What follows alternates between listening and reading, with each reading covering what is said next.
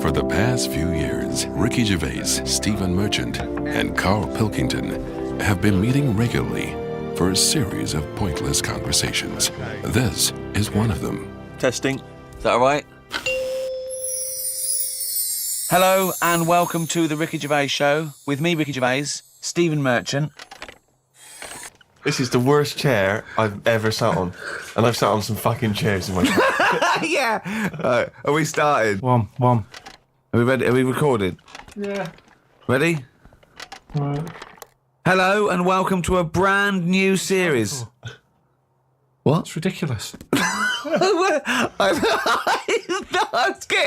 was getting it all fired up. Excited and motivated.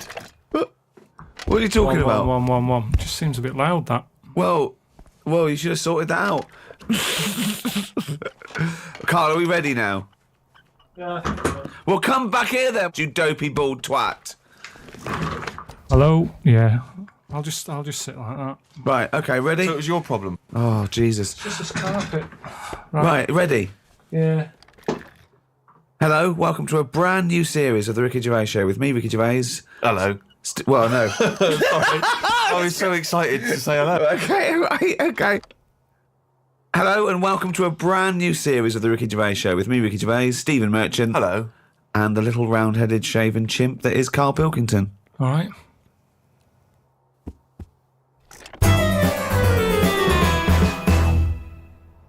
While I was at my parents' house, they often, they keep clippings of things, if we've been mentioned in the papers. I don't know if you've heard this, Karl. In the Sunday Times, someone's written a letter about Karl.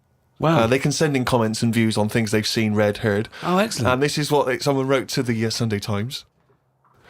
Who is Karl Pilkington, and why have I just wasted 5 minutes of my life listening to some of his cretinous thoughts on Channel 4?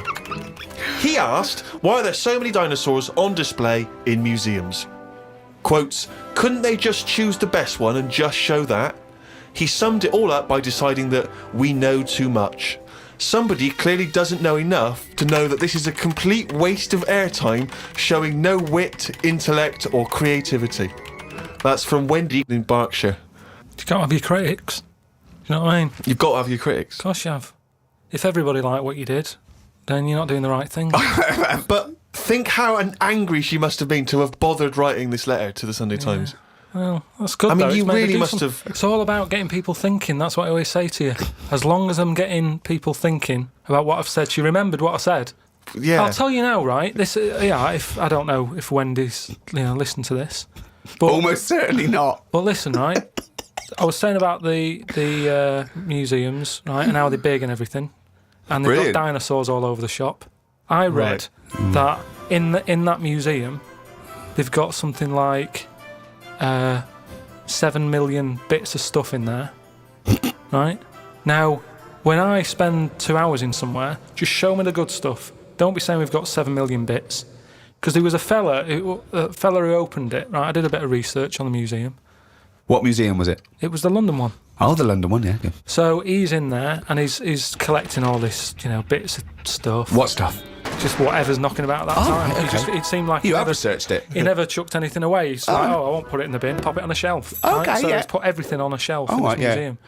Then as time I went think you're on, going into too much detail, but just give us the gist of it. No, but all I'm saying is he keeps everything. And if you keep everything, sometimes it'll be good stuff. Right? And a lot of the stuff was going missing. The good stuff. But people who set these museums up are just as crafty. What? The fella who found Tutankhamun, he was pocketing all sorts of fingers and stuff in his pockets on the way out. That had rings on them and stuff. So all I'm saying is, why is she having a go? But She's hang on, learned wait, something. no, but we just gave you the chance then to defend yourself, and you just confirmed Wendy's point 1,000 times over. What was all this waffle about people nicking stuff? What's that got to do with anything? Because she's having a go at me. I didn't nick But anything. she's having a go at you for talking nonsense that's of no consequence, which is what you just did That then. sort of nonsense. But what was your point? Oh, all right, then we'll watch Wendy's little programme when that goes out. Let's see what she's got to talk about. Sick of her. This is why Wendy's having a go, though, because you're not being open-minded. You're not thinking about... But we're being open-minded to good ideas, to sensible thought, to intellectual considerations. We're not being open-minded to this utter drivel.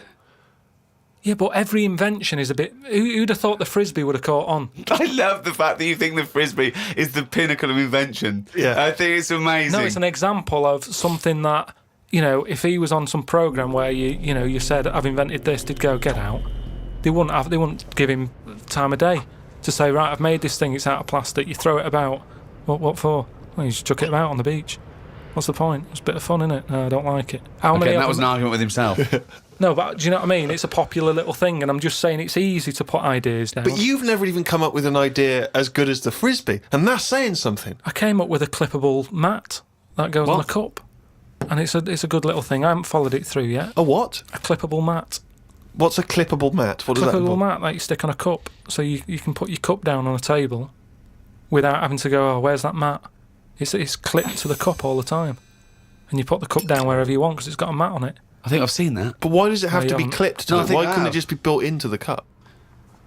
Because, So it clips onto... You've got to have special cups. It doesn't Yeah. clip onto every cup. no, but just the same way that every sauce is different. You don't say, oh, I'm sick of this saucer, it doesn't fit a mug. You use the sauce of that... I mean, I don't use saucers. Just don't buy that sort But of isn't a furniture. saucer what you're talking about? Kind of, yeah, but it's clippable. See, Karl, when he disses all these great inventions and design, when he says you don't need them, it's just faffing, what he means is he's a little bit annoyed that no one's picked up on his ideas, like the clippable mat for the mug, or, I don't know, what's the one about the tie? The tie that had a pocket. Loads of pockets. But I didn't come up with that. That's something I saw somewhere. It never caught on. I've never seen anyone wearing one yet. It's such a good... It's not a good idea. It's It like is a having good a idea. carrier bag round your neck. It doesn't make any sense. It's a tie packed with stuff. You want Right, to... imagine All right, this, though. Frank, nice tie. What you got in there? Baguette. It's ridiculous. But imagine the day that the tie was invented. There you go. Do you want a tie? What do you do with it? Put it around your neck. What for? Well, I'll tell you. What? Because you haven't invented buttons yet and it keeps your shirt together at the top. Well, all right then. Right. We've invented buttons. Are we going to stop making these ties? No. Why? He's got you there, There you Rick. go. Now, I'm saying, what are you doing with that tie around your neck? Oh, it's a pocket tie. It's a what? It's a pocket tie. What do you mean? It's got pockets in it. Oh, that's weird. What That's all right, I've got pockets in my jacket.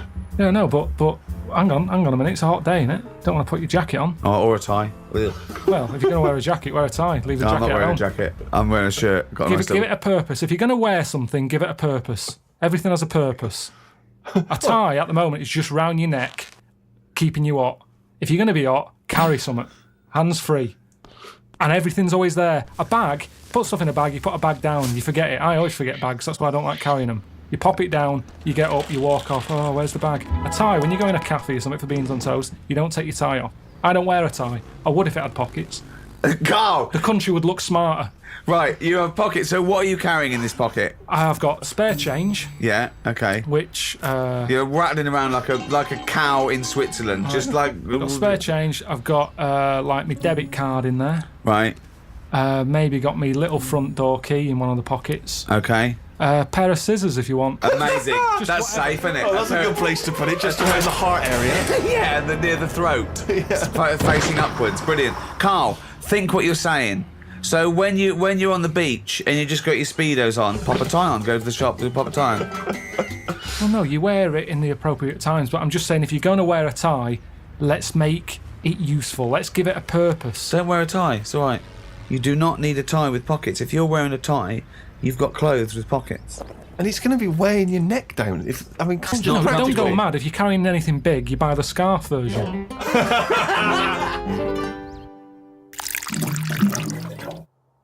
Karl said the most exciting words. He said, I've had another film idea. Wow. Does it star Clive Warren?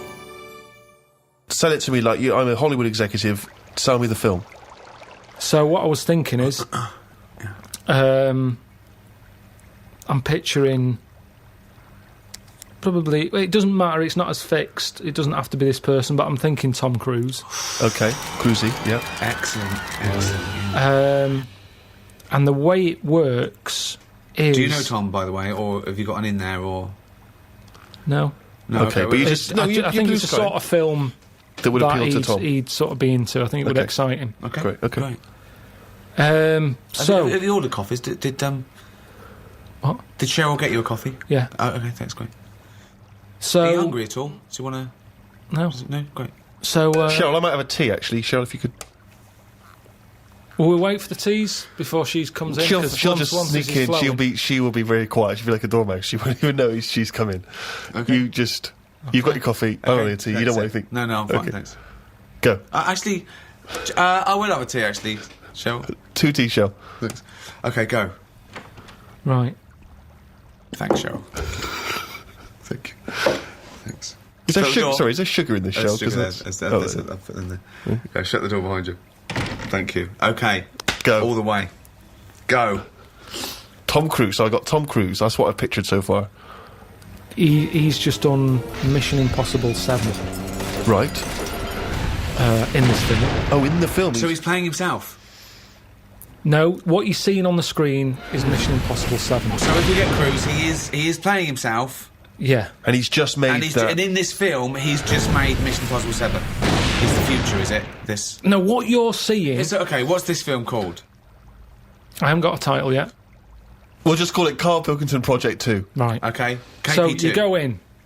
The opening thing is Mission Impossible 7. You think that's I thought it was just KP2. Yeah, I'm confused. Yeah. Right, listen. So what happens is then it sort of pans out. You see it's a telly. There's a bloke watching Mission Impossible 7. Right. His girlfriend's watching it going, oh, I love Tom Cruise. Yeah. He's there going, I can't be doing with him. He's So it overrated. is set in the future, though, this, because we're assuming that he's made 7, so this is a... Yeah. How far in the future is it? Well, when will Mission Impossible 7 be made? I don't know. Probably about 2 years, the way it's going. Right, so, yeah, 2013. Let's not get bogged down in a lot of these things we Okay. can iron out, as I say, in the script. So you see developments. Mission Impossible 7 on the Cheryl, are any screen. of those biscuits still knocking around? Do you want to do this meeting? Yes, I do. Sorry, he's a bit easily distracted, but I will have a biscuit as well, Cheryl. So, okay, I've been watching the film. It's Mission Impossible 7. It's pulled out. There's a guy in his room, in his lounge His with girlfriend's his girlfriend. watching it. She's Yes. loving it. She's a fan She of loves Tom Cruise. Right. He's a little bit niggled. He wanted to watch something else. Sure. She decided on the DVD. He sat there annoyed. I can't be dealing with Tom Cruise. I can't believe they've made 7 of these films. Right. He's a rubbish actor. I should be the actor. You know, I've been doing acting for years. But he's not an actor. He's Well, he is. Okay. But he hasn't quite made it. He's sending a lot of demos off. right. Forget So that. he's a struggling actor. So what happens is, next day they get up, right? Yeah. She's still going on about Tom Cruise. Loves him. Thinks I'm sick of him. Right? She loves him. Got my biscuits garnering my tea. I left it in there too long because he that's put me off. stupid. you Just hang on, let me just fucking think. twat. Can I get the spoon, please? Yeah, My sure. biscuit- Do you think? Oh, it's all probably gone be It's all better. soggy. Oh, that's soggy. Cheryl, can we get some more of those biscuits in here, please? Do you want to weigh more? Or? Yeah, I'd love to Yeah, hear no, more, I'd love to please. hear more, Yeah, yeah, I'm just yeah. conscious Can we- that Colin Firth's coming in. He's won an Oscar, so So, what happens is, he gets so annoyed with his girlfriend liking Tom Cruise. He plans to kill him. So he sees Tom Cruise. He kills him somehow. Now it's some way. Right, how does he kill him? Oh yeah, Right, that's right. okay. oh, hang on. So Okay, right. he dies in the film in Mission Impossible 7. They're doing Right. that thing on the strings. Right. He cuts, he lands. Right. His body is in perfect condition. So hold on. But how is she watching the The film? film, yeah. Did they put it out even after Tom Cruise No, died? no, sorry. He was filming Mission Impossible 8. So he's okay. So He's filming the next one. They filming the next one. Mission Impossible. Okay, sure. He's annoyed. He's going, I can't believe they're making more of these films. Right. I can't get a gig, and you'll Yeah. be churning this crap out. Yeah. Okay. So he's on his springs, On his wires. Yeah. on his wires. Yeah. An accident Spring happens. sounds better. He's bouncing around. like a baby growth. The strings cut, smash. Tom Cruise dead. Right. Right. Right. The bloke hears this on the radio, on the news. Yeah. The girlfriend's fella hears it on the news. He can't believe it. He's like, yeah. Takes his eye off the road a little bit in the celebration. Truck ploughs into the car. Right? So he's killed as well. Well, is he? Okay. Oh, okay. Little interlude. Fades up. Comes out of. You're seeing it out of his eyes. You see his eyes sort of opening. Do you know when you're seeing out the eyes, you see the eyelids, Yeah. and you see his girlfriend there, sort of looking at him like a bit startled. Sure. Oh, yeah. And he's going, oh, what happened? And she's going, it's all right, it's all right. And he's going, oh, get me a mirror. She's going, I don't want to get you a mirror yet. Okay. Oh, hold on, what's going on? You've had a bad accident. What's he going to look All like? mirrors out of the room and everything. He's just learning to walk. He's going, why can't I look in a mirror? And the doctor's going, no point. Yeah. Right, No okay. point. You've got to get used to this body. Then he gets walking. It's Yeah. almost time to go home. Yep. His girlfriend comes in. Yep. It's her job to tell him the new news. Oh the my God, shocking what news. is the news? She says, there's a mirror, look in there. He looks in it. He's Tom Cruise. Right. Because he had his accident on the set. He had the accident. He ended up in the hospital. Right. Quick, we've got to act quick. This is the time. This is the future. Right. Where they use Where they can use bodies, all the rest of it. So Tom Cruise is dead. Tom Cruise dead. This But bloke he's Brian.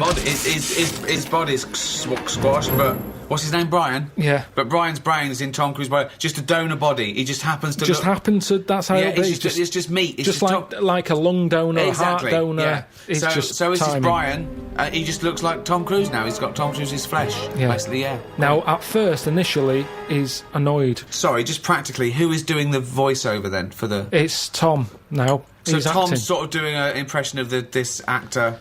Brian's inside Tom. His Yeah. name is Brian, but when you look at it on the telly, when the camera woozes round Yeah. and you see him sat in his bed, it's Tom Cruise. Sure. Right, okay. His girlfriend's over the moon because she loves Tom Cruise. Right.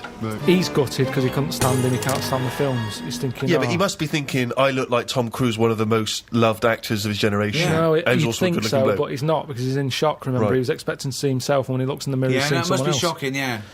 So Also the voices. he's going, I can't stand this. And she's going, calm down, you'll get used to it. I don't want to get used to it. And she's sort of saying, look, you're alive. Right. Stop moaning. Yeah. Brian. Stop moaning, Brian.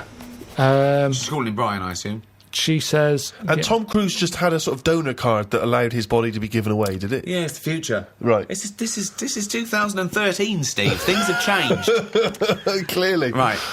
But What's his girlfriend's name? Claire...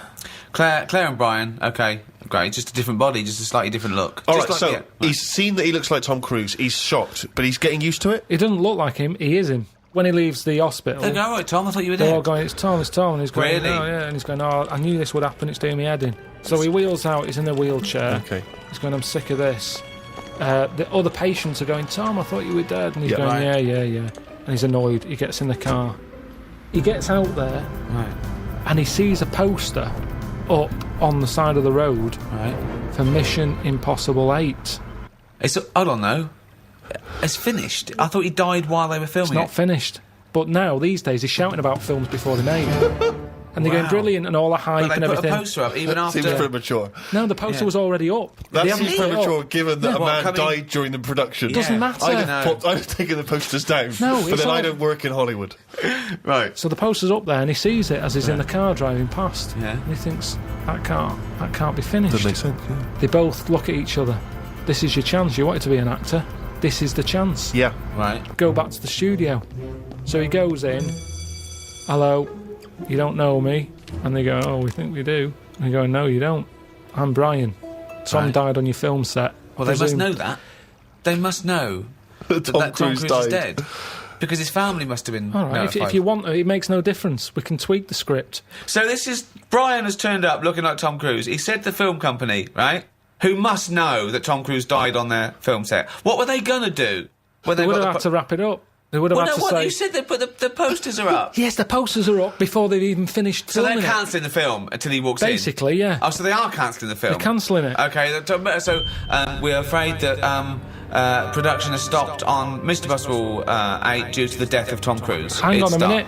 What? I'm Brian. Who's Brian? Oh my God, you look exactly like Tom Cruise. Oh, have they done that thing where they put Brian's brain in Tom Cruise's body? Yeah. Ah, but it's not Tom Cruise. You can't act like him. I'm You an don't- actor. Yeah, but he was good because he was like one of the best actors. He's not that good. I never rated him. Yeah, but a lot of people did. And he's Yeah, got a lot of people didn't. So Right. let me bring in a new audience for you here. I But can bring can a you- bit to this. Right. So this, of course, gives it a boost because Right. The people wanna flagging see- people franchise wanna has see how been good Brian is. rejuvenated. the Yeah. press, the news that's Yeah. out there, Yeah. Tom Cruise and his new film. Well, it's not Tom Cruise. They can't say that. Well, it is, though. When you look at him, you go, oh, it's Tom Cruise. Well, no, you got to say a bloke that looks like Tom Cruise. The body of Tom Cruise. Yeah. The acting of Gil Brian. In a new movie. Mission Impossible 8, starring the bones and skin and stuff of Tom Cruise with Brian's brain. Oh, forget Do it. you like Tom Cruise's face, but not his acting? And you'll enjoy Mission Impossible 8? I'm not bothered. Oh, Mission Impossible 8. From the people who brought you the first 7, and the hair of the bloke who was in the first 7, but with Brian doing all the lines. It's Brian. It's some cunt I've never heard of. On the 7th sequel. No, wait, sorry, I really want to hear the ending of this movie. Please let me ask questions. You had your chance to ask him questions. Right. So where are we? In a sort of 90-minute running time of a movie, where are we now in the film? Are we about two-thirds the way through? We're close to the end. I'd Okay, say. so Mission Impossible 8 has been made. So what's the end of our movie? Not of Mission Impossible 8, but the movie you're making. What's the ending there? Do we ever get to see him in Mission I think, Impossible 8? yeah, but I think what happens is he becomes the person who he never liked. Right. And it's I just want to get across the moral that who are we? Are we the people in our body or the people we look like? What's important in life? Is it the way you look or the way you think? And he changes because he looks like Tom Cruise. He becomes the man he never liked. Oh, and what's his girlfriend think of this? Who's? Brian's. She's loving it, isn't she? Because she always liked Tom Cruise. She's over What the did moon. Brian look like? Who would play him in this film? Probably. What's his name? The bloke who was in Cheers, probably. Ted Ted Danson. Danson. Ted Danson. So Ted Danson is Brian. So Claire, right? This is so confusing because Ted Danson's supposed to be someone that we've never heard of, even though he's Ted Danson, and Tom Cruise is playing himself, the famous actor Tom Cruise, who is now inhabited by Ted Danson, who's not Ted Danson. Ted Danson. Ted Danson as Brian. Ted Danson as Brian, as Tom Cruise, as Ethan Hunt in Mission Impossible 8. Wow. Who's played Claire? I'm up for you. You know, that's why I've come to you. I thought There's you'd an know. obvious suggestion. Okay, so- Rebecca okay. De Mornay. Okay. She is so hot after the love of a brain or whatever it is. Man with a head like a fucking orange. All right. Well, I suppose if I can pick up on something from your introduction, Ricky, you posed the question, in a sense, what is art? It's a very broad term. It's a very difficult one as well. I think the earliest people to ponder it were the Greeks, and I think they thought that art was, and its point was to try and emulate as close as possible the beauty of nature. So they knew art was a sort of, a quest for beauty, and I suppose they thought nature was pretty perfect in its aesthetic, and so the point of an artist was to try and tap into that. Well, let me throw that question over to Karl Pilkington. What do you want to know? Well, we were just trying to clarify what art is. Ricky's just referring back to the Greeks. It's just something for your eyes to look at. Right. It's just a change from the norm, innit? I mean, that's why I think most people have it. But then, the problem is, I'd never buy a piece of art. I don't see the point in buying something, because I know that my eyes will get bored of it eventually. Right. So it's better to keep it in a museum, like a lot of places. A lot of museums keep the stuff. They rotate it, because people get sick of looking at it. They shift the art around, don't they? People go, I'm sick of that now. They move it around the world, let someone else's eyes look at it. Well, that's more to get everyone the chance to see it, as opposed to the people who looked at it once and now sick of Oh, it. not the shitting Mona Lisa again. If No, I but have to how stare many at times that can you little look at the bitch. same thing? I think there's a snobbery with art. I think people do go, Well, I have you think seen that- the new one at the Louvre? Oh, Well, yeah, I think it's there should lovely. be a snobbery with art. Why? Because the world is full of idiots. And just because there's not safety in numbers with art. I think you should be a complete fascist when you're creating a work of art. I don't think it is open to utilitarian or democratic referendum. You end up with the X Factor winner that way. No, I know, but that pleases the masses. That's what I'm saying. When there was a painting knocking about when I was a kid, right, called the Blue Boy. Yeah. Now every house had one, right? It turned out that it was just a bloke who had a load and he was flogging them to everyone. But the thing is, that sums up art to me. Someone's got a load. Do you want one? Go on then. I've got a wall to fill, and they stick it on. It's not. No, what does that represent? Well, what's that going to bring to the room? It's just filling a gap. And that's what art is to me. It's filling a gap that would otherwise have nought in it. but you're obsessed with the functionality of things. This is all you're ever obsessed with. What's its function?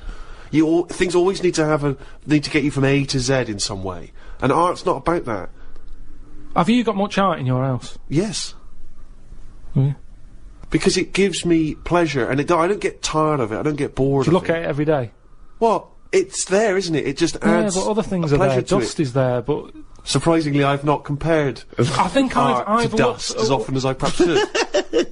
But the thing about, and this I think may be intriguing to you, Damien Hirst, of course, is more of a conceptual artist like Tracy Emin, and a lot of what contemporary art does is followed on from a guy called Marcel Duchamp, who I'm sure you're familiar with. Now, he famously took a gentleman's white urinal like you'd find in a pub toilet, and he put it on its side, and he signed it with a fake name, and he put it in an art gallery. Now, he did that in about 1917, perhaps a bit later. It just annoys me, because there'll be snobby people who haven't got a clue, and they're looking at that and they go, oh yeah, see what he's trying to say. Well, that might make them think. They might. Damien Hirst, I don't feel angry with Damien Hirst, really, because he's getting away with it. But why does that annoy you? Because it's people falling into the trap. Damien Hirst, before he dies, I bet he goes, what a laugh that was. I had everyone on. There's a very good point as well, because some people think that the greatest art form of the last 100 years is marketing. Yeah. Some people say that that is his art, that it's not good enough to do it. You've got to then get away with it. And if the point of art is to inflame, I don't think anything inflames people more than the discussion about whether something's art, or if someone's taking the piss, or if someone gets 50 million for something, do they deserve it? Is it worth a hospital? Well, what do you think? What do you think of the shark in the tank? I think I was blown away by it. I thought I'd never seen anything like it before. It was sort of spectacular because it is so huge and so vast, and to have put a shark, you know, in formaldehyde and to have hung it in an art gallery, it's very striking when you see it. Yeah, it's a remarkable achievement. What is he? Is he an artist or a fishmonger? What he's done, anyone could have done what he did. Yes, but not everyone did it. He did it. This is an interesting point that you raise. It's the same old point you always raise. Not anyone could have done it. That's always the same point you make. Anyone could have done it. Karl, but they didn't do it. You could say the same about Michelangelo. Is he an artist or a painter and decorator? Well, it hasn't caught on, has it? Like the crying boy photograph. No one's having them in their house. No one's gone, oh, have you seen this? Have you seen the new trend, a shark in a tank? No one's got the room, no one wants it. And that, to me, shows you what's popular. At the end of the day, if everyone wants one, he's got to be good, hasn't it? But I think if people were given a chance to appreciate more sophisticated things, then they would. And I just think I think that's true in all walks of life. You know, it's an acquired taste, and the best things are an acquired taste. They really are. Well, you know, if all you eat is processed cheese and white bread, you get a taste for it.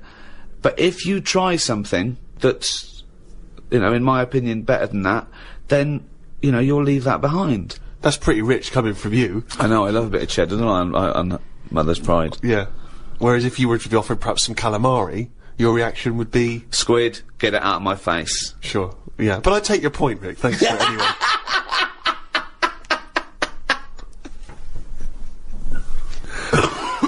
Calamari was an artist, by the way. I mean, I haven't got pictures in our flat because of that mirrored wall I've got.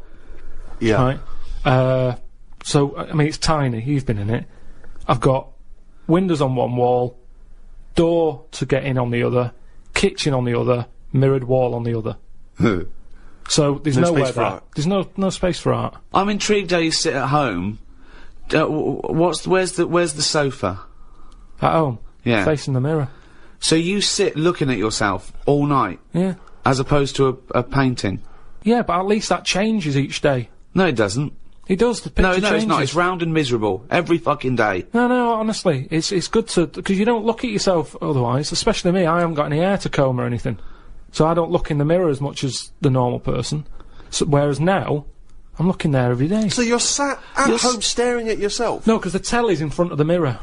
But are you not distracted by yourself? Yeah, you do. When the adverts are on, you look up, and if Suzanne's sat next to me, I tend to talk to her through the mirror. What do you mean? So, why don't you look at her when you talk to her?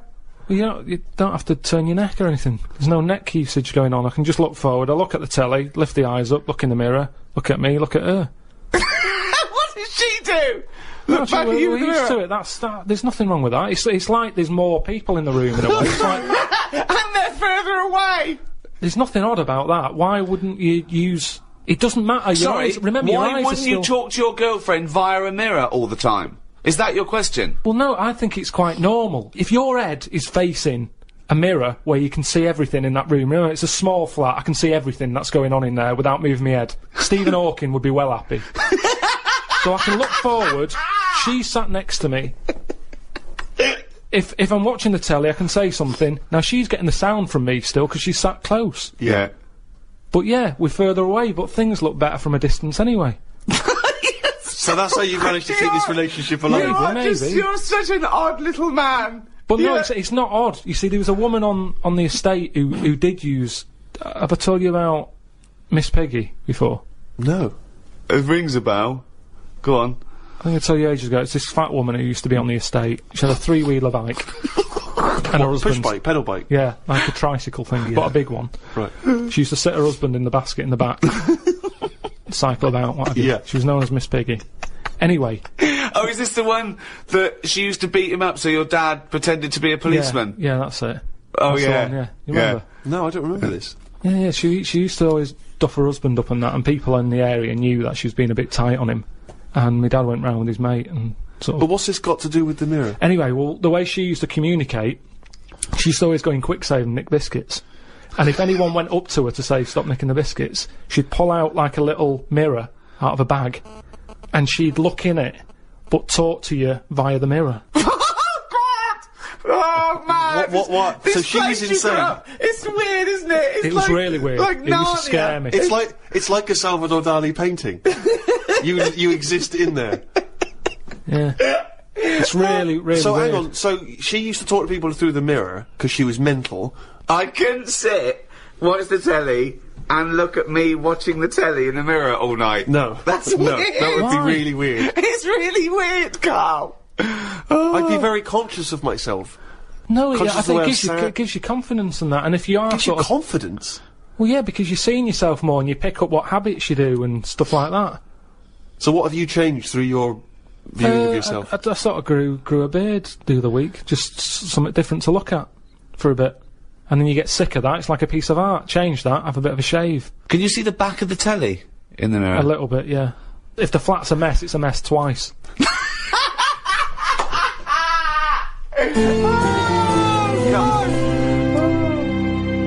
The earliest art, which we know, which we call cave paintings, they date back between 30 and 10,000 years BC.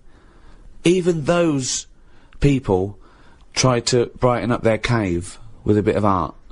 So in many ways, they were more advanced than you. Yeah, but they didn't have a big mirror. I mean, if you're living in a cave, let's face it, you're not going to go mad if your kids start drawing, doodling on the cave wall, are you? Doesn't matter. Right. Brighten it up. But they always did the same thing. It was always a yak, wasn't it? Well, There's always a yak. Yeah, but they drew what they saw. I mean, yeah, I love the fact that 30,000 years ago they're being criticised for being a bit literal.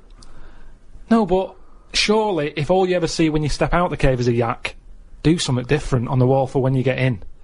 What? Why is it always a yak on every wall? Is it always a yak? It's always a yak. Whenever you see these Tom Robinson Time Team programmes... Who's Tom Robinson? He's the He was guy a- who did Motorway, isn't he? Yeah, and a 70s singer-songwriter. Tony Robinson, you mean? Tony Robinson, whenever you see him digging around, they say, hold up everyone, get the brush, what's this? It's always a yak. Yet they pretend they're interested. So They you're saying that you wouldn't have, you'd have been no, I'm not going to draw a yak, I just saw a yak outside. This is what I'm saying to you about trends. one person has it, the next caveman goes, oh, I'll have one of them on my wall. Oh, I'll do a yak. Why was there no one just doing something a bit different? Well, it's not true. They did. It's not true. This thing about it's a yak. It's just in your own head. The programmes I've seen, I've been to Pompeii, where they had doodling on the walls, and that was all like knobs, tits and arse all over the shop. Now, do that now, people go, that's a disgrace, rub that out, clean that, get it down.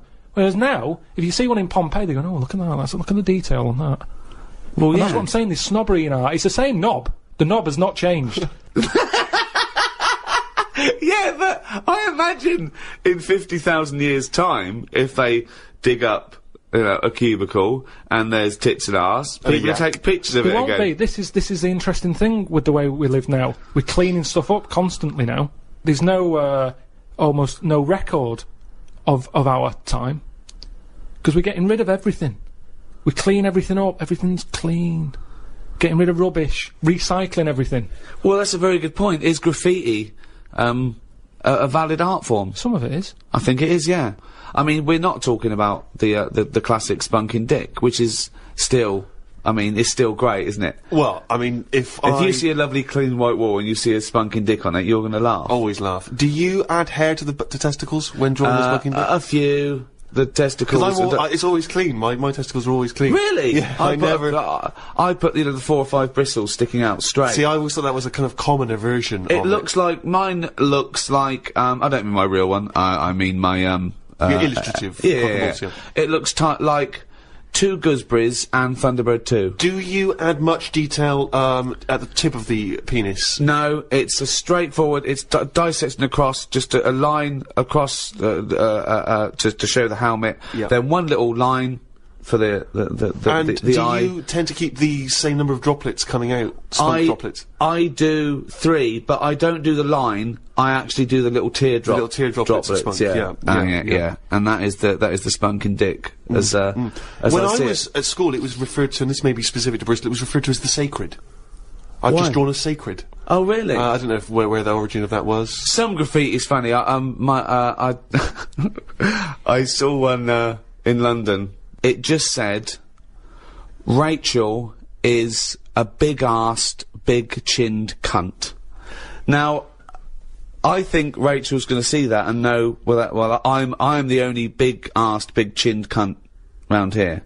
I don't know how big her chin was. Sure. I think of her chin maybe looking like the arse. Yeah. It's like the big arse like that bit. Maybe she couldn't see the last part of it because the chin was in the way. Rachel is and that's all she could see. Now, where was this graffiti written? It was in, near Centre Point. So, do you think someone was so angry with Rachel? Maybe Rachel nicked this woman's fella. Right. And she went out. Yeah, and scrawled that. Yeah. In a lot of different places. I saw one that was something, I don't know, it was back in Bristol, it was something like, Michael Peters is gay. And I always wondered if that was Michael Peters himself, who was having trouble coming out of the closet. Oh, yeah. And was just writing that in a number of different places. So that by the time he finally mentioned people, they went, oh yeah, I knew that anyway, I saw it in the toilet. Sculptures. What do you think of sculptures? I mean, because that's something that really is getting into the 3D world there, isn't it? No longer do you have to represent something as 3D. You can make something, the statues are amazing, aren't they? They're clever, aren't they? I mean, they always look the same. Well, that's not true, is it? Because recently there was quite a controversial one, a huge one, in London, the pregnant thalidomide woman. What do you think of that? Oh, yeah, I saw that. Thoughts? I wouldn't have it in my house. Well, there wouldn't be room, because it would just be you, Suzanne, and a pregnant thalidomide watching telly. I don't know what he was trying to say. It's, Maybe she was saying, okay, we've had the human form. This is an example of the human form. Yeah, but do you think she started off trying to do normal, and it was like, oh, I've chipped a bit off?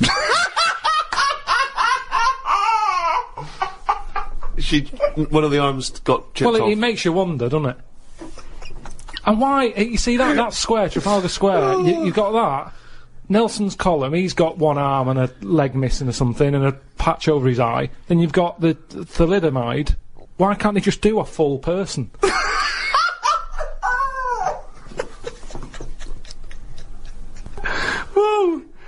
that was what they saw. That was what the artist saw. It's about confronting us with certain preconceptions of what we expect of the human form, what we expect of sculpture. It's probably a little ironic comment as well on the famous Rodin. It's wrapped up with all kinds of ideas of maternity, of the human form, of what sculpture is. Why wouldn't you put that in a big public place? But what about the subject? Did you think who's that subject? Who is that woman? No, not really, because the Lidomides are around, and we've all seen one. It's not like a shocking image. It's one of life's little things that it chucks out. There's some out there, so it's not shocking, is it? I don't understand what you mean.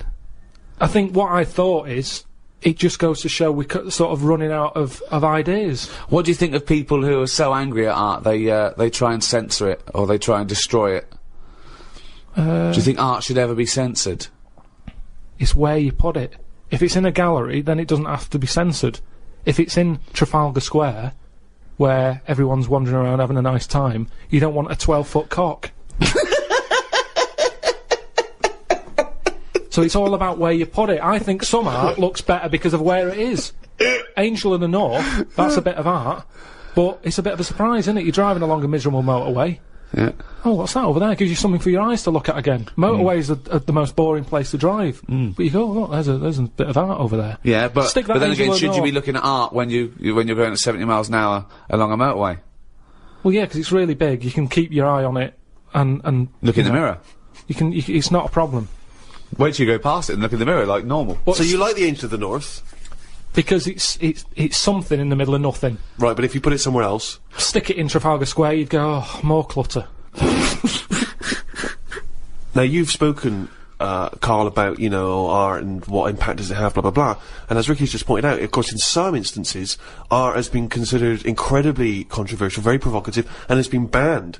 Famously, one thinks of the Nazis banning and burning certain books, not all of which were just books, criticising them. It was often artistic works, things which they felt were subversive in some sense, and you get that in many repressive regimes, where people's artistic work is not allowed to express the way they feel about something. Stalinist Russia, for instance, art there, literature, are not able to express its views, because people see it as dangerous, as provocative. Well, yeah, the threat always comes from scholars, with, like, any dictatorship, and they know that.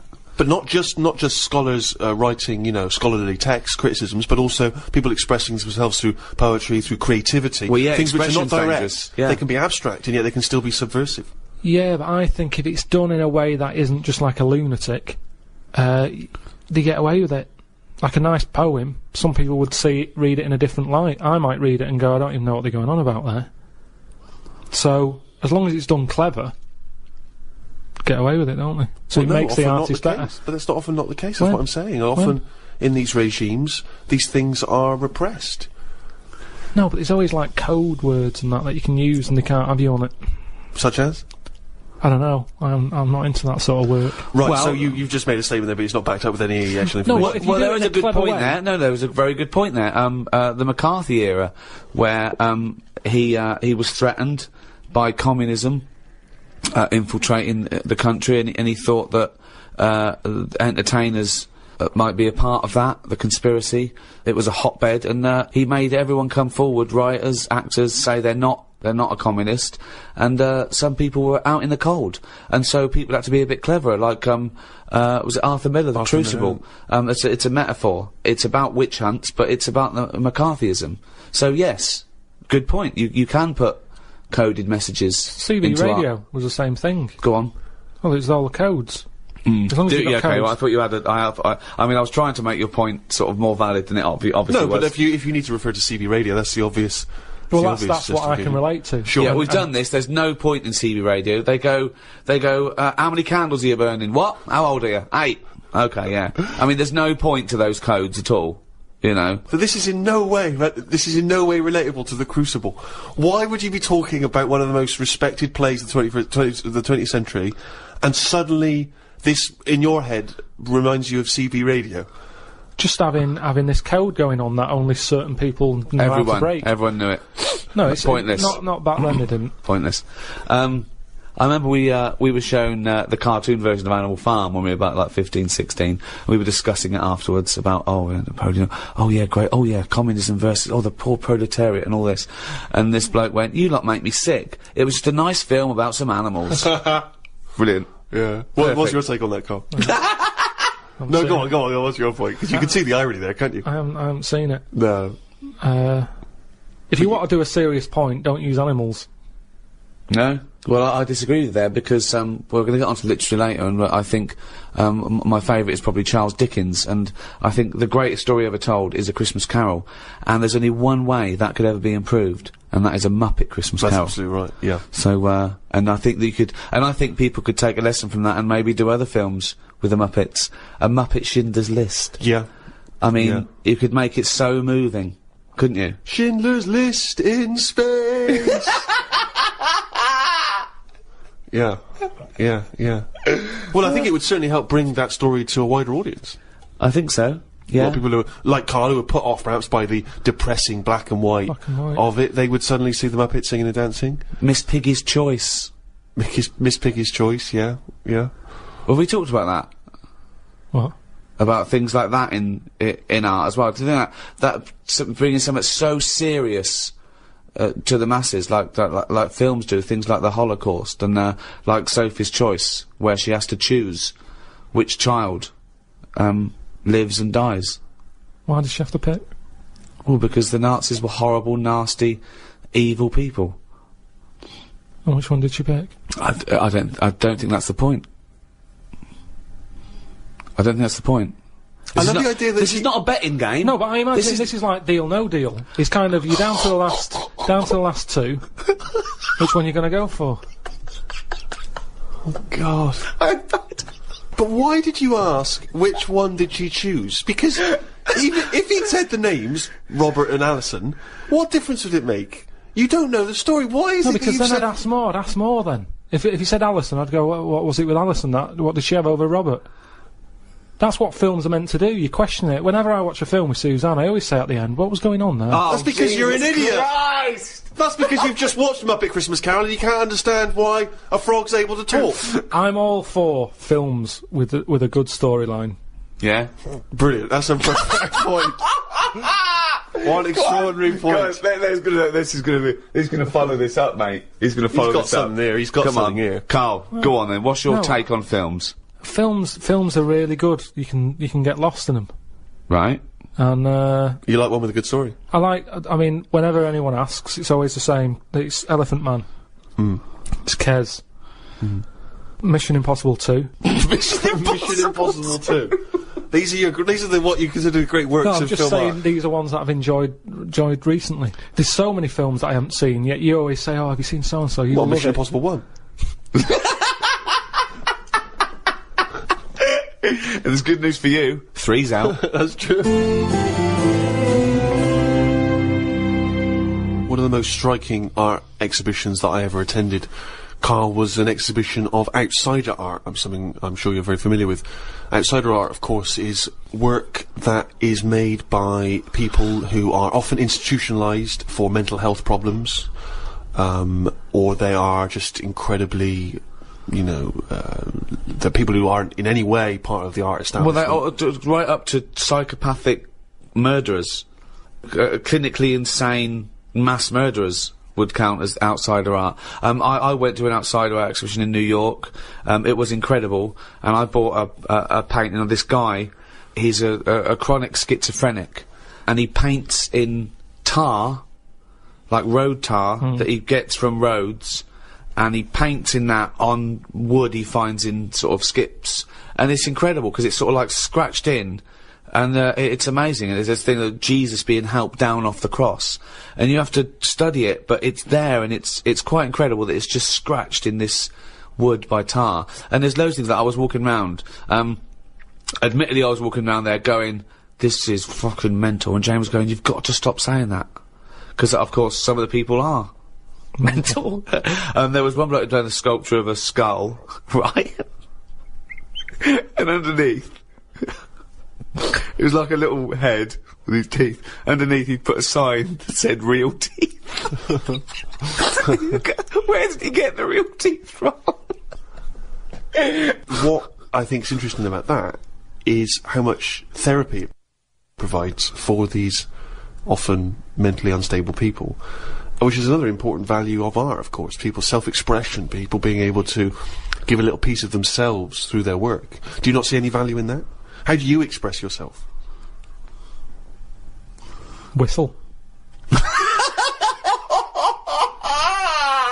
You whistle.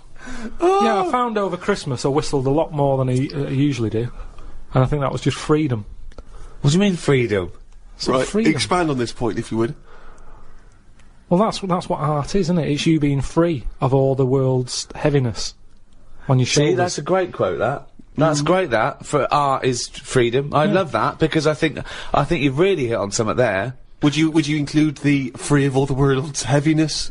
Well, I know what you meant. I know what you meant there. Would you include that one in it? I mean, I would include the world's heaviness in my freedom. You know, some artists are attracted to the dark side, the heaviness of the world. But I just want to return to you whistling as your artistic expression of freedom. I mean, why did you find yourself whistling more? That's what was weird. So just take us through a typical day. When would the whistling begin? So this was that you spent Christmas down in Kent with Suzanne and her parents. Yeah. Yeah. Could I suggest something? Your freedom was thinking, I'm in my own place now, I'm going to annoy them. Well, it was mainly, it's when we were playing Scrabble. And they were taking ages to have their go, and couldn't have the radio on because the boiler affects the radio. It works, it just gives something off. Every time it kicks in, the radio goes all staticky. Right. So I just was sort of supplying the soundtrack. I think you've really hit on something there. Would you include the free of all the world's heaviness? Well, I know what you meant. I know what you meant there. Would you include that one in it? I mean, I would include the world's heaviness in my freedom. You know, some artists are attracted to the dark side, the heaviness of the world. But I just want to return to you whistling as your artistic expression of freedom. I mean, why did you find yourself whistling more? That's what was weird. So just take us through a typical day. When would the whistling begin? So this was that you spent Christmas down in Kent with Suzanne and her parents. Yeah. Yeah. Could I suggest something? Your freedom was thinking, I'm in my own place now, I'm going to annoy them. Well, it was mainly, it's when we were playing Scrabble. And they were taking ages to have their go, and couldn't have the radio on because the boiler affects the radio. You've got boiler problems down in Kent as well? It works, it just gives something off. Every time it kicks in, the radio goes all staticky. Right. So I just was sort of supplying the soundtrack. And what kind of things would you be whistling? It was like, I just sort of did a whistle medley. It was going from one thing to another. A Wedley. And a man was impressed. She was like, oh, you can whistle, can't you? I was going, yeah. And then she was saying, how loud can you go? I was just doing all different levels. Sorry, this sounds like a scene from One Flew Over the Cuckoo's Nest. The boiler's setting off the radio. I can whistle. Oh, you're good whistling, aren't you? Oh, let's grab out. Talk about outsider art. I love the fact that Karl's life is like living in a home when you're in your 80s. Yeah. But you felt that this was your way of expressing yourself. I just found it odd because I don't whistle that much. I think just because I think I'm fed up most of the time when I'm in London, and you don't whistle when you're fed up. Whistling's a happy thing. You never get an angry man suddenly breaking into a well, whistle. the people who aren't whistling are usually pissed off. But yeah, the bloke who's whistling, it's like it's the least. He's the least annoyed person in the room when someone's whistling. Same as holding a drill. The only person that noise doesn't annoy is the bloke who's drilling. Everyone else wants to punch his face in. Same with whistling. Whistling, there's no point in whistling. No, there is. No, there's not. The only point to whistling is in a bloke's changing room. Everyone's whistling, going, I'm not looking at your cock. If I'm whistling, I can't be looking at your cock. Anything else, there's no calling a dog, maybe. Calling a dog. It changes the atmosphere. Yeah, it annoys everyone else. Dunno. I mean, our window cleaner was known as like, that's how you knew he was there. He always whistled. And in the end, he fell off his ladder, broke his front teeth. Oh. Retired. What, because he couldn't whistle? That was it. It was like, well, yeah, he whistled all the time. Can't whistle, can't clean windows. It's a bit tragic. Could he take along a whistle? Just pop that in his mouth? Yeah, I suppose he could have done. I didn't think of that. What about a flute? Or a recorder? Not London's burning again. Fucking clean the windows and then fuck off. He didn't really think this through, did he? He retired at the age of 28. And his whole family were bankrupt. With no teeth. Yeah. And just a Why bucket and a aren't you squeegee. working, Dad? Because I can't whistle. I can't whistle anymore, and if the day you give up whistling is the day I give up window cleaning. So you never whistle? No. I can't really whistle very well. No. I don't whistle, but I can whistle better than that. What, you did this for hours on end while playing Scrabble? About 2 hours. 2 hours? Hell. Put my word down. And then, sorry, can we just hear that again? Can we hear it? So you were that whistling, you were whistling after you had your go as Oh, well? yeah. Fucking hell, Carl. But hang on, let's just hear a bit. That is Karl's self-expression. That is his artistic self-expression right there. A name. No tune, no nothing.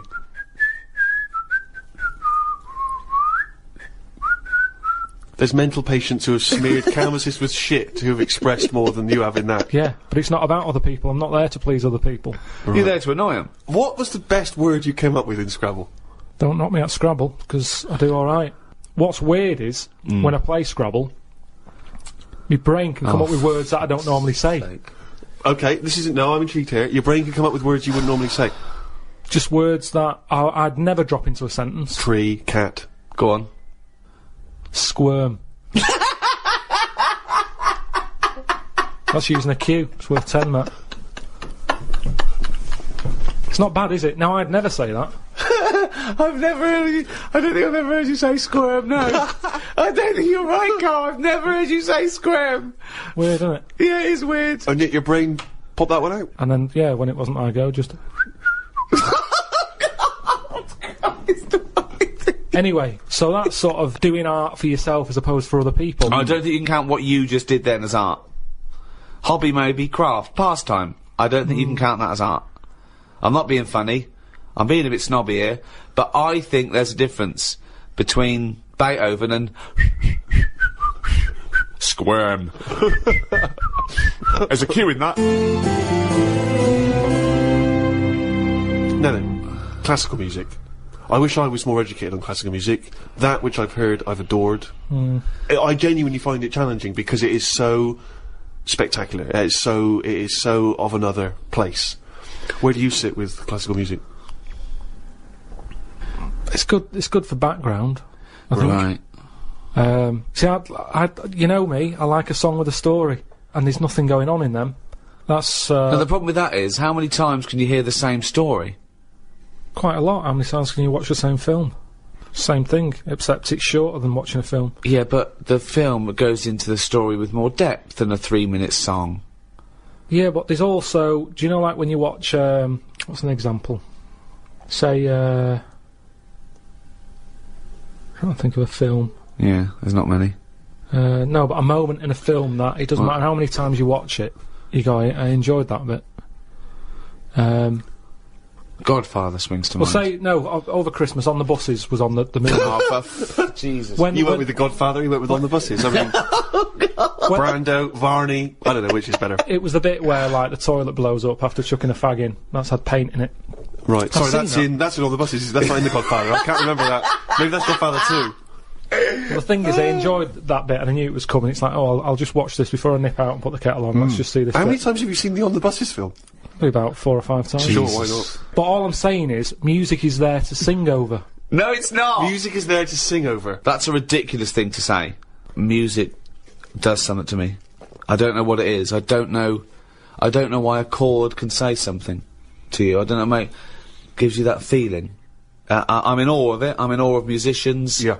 My favourite piece of music is a thing by Vaughan Williams. It's 5 variants of Dives and Lazarus, right? And there's a bit there where it hits this chord, and I can't listen to it when I'm away from home because I well up.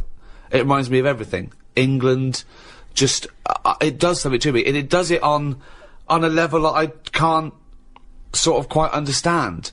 It's just immaculate. I just don't think you can beat a decent vocal on top of that.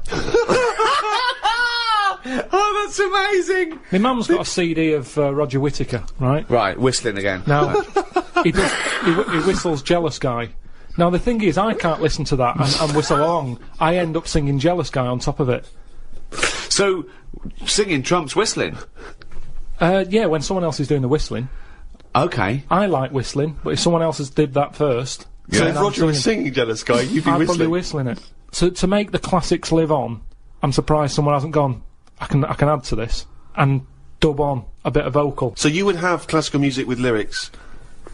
Just for people who Beethoven's want that. Fifth. Beethoven's Fifth. That would be better to you. That would. Well, what are you meant to do with it? What do you do when you've got that on? Then do you whistle along? Or No, do I you don't whistle along. hum? I let it. Oh, Do you Karl, whistle along? I just don't know what to say. Why are you obliged to whistle? That's the only way you can enjoy music, if you can whistle along. Well, that's the same with anything. A good song, you join in, don't you? It's like, oh, I like this one. Yeah. No. So by that token, YMCA is one of the greatest of all tunes. I mean, it's not one of my favourites, but you can't knock it. It certainly gets the crowd up. I did DJing, and Why do you that- care that about was the more crowd? popular. Who are this crowd? Well, I'm just saying. Who are this crowd that you have to live in your head with? Fuck the crowd. Most of them are idiots. Although, admittedly, if I was doing a wedding DJing set, I probably would do YMCA over Vaughan Williams. And why is that? Because it's happier-go-lucky. It's done in 3 minutes. Classical music goes on for ages. It No, it's a fades good out, point. Who's got fades time? out, it comes back in again. Well, It's a good point. it's all over the shop. Are Yeah. you going or are you staying? It's over time, and I'm not saying we should get rid of it, and I might grow into it, because I think that's music for older people. Well, You're an idiot. I think Mozart would disagree, I think he did his first symphony when he was 5 or 6. Probably playing piano and writing music before you could read. When did the piano come out when he was a kid? What do you mean? If it was trendy to have a piano when he was a kid, it's like how kids now, they're messing about on Google at the age of 2. Because the laptop is new. It's new to us. To them, it's like, oh, it's Google, innit? What's your point? Because he was born at the right time. Beethoven.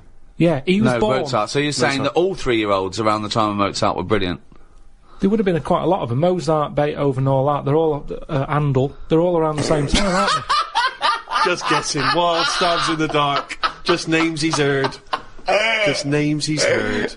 So when Ricky was young, when I presume Rolf Harris's stylophone came out, everyone was composing on the stylophone, Yeah, weren't they? exactly. It's all what you brought up with, isn't it? Nothing's hard if you're given it when you're a kid. Nothing's difficult. It can be taught all sorts. I haven't got room for a piano. It's too big for a pastime. A hobby shouldn't take up a whole corner of a room. It's so limited, isn't it? His scope, his imagination. But a piano, the idea that a piano in a house would be a frustration and annoyance. Music. That you could play harmony. But I'd worry about annoying other people with it as No, well. you don't. You whistle when you're playing Scrabble. You don't worry about annoying people at all. I'm sure people would rather have gentle piano music in the background than squirm. Squirm. So one of the earliest and most celebrated art forms that's, along with painting and music still going today, is the play. And of course, the most famous and celebrated exponent of that is our very own William Shakespeare. Some say maybe the greatest literary genius in history. I'm not a fan. Right. And I'll tell you why I'm not a fan. One reason and one reason only. Sure. Nothing to do with the structure, his themes, fantastic. The pun. Right. Oh, I can't stand the pun. Yeah, but I mean, although Shakespeare did include a few puns in his work, I don't think you could... No, I suppose it's the people not that have gonna bring taken you on the down. pun. It just reminds me of a bloke in a beard and a pipe at a party doing puns, And it's things like Shakespeare, things like, take their maidenheads. And you have to look at your Brody's notes to go, okay, cut off their heads, and take their virginity. Oh, brilliant. You can't, it's like, you can't explain a joke in retrospect. You don't laugh if you then explain to you. I'm going to have to take issue with the idea that Shakespeare was not a truly great master of our language. I think he was. If you listen- if he you added listen to the language. He invented words, or at least he stole words and changed them a bit. He took them from other languages, which is totally valid. And he made up loads of sayings that are still around today. And there's a poetry in that, inventing new. Actually, Karl, you like sayings, don't you? Got a list here of some of the sayings and phrases that Shakespeare made up. Really, in a pickle was his. Yeah. And we know what in a pickle Yeah, means. we know what it means. It's a saying I'd never use. Because when you're in a pickle, it's not something that you would say. No, if you're being if you're captured and you're being tortured for information, Yeah. you wouldn't, and you get access to a phone, you wouldn't go, MI5, I'm in a pickle. You'd be screaming, going, he's taking my teeth out. Much as I love Shakespeare, is when that play was first staged and someone said during the play, "Ooh, I'm in a pickle," did the audience understand, or were they baffled? Or was it like watching Ken Dodd when he goes, "Yumbunctious"? Exactly. Oh, hilarious. Yeah. So Shakespeare is about as good as Ken Dodd. That's what we appear to have established. While you've been talking about that, I just was looking on the computer at the Pun of the Day website, because I feel I take much of what you say about puns and agree with it. There's a couple that you might like. There was a sign on the lawn at a drug rehab centre that said, "Keep off the grass." Okay, now if the pun is the lowest form of wit, and let's face it, sarcasm isn't, sarcasm is up there compared to the pun, then the drug pun, I think, is one of the lowest of the low. Oh, people who congratulate themselves on getting drug references. Keep off the grass, will you? Grass, get it? Grass. You know, smoking the grass, yeah. Show me a piano falling down a mine shaft, and I'll show A-flat you minor. a flat minor. Oh, God. Okay, good. Okay. Do you get that? Well, these are, I mean, that sums up puns, isn't it? It's things that kids get in a cracker. I think pun should be short for punch him in the mouth. Idioms are better. Go on then, what's an idiom? Is that a new word you made up? No, I think I Karl know. Pilkington's a complete idiom. I found out what it was because I thought, oh, I like them. What are they? Right. And it's like little sayings. Yeah, that's right. That sum stuff up. Go on, give us an example of your favourite. Oh, can I just say one, talking about sayings, Karl was getting fed up with something. He was fed up with not getting replies from something. He's having a hard time, you know. And, I went, oh, the worm has turned. He went, what? I went, the worm has turned. You know, you've... Stupid saying, isn't it? No, well, okay, tell him why you think that's a stupid saying. Because how do you know when a worm's turned? Of all the creatures that you could flip over and know it's turned, why pick a worm? It's the worst thing they could have picked to express something turning. But you're taking turning literally. It means changing, doesn't it? Changing your attitude. A new broom, turning over a new leaf. Yeah, but things are then going to use be something that different now, and changes. I'm sick of it. Chameleon. No, but Chameleon is a brilliant thing to use for something to change. Chuck that in a sentence. There's nothing that you can link a worm to human life to. You're talking about something it's blind, isn't it? It's blind, it's deaf, gay. It's got no features. Why is he having such a go at a worm? Just because it's a weird thing to use. Something that its arse is it does more than its head. That could be said of you, Karl, to be fair. We've talked about what art is, we've talked about painting, sculpture, we've talked about music briefly, we've talked about whistling over music to make it better. Poetry. A completely different type of art form there. Karl, what's your thoughts on poetry? I've never really been a fan of it. There's a surprise. I think it's sort of, it's alright for the person who's doing it. You know, you say that whistling is just for the whistler.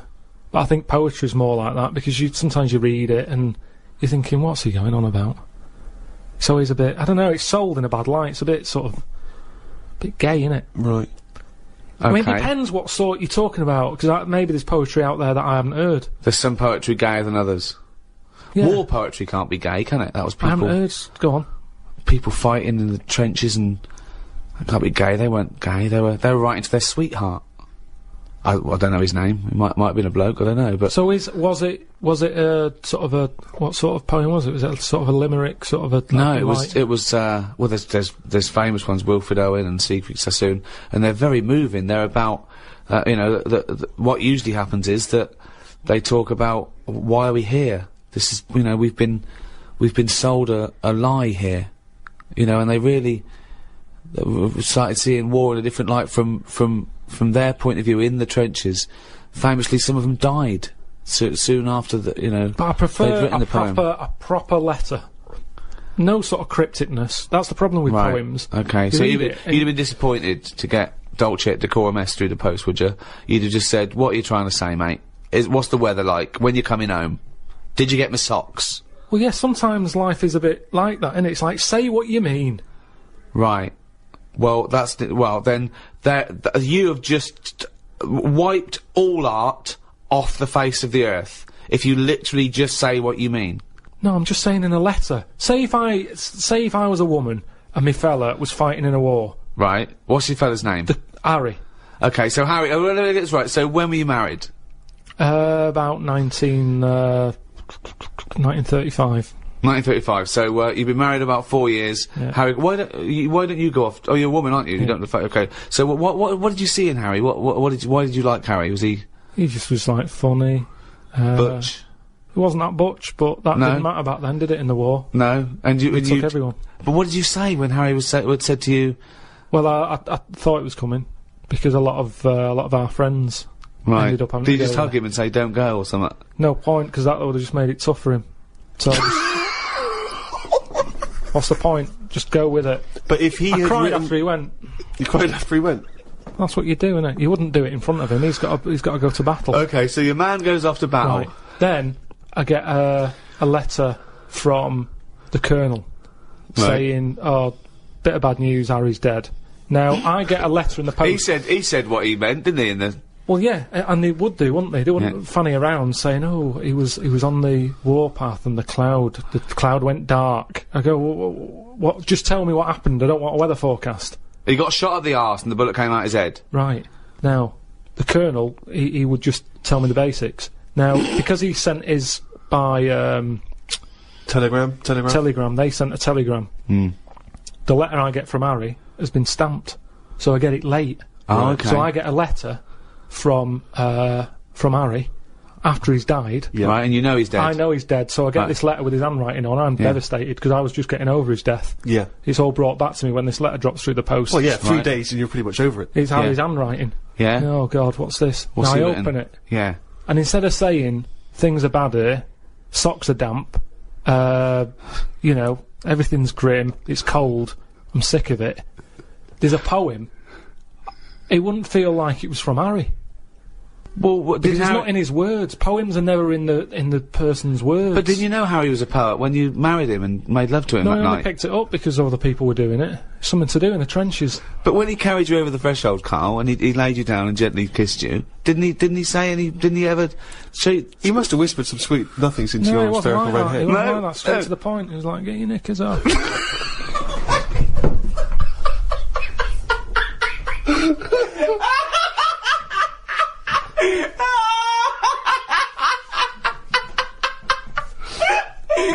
That's one of the weirdest fucking scenarios I've ever heard. Why the fuck was the telegram coming before the letter? So specific. It wasn't like Harry. The fuck's Harry? Oh God! Oh God! Oh God! There are a few things gayer than poetry, though. I want to throw one into the pot. The continental breakfast. Oh. The continental breakfast. That annoys me when I see it. Who orders that? If you've got the choice of eggs, beans, burger, chips, sausages, bacon, all that, you've paid for it already. If I was a waiter and someone said, "What do you want for breakfast, mate?" and the bloke went, "Oh, I just have a little bit of grapefruit juice and a croissant," I go, "Do you? Do you want some cum on that? Or are you going to go back to the hotel room and suck a cock?" Yeah. So, no, I'm with you there. What else is gayer than poetry? I remember when I was at school once, right? The worst thing you could be growing up was gay. Yeah. In school, it was the worst thing. It was and I remember I was about 14, 15. I was talking to this bloke. I talk about him on my stand-up. David Beasley. He's the one that said if you get captured by cannibals, they show you pornographic pictures when you're in the pot, so you get an erection. There's more meat to go around. So he was an idiot. He made Karl look smart. Wow. Really. Wow. He said, you know that thing that kids always do, what would you rather be, blind or deaf? Yeah. We did that, and we discussed that for a while, and he went, what would you rather be, blind or queer? And I went, well, I'd rather be gay, because... Still got all your sights, yeah. And he went, oh, would you? I went, well, yeah. Well, rather than be blind. I said, yeah. I said, also, if you were gay... you'd like being gay. He went, I wouldn't. I went, no, you would. I said, if you were gay, you would like being gay. He went, I wouldn't, Gervais. Sounds like you would. I went, well, if I was gay, I would like being gay. He went, well, I wouldn't. And he looked at me accusingly, and I went, no, nor would I, but gays would.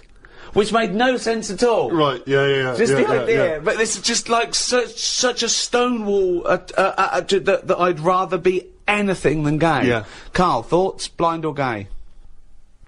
This is about art, is it?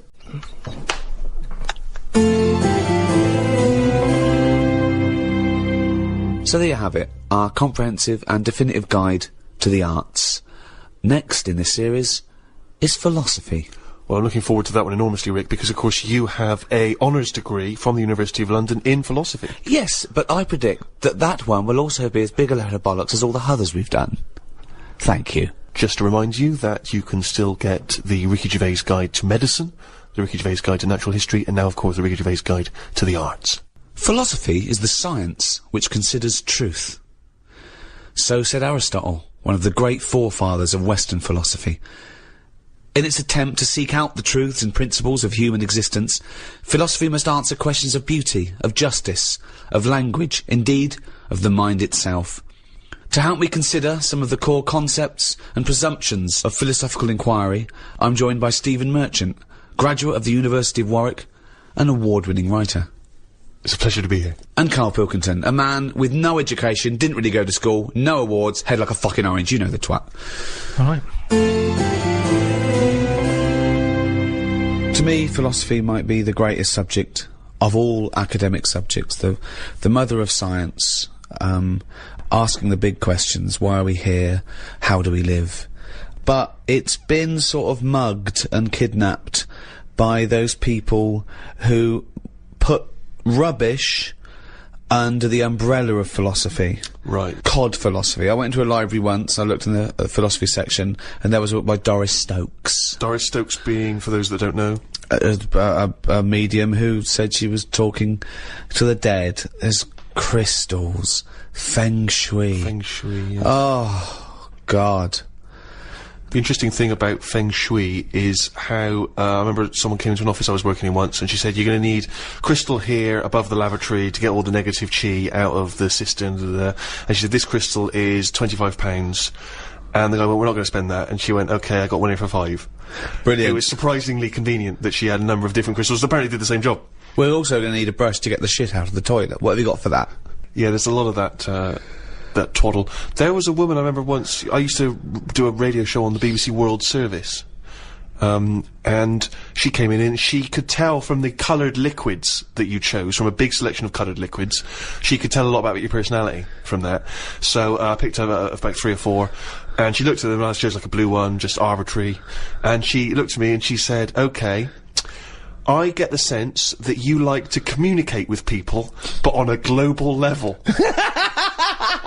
And you were working for the World Service. As we spoke, we were broadcasting on the World Service. I don't know where, I mean, she just read it from the liquids. As a novice, one of the key catchphrases, if you like, of philosophy, and one that's always intrigued and confused me a little, is the famous René Descartes quote, I think, therefore I am. A lot of people think of that as the epitome, in a way, of a philosophical statement. First thing we ever did, I think, at degree level, and it's the one thing I'd already heard of. It's one of those things that sort of filters down, cogito ergo sum, as you say, I think therefore I am, when Descartes was pondering his existence.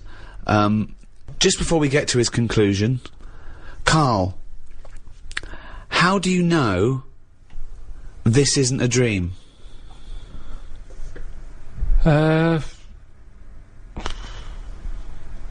Just because I haven't been sleeping that well. Right, okay. No, but you could still be dreaming, couldn't you? Because this could be a dream that you haven't been sleeping lately. You could be dreaming the last few nights you haven't been sleeping. In dreams, they're different, like, I mean, like I say, I don't have that many of them, because I don't sleep that well. But when I do have one, there's something different and vivid about it. Now, if I was dreaming all this, I reckon my boiler would have been fixed ages ago. I don't think anyone has a dream that goes on for that amount of time.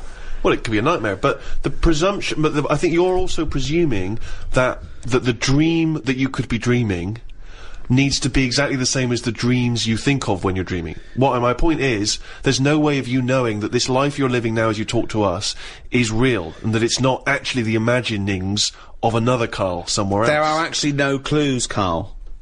There are actually no clues now that this is the real thing.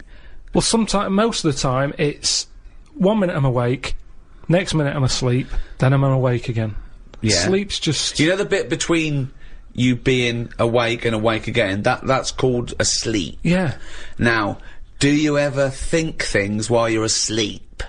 Vivid things. It's that bit between the awake and awake I want to look at. I told you about one ages ago where... Go on. Where you burst in and I was on the toilet. I never heard this dream. The one that it was like everyone was German and it was at some gig or something and you opened the door and everyone was looking and laughing at me and I'm sat on the toilet and you sort of said, oh, that's probably because you're uncomfortable with fame being put on the limelight. Yeah, like that you might be yeah, possibly, yeah. But that's one dream that could be true. But yeah, exactly. Or there is a likelihood that you think, I bet he's going to burst in. I am always on edge when I use the toilet here. Yeah. I kind of think, is he busy at the moment? You have to wait till he's on the phone to go for a piss. I have to sit there holding the lock. Yeah. It's a weird thing it isn't to do. normal. It's not normal. But there's an example of a dream. But I think what you're failing to grasp is not so much the mechanics of whether this is a dream, but that you cannot know the truth of what you're experiencing. You cannot know that this is reality. It's a question about reality. So how do we know on what to reality that is? then. What reality is and what we like about reality. Robert Nozick did this thing that if you could go into a flotation tank and you led a whole virtual life and it was the best life possible, you did exactly what you've always wanted. You became the person you wanted to be. You did the best things you could ever dream of doing, and you literally couldn't tell the difference. So it was your life, okay? And you lived your biological life out in that tank and died at 80 and had the best life any person could ever have. You could pre-program it. Would you get into that tank knowing what you know now, knowing that you would have the best life ever, with no heartache, no upset, no loved ones dying? So what's happening when I'm sort of having a packet of munchies? Yeah. Am I having them, or are they imaginary? They're imaginary, but you can't tell the difference. It's the best packet of munchies you've ever had. I love the fact that you went into the flotation tank, and your one proviso was, are munchies as good? Yeah. No, absolutely. I'm just taking it back to basics. That is Right. basic. You've got yeah. to pre-program your life. That's where you'd start, is it? Munchies must always taste magnificent. Well, it's just, if you can still enjoy the basic things in life, then that's Yeah, when you can't do. go wrong. You do. You enjoy them. It's the life you'd ever want to live, and Yeah, you're living it. Bit Sorry? dangerous. Bit dangerous. Why? Go on. Why? Just, I don't know, because sometimes I think things don't happen for the best, right? Right. Sometimes you can sort of think, oh, I'll enjoy that if that happens. And then it doesn't happen, and you've had time to think about but what this would is have happened. perfect. No, this is built in, because whatever happens is for the best. So not only when you're in this flotation tank are you enjoying yourself, that things just keep getting better or staying as good. You never have a bad day. You never have a bad day. But how long would that last for before you go and fed up with this? Well, why would you get fed up with it? Because you do something else. It's the perfect life. Bear in mind, you're not aware that you're in the flotation tank. You've made that deal, but then once you're in there, you don't know, you're not aware of being in the flotation tank. You're living your life and it's perfect. You're happy. Well, we don't know how you would be happy. You just have munchies every day and... Well, yeah, you'd get in it then. You'd get in it. If you don't know you've got in this tank... If I somehow go to bed at night, someone injects me in the head, and then they go, right, stick him in the tank now, and then I wake up, packet of munchies there, sun's out, Suzanne goes, oh, it's a nice day, we'll go and do something nice. And I go, yeah, I meant to be at work. She goes, no, I don't have to go in today. Right. I go, alright, let's go out then. Now, what's interesting there is that within this scenario, I gave you any life, you could do anything, and you chose the exact life you've got now, except Suzanne's got a day off. Now, I both love that, Well, I was a and bit sort of- suspicious, though, that she's just taking a day off. No way, willy-nilly. it's not happening now. It's not happening, really happening. You could do anything you like. But I like the fact now you're even questioning it and you're not in the tank, and why has Suzanne got a day off, right? Now, I love that, because that suggests to me that you're a nice, happy, satisfied, whatever you want to do it, contented person who's got the perfect life. However, it's almost like you haven't fully understood the possibilities. For example, you wake up, there's the Munchies, sunny day, Suzanne's not at work, you go, why aren't you at work? half She a goes day to you, hold on though, why are you flying? And you go, I just can. But you hadn't even thought that maybe you could fly or swim or hold your breath. You just No, could no, have some but- munches for but breakfast. Hang on a minute, this is day one. Oh, okay. When you go on holiday, Yeah. like I said before, you don't turn up and go, right, it's 1 o'clock, jet ski for half an hour, bungee jumping 40 minutes after that, let's have a nice roti, Yeah. and, you know, try a little cocktail. And what do you do? What do you do when you arrive there? When you get there, Yeah. the fella takes your case to the room. Right. You have that panic of, am I going to give him too much money? I don't know the currency well enough yet. I don't know how much More things information are. than we asked for. Yeah. And No. the most mundane scenario I've ever heard. No, but this is what happens in real life. Yeah. Right, okay. So you have that scenario. You go, right, where's my shorts? You get them on. You go out and have a wander. In the case, I was- You have a wander round Yeah. to know where everything is. The Car shop. park you did The once. shop. You know, how close the beach is. Yeah. Is it busy? Yeah. Okay, you're just telling us what happens when you go on holiday. What's your point? Okay. Because you don't want fun all in one go. You want to build to it, because that's sometimes part of it. Right. Yeah. Right. Okay. So- Anticipation. Yeah. Good. Yeah. Yeah, that little bit. Yeah. It's about things taking time, innit, and looking back at the journey and going, Yeah. how did I get here? Okay, well, Right. can I ask a question? Because, sorry, what I'm fascinated to know is, if you decided to sign up to the float tank idea, okay, you can design your perfect life. But I'd prefer not to Well, know I'm doing it. No, you won't don't. You know. won't. But I You want to won't ask know. this question. Imagine Ricky and I are the doctors. Okay, we can put you in this tank. All we need to know from you now is what your perfect life is. And we're going to program it in the computer. You're going to wake up tomorrow. You won't know this conversation's happened. You'll have the perfect life. What, if you don't mind, we're going to take notes now. What is the perfect life? You're still obviously living with Suzanne. We've got but munches. What else? We've got munches and we've got sunshine. But what else would you like in your magical life your ultimate life? I think I prefer... hair? No, because then I'd know it's not real. No, you No, would wouldn't never know. know. It just, You no, would no, it just never came know. back. Suzanne comes in one day and you go, why aren't you working? She goes, look, okay, I've left my job. Can we leave why am I at work? I'm always going to be here. Right? I've got a new tonic, right, from Boots. She pops it on your hair. Boop, baby gorilla. Yeah, I don't like this idea. Suddenly Suzanne's never at work. I just think you need a bit of the badness to have the goodness. Right. Right. In sorry. a minute, you're going to be injected in the head, you're going to go to sleep, you're going to be in a floating state, but you are going to suddenly leave this office and it's going to be a virtual world. You can do what you want. You can suddenly go, what was I hanging around with that bloke off the office for? I'm a spy. can And you be go to whatever- MI5 and they go, thanks for coming in, Pilkington. Listen, Drosky, he's coming from Russia and he's got the bang. What do you do? What's your scenario? What do you do as a job? We've got munches. Suzanne's never at work. I prefer What- to leave everything as it is. Brilliant. Go in Right. it, but have everything the same so that I'm going, hang on a minute, has it actually happened? What are you talking about? No, you don't know about this. You don't know anything that's happened. No, because you've just said you're gonna put me in the tank and you're asking questions as to what I No. want when I get in it. Yeah, but you won't know you're in the But tank. Once you're in the One tank, sec, you won't know. You'll have a new life, a life that you've designed. Yes. You'd have different memories if you wanted.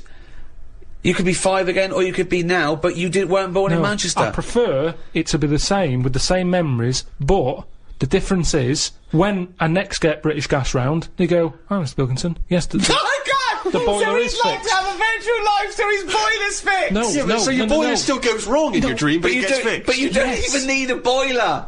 You could be the perfect temperature But all this the isn't time. Earth anymore. I don't like the idea of too much change. I don't want that much of a change. But to you my life. won't realise, it won't feel like change. Well, it's changed already. You're saying the boiler's been fixed like that. I prefer to still have that problem. Go, hang on a minute, is this different? Suzanne's still going to work, Right. That's very important but too. then, You don't want her around all day. but then, things happen that on. wouldn't have happened in this world. Go on then. as? Right, okay, let's write that. Well, let's see the differences. What do you do? Because I've got to program this. So you've got the same job, all that. Are we still around?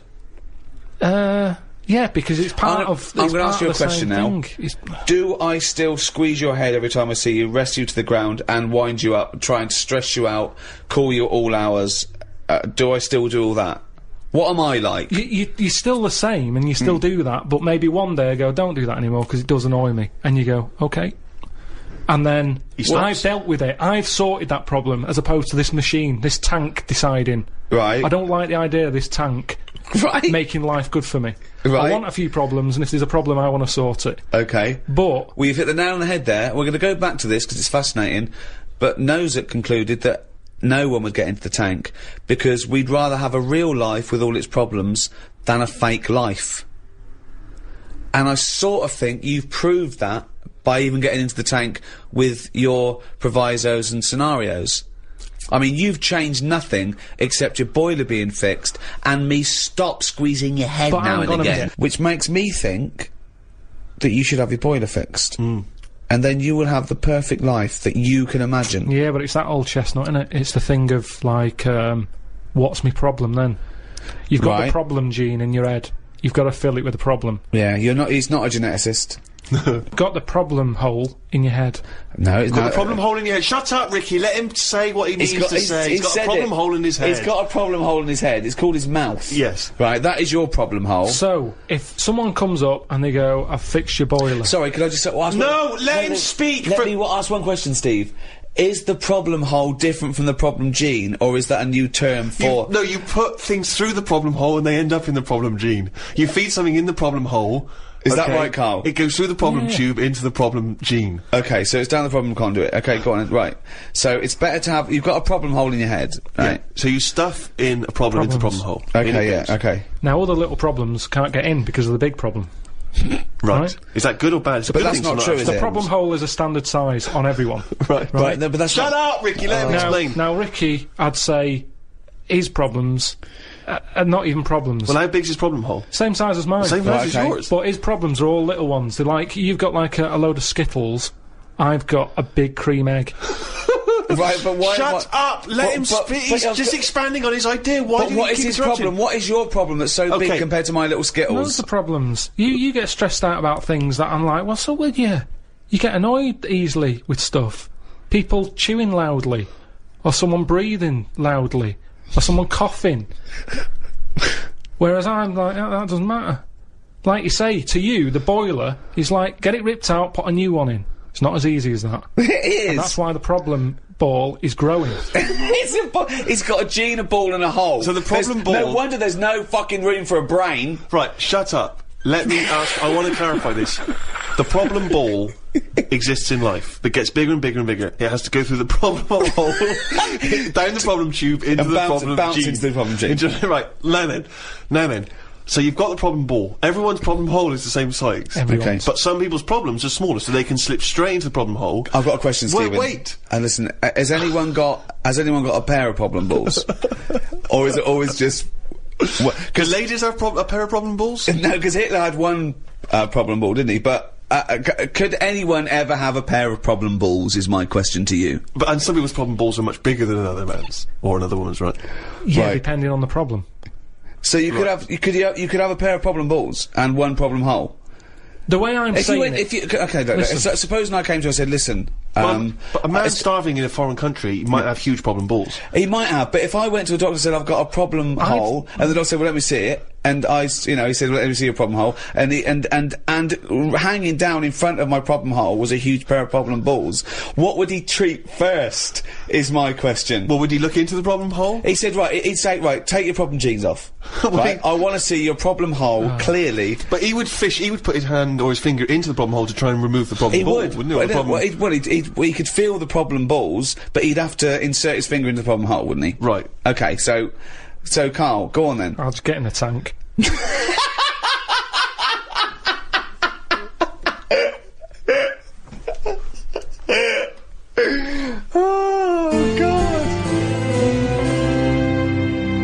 Okay, so in a roundabout way, back to cogito ergo sum, I think therefore I am. Descartes, pondering, how do I know this isn't a dream? Well, he concluded he doesn't. When he took it further to, how do I know I even exist? He quite rightly concluded that, well, if I'm even pondering this question, I must exist. Whatever I am, wherever I am, the fact that I'm questioning, introspecting, thinking at all, I think, therefore I am. Because I'm even thinking, at least I know one thing, that I exist. That's all he said, Karl. I don't understand why he had so much time on his hands to be worrying about this. At the end of the day, get on with it. You're not doing shit all, Karl. So why are you so annoyed at other people who aren't doing anything? You're going out in the morning, you're staring at worms, at bugs, you're staring at the sky, wondering why it hasn't fallen on your head. You're making up the books. That isn't researched. What do you mean, making it? What is it that you're doing? One of the chapters in your book about travel was Australia. I've never been there myself. Forget it then. Throw it away.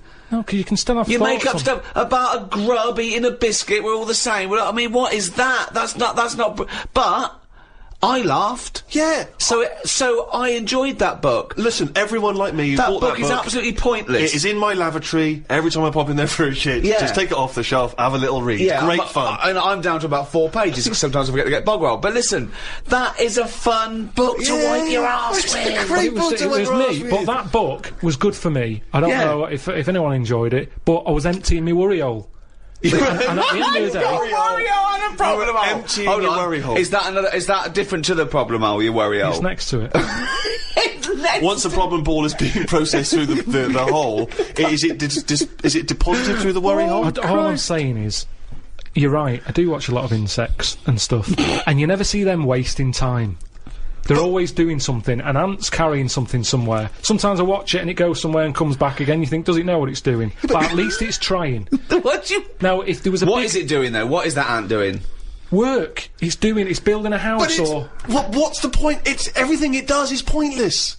how can you say that? It's pointless. I It's tell just you what, if there was a bigger sort of being looking over the world and they went, right, let's look at the human race, and, well, they'd look at the ants first and they go, right, they've got their hands full, they're carrying big stuff, they try to save time by carrying stuff that's way too big for them, really. They could do that between 3 of them, but they don't. They're all grafting hard. Then they go, right, hit the human button. They hit the human button, they watch the humans. The amount of people who are just sat about doing now. They're But hold reading on. about Amy Winehouse, Lily Allen in London at 2 a.m. So what? What are we doing? I agree with you, but what are you doing? You see, the ant analogy, joking aside, I think there you hit on the fact that life is about working for what you get. And I'm right behind that. I am right behind that. I think that's I think that's absolutely true. That's what I meant. What's dangerous is A boiling kettle to an ant. At the end of the day, right? Yeah, but that's evil, isn't it? What? You know, I mean, you sometimes make out as if I'm an evil man. We had an ant problem in the garden. Suzanne said, we've got to get rid of these. And I said, well, it's a bit out of order, they are outside. And she said, yeah, but there's getting a lot of them. She went and popped the kettle on. I said, I can't handle this. I went in, right? What? You didn't want to see the ant burn? That's sweet. You know, they're there. Yeah, they might be causing a problem, but I don't want to see this mess. Now, the thing is, she went out, she poured the hot water on it, I left it a few minutes, I went out, I had a cup of tea, I thought, it's a waste of electrical line. So I took my cup of tea out there, and I'm sat there, and then I just saw one come back from wherever it had been. One ant. He looked devastated. Because that had been away. As far as that was concerned, it had been out to get a leaf or whatever. He came back, devastation. And it's that what that's the thing. It summed up death for me. That the ants that are dead, they didn't know anything. Suddenly they were there. Next minute, load of water, dead. It's the people who are still living in life that are the saddest, aren't they? After death. And that summed it up. What do you think? That ant would have been better off being there when it happened. How could you tell the ant was... What do you think? So you Just the saw way- him, I mean, they run around in circles anyway, don't they? But this was just kind of going, what's going on? and what did it slow down when it got nearer the nest? Did it drop the leaf and then you see it run the last few inches? It just kind of got close, and it was like a double take almost. Almost like it got near the hole, and then it was like, hang on a minute, this can't be it, because no one's around. And then it walked on, and it went, no, it is the hole. And it went back, and it just sort of stopped for a minute. Ah. And that for me, that's the sort of thoughts Descartes should have been having. What? Things that you can look at as a human and yeah. appreciate it and understand it Yeah. and go, yeah, that's true, that is like life. Instead of, oh, am I awake, am I asleep or what? No. Well, you might as well be asleep because you're doing nothing else. Oh, Descartes, Winehouse, Alan, slammed. What do you do towards enjoying your life? I don't normally enjoy the thing when I'm doing it. It's after. It's like that holiday. When I was on What do you mean holiday. you don't enjoy the thing when you're doing it, it's after? What's an example of not enjoying the thing at the moment, but you do after? You didn't enjoy the holiday. Say but like you- the holiday. I've just So been you enjoyed away. coming off Hang on. holiday? What? I want to hear it. You enjoyed the holiday. You didn't enjoy the When holiday. I'm there, I had fleas biting me. Yeah. I had mosquitoes biting me. Yeah. There was a funny smell of damp in the bathroom. I was worrying, getting in the sea, thinking, is there stonefish in it? Right? Now, you've got all that going on. Yeah. When you get back, you forget about the damp smell. You forget Well, about you the fleas, because the bites have gone. They're not as much of a problem. Yeah. So then your brain starts going, well, hang on, what did I enjoy? And you go, I enjoyed the dorada fish I had that I've never eaten. Yeah. That's an experience. At the time, I wasn't enjoying it, because I'm thinking, when I get back, I'm going to have fleas on me again. Yeah. So you remember all the good stuff. It's like an old person when they're dying and they go, I'm having flashbacks. They don't say, I'm remembering the time my shoes were too tight. What do they say? They're having they're going, oh, I loved the time with that. I was Harold." wearing flip-flops. No, they enjoy, they have flashbacks Like of the what, nice though? holidays. What do you think you'll The look back- holidays and that, go on. you'll go, oh, the lovely hot summer of 79.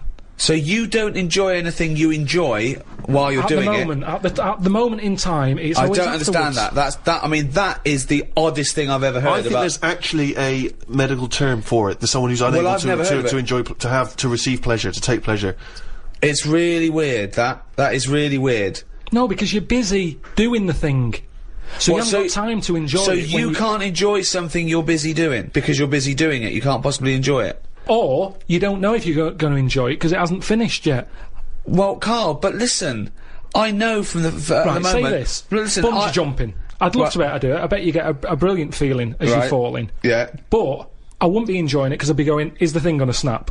Right, okay, well there is something about that. Extreme sports, there is a reason why you're doing it. It is the after effect you enjoy, because it's the fear and then the endorphins that rush to you and you go, my God, I survived, isn't it brilliant? That's a feeling of euphoria, so that's... No, but, you're having a nice dinner. Right, okay. Now, when I get a menu given to me in a restaurant, Yeah, I go, right, what am I going to do here? yeah. Right, well, when I came here, I thought I'd have some lamb chops. They've got lamb chops, great.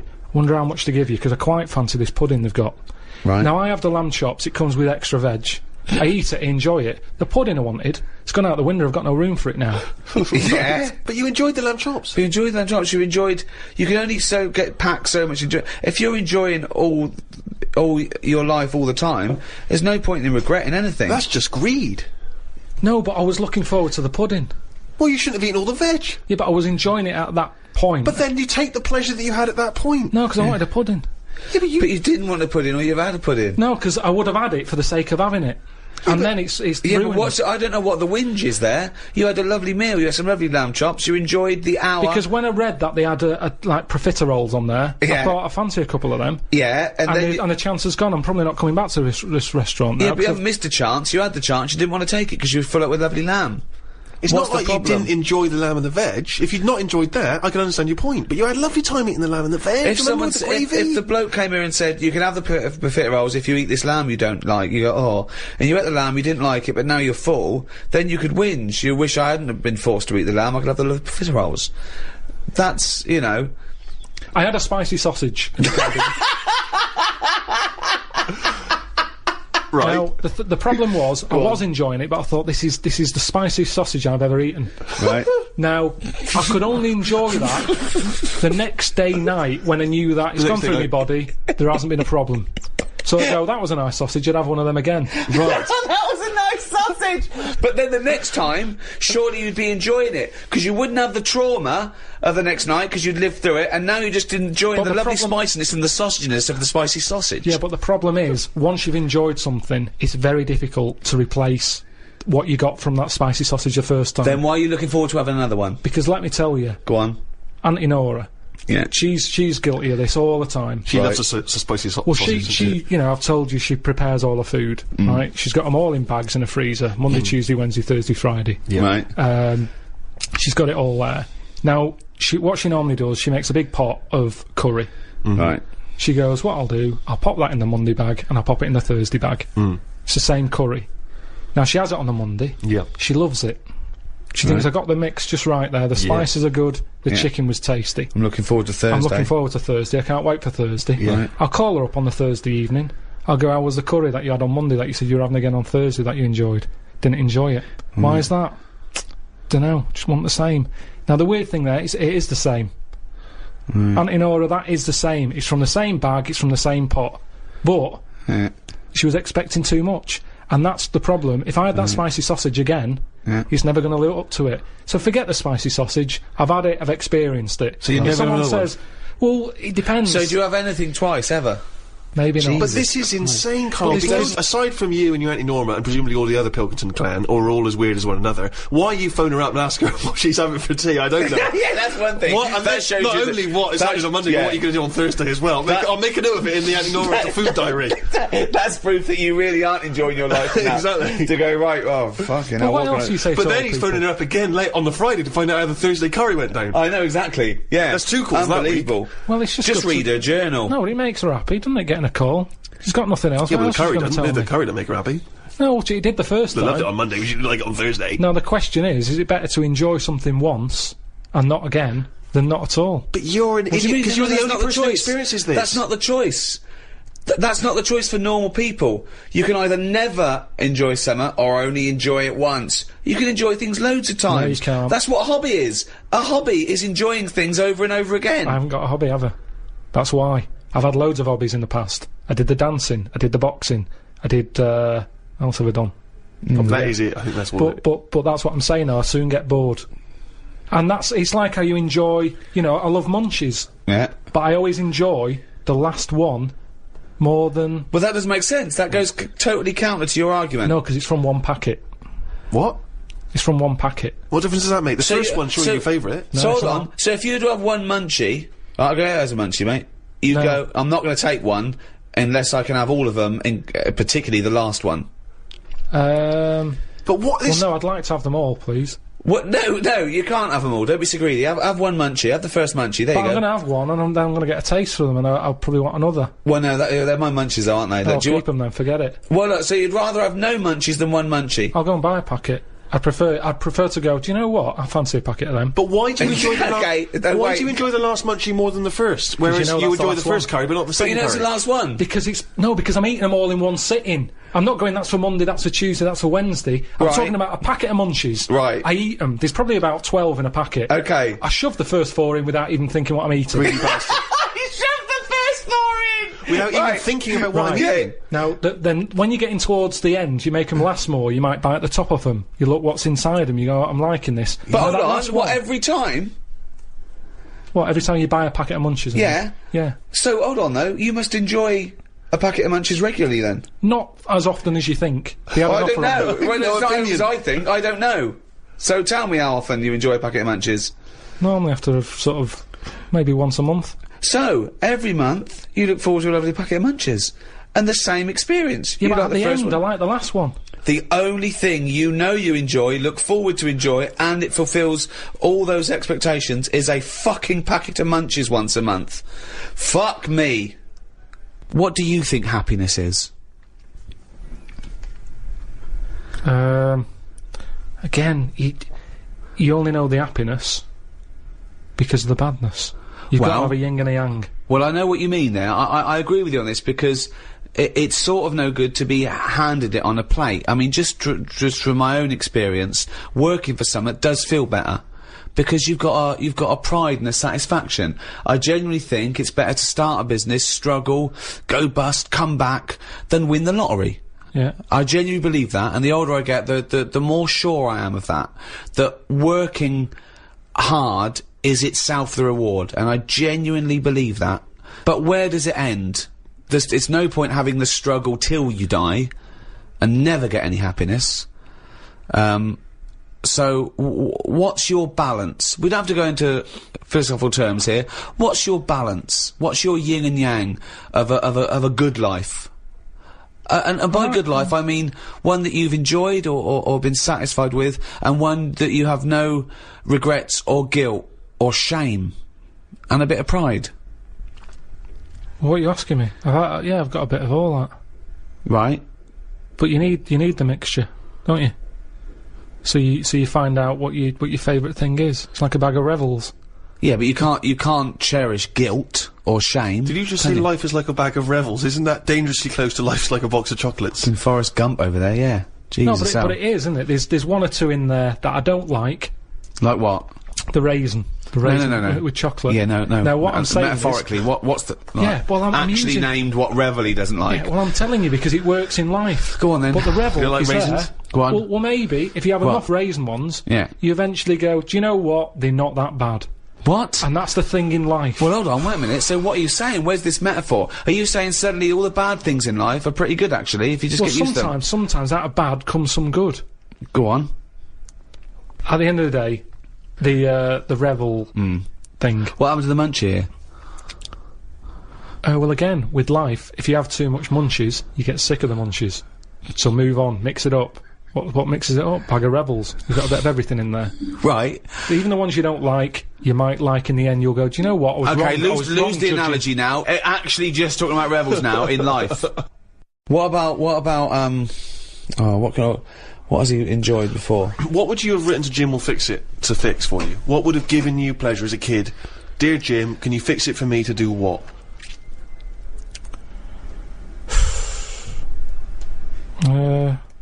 When I watched Jim will Fix It as a kid, they never really lived up to what the kid wanted, did they? But what would you have requested? But I don't think I would, because I think I saw how disappointed most of the kids were. God, it's A kid like whistling, they brought out Roger Whittaker. Yes, because they look at it and they go, can you fix it for me to go into space? No. Can I dance with Bananarama? No problem. That's the ones they pick. Yeah, so that's why I wouldn't write in, because whatever you ask for, you're always going to get a watered-down version. But if Jim could fix it for you to do anything, what would you have chosen? There's not many things I wanted as a kid. One thing. Just one thing. To choose one thing, please. That my name was Brett. Oh, fucking hell! It's not unbelievable! I mean, it's extraordinary. There is no predicting that. Okay, you know what? I can make that dream come true for you right now, Brett. We can just call you Brett from now on. Not a problem, Brett. Brett Pilkington. It sounds good. I love the fact that it's the Karl bit he wants to replace, not the fucking No, but Pilkington. that doesn't work either, because like then Why not, Brett? because I told me mum and dad that that's what I wanted. They started calling me that, but then I forgot. They went along with it. Yeah. So you said, Mum, Dad, call me Brett from now on, and they went, all right. Yeah, but then I kept forgetting that I was Brett, so I wasn't answering, so they went back to Karl. It's amazing. So you've had that dream come true. Yeah, and it wasn't that good, and that's what I'm saying to you. Things never live up to what you want. Dreams, what are they?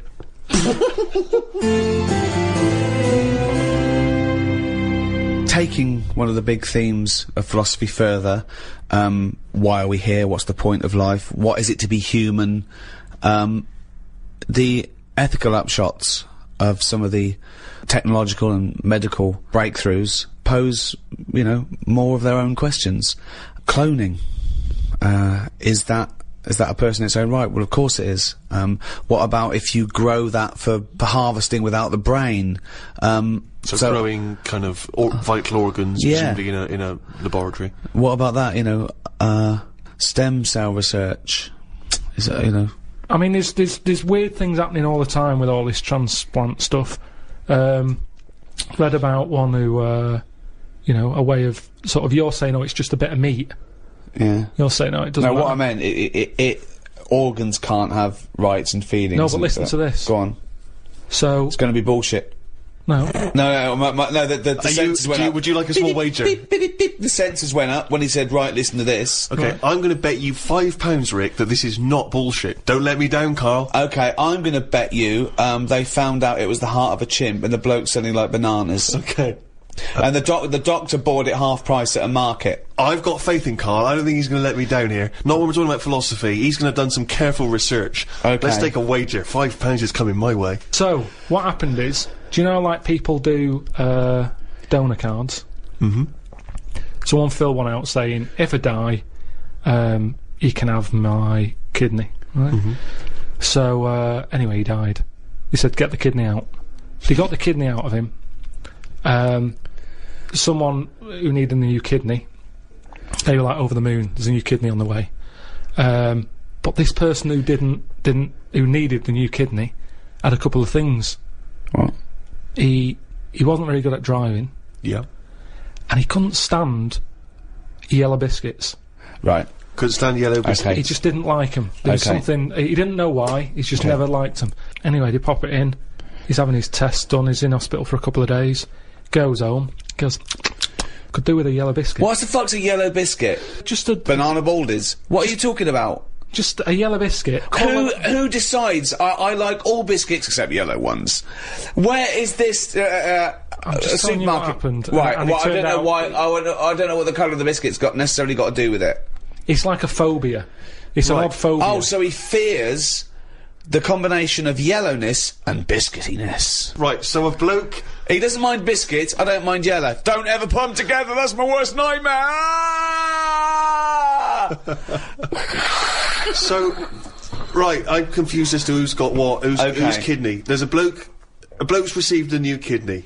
He hated biscuits. He's that not were very good yellow. at driving. He hates custard creams. Right, but now, suddenly, after the hospital transport, after the operation, no, a custard really cream. fancy yellow biscuit. Yeah. Okay, does he go out for a drive at any point? He went driving and Right, loved because he's driving. going to be terrible. He loved swerving driving. all over the road. What? What? Hold on, what? He loved driving. He liked driving all of a sudden. What? But he hated it. I know, but this is what's weird. It's bollocks. The kidney is a filter system. But if you have something for long It's enough, like getting a new tea strainer and suddenly liking yellow biscuits and driving. no, The kidney has no impact on anything. no. It's like how if you knock about with someone, you pick up their little things that they do. Suzanne kept saying to me, "That's a nonsense." I said, "Stop saying that. You've suddenly picked that up from someone." I said, "You've never said that before. And you've done it 3 times in about 2 days." And it's the same thing. It's the same thing. Christ! Living with Karl. He doesn't like me saying nonsense. I don't know why. But let's be honest, if you're going to live with Karl, you're going to use the phrase, that's nonsense. You're going to start quite a coming lot. up with more and more bollocks, nonsense, rubbish, shit. Round-headed fool, you've picked that up from someone. You've used that 200 times in the last 3 minutes. Head like a fucking orange. Stupid fucking bald cunt. Where'd you get that from, Suzanne? You've said it 3 times just during Fucking breakfast. hell, dim-witted half... Steve, £5. Yep. A big question, particularly in the area of philosophy of the mind, is what is intelligence? It's just, it's what you know, isn't it? Well, that's knowledge, isn't it, really? Yeah, it's a form of knowledge, intelligence. No, I don't think it is. Why not? Because intelligence, really, is everything from the ability to retain knowledge, to understand it, to apply. It's probably a little bit like the difference between how fast the computer is and how good the program on that computer is. It's no good. I'd say I've got a brain that can work stuff out. But sometimes, if I tell it too much, it can't remember all of it. Now, if I had a brain that had loads of memory space, Yeah. tell me as much as you want. Well, that's important. That's And you important. keep it. But yeah, but some people say that's what intelligence is, isn't it? Memory. It's no good saying he's brilliant. He learns 10,000 facts a day. Really? Yeah, he forgets them the next day. Yeah. Well, that's Right. what I'm saying. Well, yeah, but what good is that? Trivia is nothing. It No, doesn't it's show good, intelligent. It's It good doesn't. for chat. It's good for chat, and when you're out and about, if you meet a stranger, it's good to drop something in, like, you know, Go on. What would you drop in? To show you're intelligent. Well, just to make... You've just met me at the bus stop. You think, here's a nice fella. Steve's at the bus stop. There he is. He's there. He's got his little duffel coat on, his little scarf, his file. He's got his little glasses. They're a little bit Yeah. mudded up where some ruffians are like thrown mud at him, and I've seen this, and he's cried and he's shat himself. Well, that's not true. Yeah, and he's run to the bus stop to go home to his mum. That's not okay. true at all. So at the bus stop, there he is. You come along, you go, oh, who's this nerd who shut himself? That right? would never happen. Right, Would never right, happen. and you I'd have sit- fought though. I'd have had a fight with him. Yeah, and you go, okay, he's obviously intellectual, look at him. And he's gone, and he's looked at you, and he's gone, Jesus Christ, you look thick. Prove him wrong. no, what I'd do... Go on. There's no point just having one fact. Right. I'd wait for him to start a topic, and I'd show my intelligence by having a fact on the topic he's brought up. Okay. Because we can all have one topic. Yeah. That you go, I'll show this off. And then, someone goes, has he been talking to you about the peanut fact again? And you go, he's obviously telling everyone. Then it's just a boring answer. Okay, so I might just say to you, what are your views on mathematics? I'd just say the thing with numbers is there's loads of them. I remember I told you an interesting fact, once again to try and explain infinity to you, and I told you this. There are as many even numbers as even and odd numbers put together. Yeah. What do you think of that? I think I've said before that I don't think things like that are impressive because numbers are man-made anyway. Right. If you were talking about, like, when you mentioned about there's more insects we don't know about than what we do, then you're going, where are they? Where are they hiding? It leaves a question. The fact that there's loads of numbers, it's like, yeah, but at the same time, you could rule numbers out of your life if you wanted to. Really? You could live a life. Do you really think that? Difficult. Yeah, you could. There's tribes. There's tribes in the Amazon. Yeah, but they're not getting their food from Sainsbury's, are they? They count to 3. They don't need any more numbers than 3. And they just have 3 because they go, 1, they know what 1 is, they go, pass us one of them. And they have one of them. What do you mean? Anything What over, do you think anything when they over say? 3, they just say, well, you're being greedy. So they don't need it. But what if they've got 5 children? How many kids you've got when you're living in a place like that, it doesn't matter. It's not about you're just part of the tribe. Yeah. So it doesn't matter. Right, where is this tribe that only counts to 3? It's somewhere like the Amazon or something. Really? And there's no more numbers than 3. They don't need it. Anything more than 3, they just say, I'll have more. Right. Or give us another 3. But Give they us don't another need 3? Well, yeah. Yeah. Or another 1, or another 2. But what if they need 200? That's complicated, isn't it? Well, you just keep going, give us 3. And then just keep That seems asking a for slow 3. way of doing it. They've got nothing else to do. They're living in the Amazon. Alright, I'm at the bus stop. Here's your bus. So far, you've told me nothing about maths whatsoever. So you're concluding that he is dim? Fucking idiot. When I was on holiday recently, Yeah. I got talking to an old fella, because where I went, it's mainly for old people. I got chatting with him. You could tell he had a lot of money. Yeah. He sort of tanned. He had that sort of rouge-coloured sort of jeans, Oh, yeah. which is always sort of... Telltale sign. It's kind of like he's got money. Yeah. And, The red jeans are twice as much, sir. That's okay, I've got money. yeah, it's sort of... It's either that colour or yellow. But you Yeah. can carry it off when you're an old man, and especially with the tan, you think, yeah, he's got a few quid. I'm a millionaire. Do you have any yellow jeans? We've got one pair, sir, but But no they're one... the most expensive Yeah, of they're in the back room. Could I just see your bank account first? There it is. Oh, yeah, you can afford yellow jeans, all right, sir. Come this way. So I got talking to him, and it turns out he had a cruise ship. Right. Loads of money. Now, I was chatting to him for about 10 minutes. Yeah. What colour was his jacket? Said he didn't have a jacket on, just a white shirt. He's wearing red jeans and a white shirt. Yeah, sort of leather slip-on shoes that I can remember. And how old is he? It's hard to tell because he was well tanned. Right. Was he an attractive man? He's a good-looking fella. So he's rich, so you saw this rich, good-looking bloke with just a shirt on. No, he had a shirt and his pink pants. His pink pants, and he just went over and I struck don't up a understand. conversation. I don't know. Why did you notice what colour the crotch area was? What? Why did you notice what You were colour looking the... very much at the arse I of the can see crotch why area. you could see... If you're looking at his face, you could see a white shirt, I'll but tell why you could you why, see I'll tell you what why. colour This is what I'm the telling you. fabric around his This is what testicles I'm were? saying. You saw a good-looking old man sat at the bar. You went out and bought him a drink. Right. Yeah, you I was waiting noticed for the that- barbecue to open. Right, okay, and I you got noticed there a man's... early. So you noticed So a it was man's 9 in the trousers. No. Yeah, no. I was annoyed. I Right. don't like late nights on holiday. Right, With okay. jet lag. Suzanne said, let's go down there early tonight. Right. I get there, I find out the barbecue's not for another 40-odd minutes. What time was the it? holiday rep. Well, I don't know, it starts at 8. You're so I had to noticing wait for people, 40 you're minutes. noticing old men's genital coverings, but you don't know what fucking time it is. Yeah, but what get I'm your saying- story straight. What I'm saying to you is, the Right. reason I noticed his pants is because what he was talking about, Right. there was no reference points. I didn't have a clue what he was going on about. Right, what was he talking about for your eyes to wander down to his penis, is what I'm trying to say. What made you look at his penis? Because I got bored.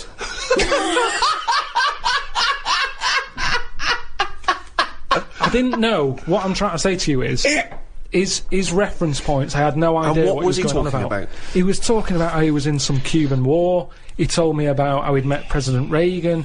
He told me something about how he'd cut up a cow once. There was... Who is this bloke? I think he's a maniac It's fucking who has Dexter. spilt blood on his trousers whilst hacking up his dead wife. He's gone insane. He's jithering and chatting away, claiming he owns a cruise ship. he told me he spent 36 grand on furniture. And when I sort of looked at him like, what have you been beautiful. buying? And he's going, oh, well, I needed a couple of shade lounges. And it was just, there was nothing I could relate to. Lunges. nothing. Wasn't she in a TV series? I don't understand why you have no interest in either being in a Cuban war, having met Ronald Reagan. Because- why is that not interesting? Why have you got because I no didn't reference? know I don't anything. know why the trousers would much more appealing to you. If someone was telling me, Tell you what, I was in a war, and then I met was- Che Guevara and Fidel Castro. Fidel Castro, and then why are you looking at my packet? So that's my point. It's just What's that, your point? That you can have a chat with a fella, just like I'm talking to the geek at the bus stop.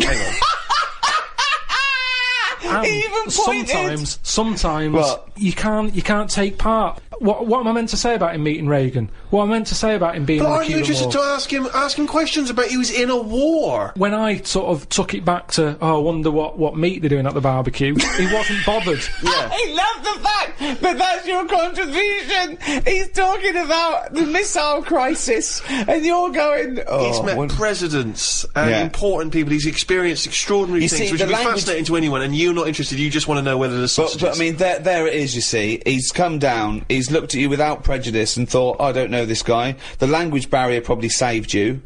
And he thought he's probably a smart guy. I'll tell him a bit about my life. He Why never is he said looking at to my me. Why is he fucking looking ass? at my meat? Why is he looking at my meat and two veg? They don't like the barbecue. You don't need the barbecue. It's a lovely little fucking sausage here.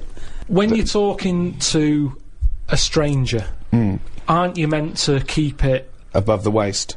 keep it Looking at his bollocks. keep it to a- Erect.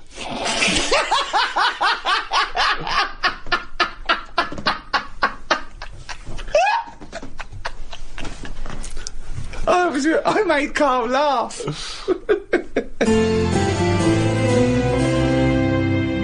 Well, there you have it. The in-depth study of the mother of science. The Ricky Gervais Guide to Philosophy. You can still enjoy the back catalogue of these guides, medicine, natural history, and the arts, and seasons 1 to 5 of the Ricky Gervais Show. Over the last few years, with all our explorations, our studies, what have you learnt? What's the one big thing you've learnt since we've been doing this, since you've met myself and Stephen, since we've been prodding you, since we've treated you like an ape that we want to teach to speak? What have you learnt about yourself and the world? One thing, if you had to take it with you. I don't think I've learned anything that substantial Ever? during all this. There's not been anything groundbreaking, has there? We've chatted about midgets with no arms and legs, gay ones. I don't know if that will ever crop up again in a chat. So even if I've learned something from it, I don't think it'll ever crop up again. So it's no use. That's what I'm saying to you about information and intelligence. It's if you can use it. There's So no you're point having a brainy saying head. this series of audiobooks at the price of £1.95 is absolutely worthless and pointless. Yeah, I suppose it is, yeah. Thanks, good night. With respect to Karl, never before have I understood so little of what a man says. Virtually everything that Karl talked about was aloof to me. What on earth was he ranting about? Flies and condoms, monkeys and pushing the left button, cavemen and dinosaurs. And that's just some of you. I mean, let's be honest, if you are in America, I mean, firstly, the accent is probably a problem. But that is the best write-up we've ever had. Yeah.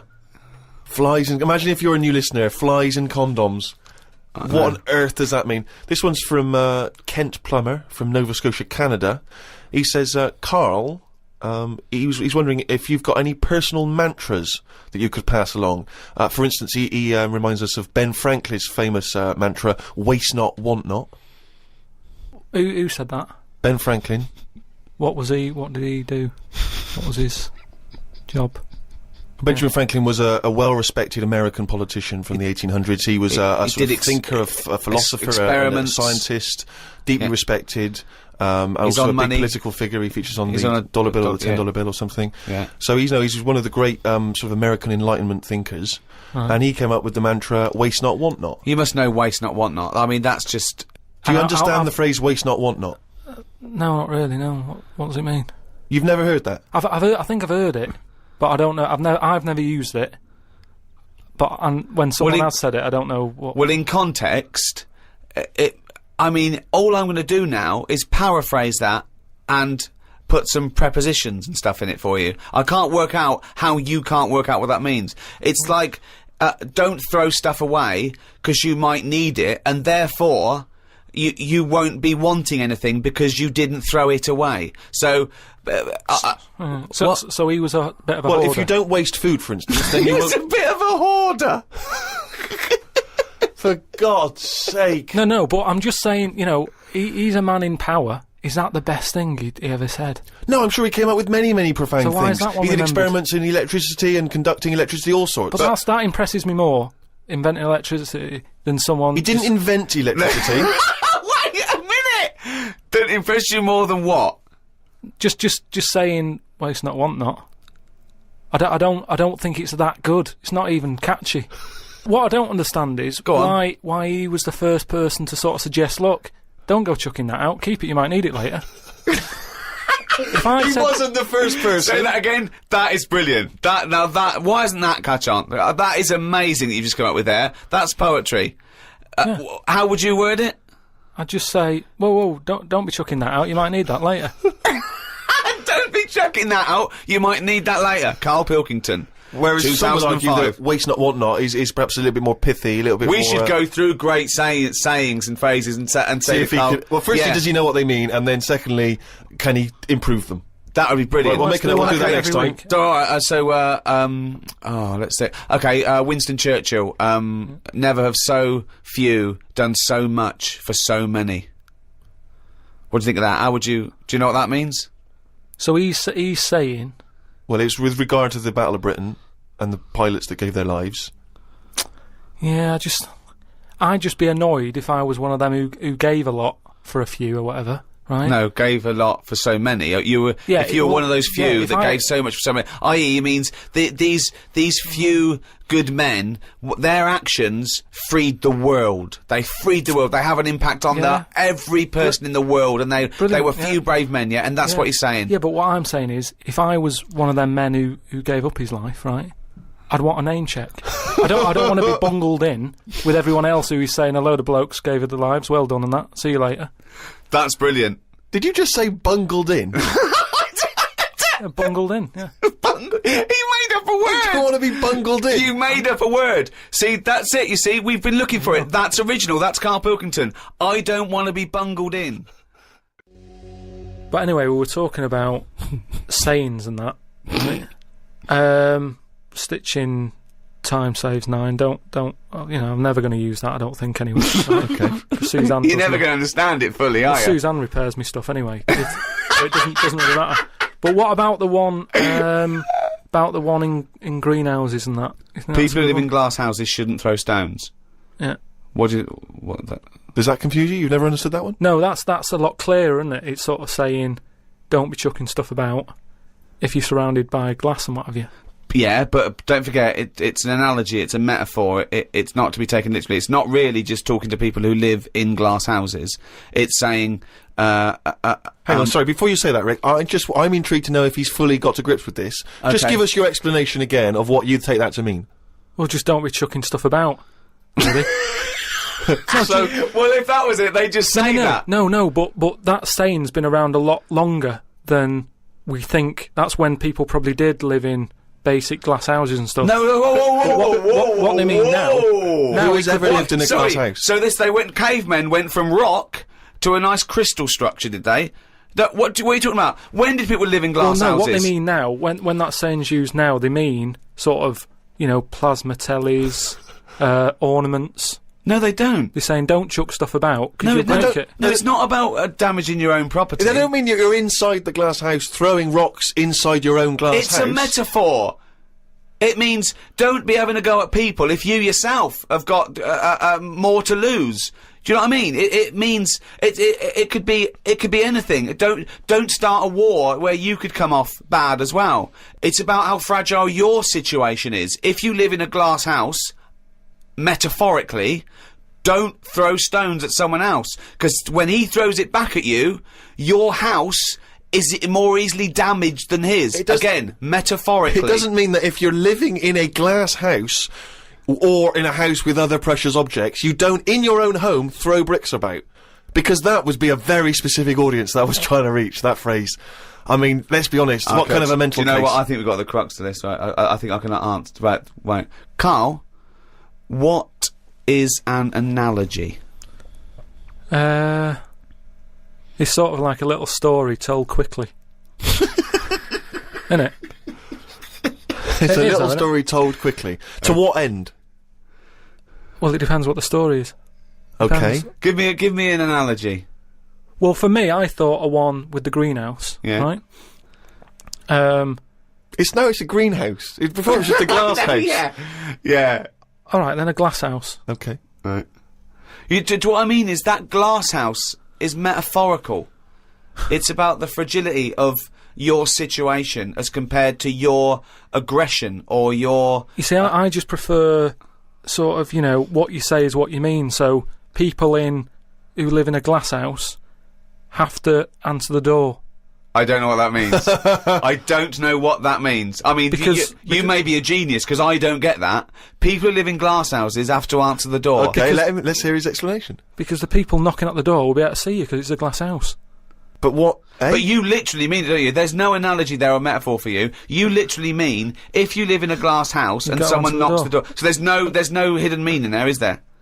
Well, normally... Couldn't that also... you have to add a number of other things, other caveats. Surely, if you live in a glass house, don't walk around naked. Yeah. If you live in a... These are literal. See, if you... Now, you could actually make that into quite a nice... saying there, because if that meant, if someone said that to me and they weren't a shaved chimp, right, if they said people who live in glass houses have to answer the door, I think that means, it means that there are no secrets, you can't hide behind anything. If you're very open, if you've chosen to be totally open all the time, you can't go back on it. So people, if you wear everything on your sleeve, if you shout around and you tell the truth, and you can't go back on it. They can see through you. It can mean that as well, yeah. Oh, okay. Oh, that's handy. But just the idea that in your head there should be sayings for people who live in glass houses. Who is it that's living in a glass house? Well, I'm not talking about them. It's just that if everyone else is bringing up about these people who are living in glass houses, let's get to the real problems they've got. He still hasn't got to grips with the idea of the metaphor or the simile. People who live in glass houses should live near a glazier. Right. Well, here's another saying, right, that I learnt recently from a mate, right? There's an elephant in the room. Okay, I haven't heard that one, but explain it to me. It's like when something's going on in a room, right, but no one's mentioning it because everyone's a bit too sort of... But in a way, it's better that it's out. It's like how, whenever we go out for something to eat or a drink or something, it's normally after about 5 minutes, the sort of topic gets onto the shape of my head. Yeah. Well, Right. I can't resist the shape of your head. Right, so you're happy It's talking not just about the it. shape, though, is it? It's the state of it as No, well. but what outside and in. But- I mean, it's a fascinating little objet d'art, his head. but what I'm it's perfectly round. It's got no hair where it should have. And it's hollow. The features are slightly too small for the face. Yeah, unbelievable. No, but what I'm saying is, it's interesting how, like, I'm the elephant in the room, right? Nobody's talking about it. You mention it once, suddenly it's the talk of the town. It's what I mean. Everybody starts joining in, going, well, yeah, it is round, but it does suit you. And these are people who I don't even know sometimes, and they're all dipping in.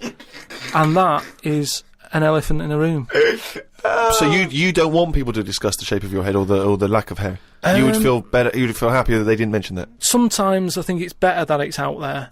It's made me a stronger person, though. It's the same way, we were talking about religion and that. Samson Delilah, he got weaker without hair.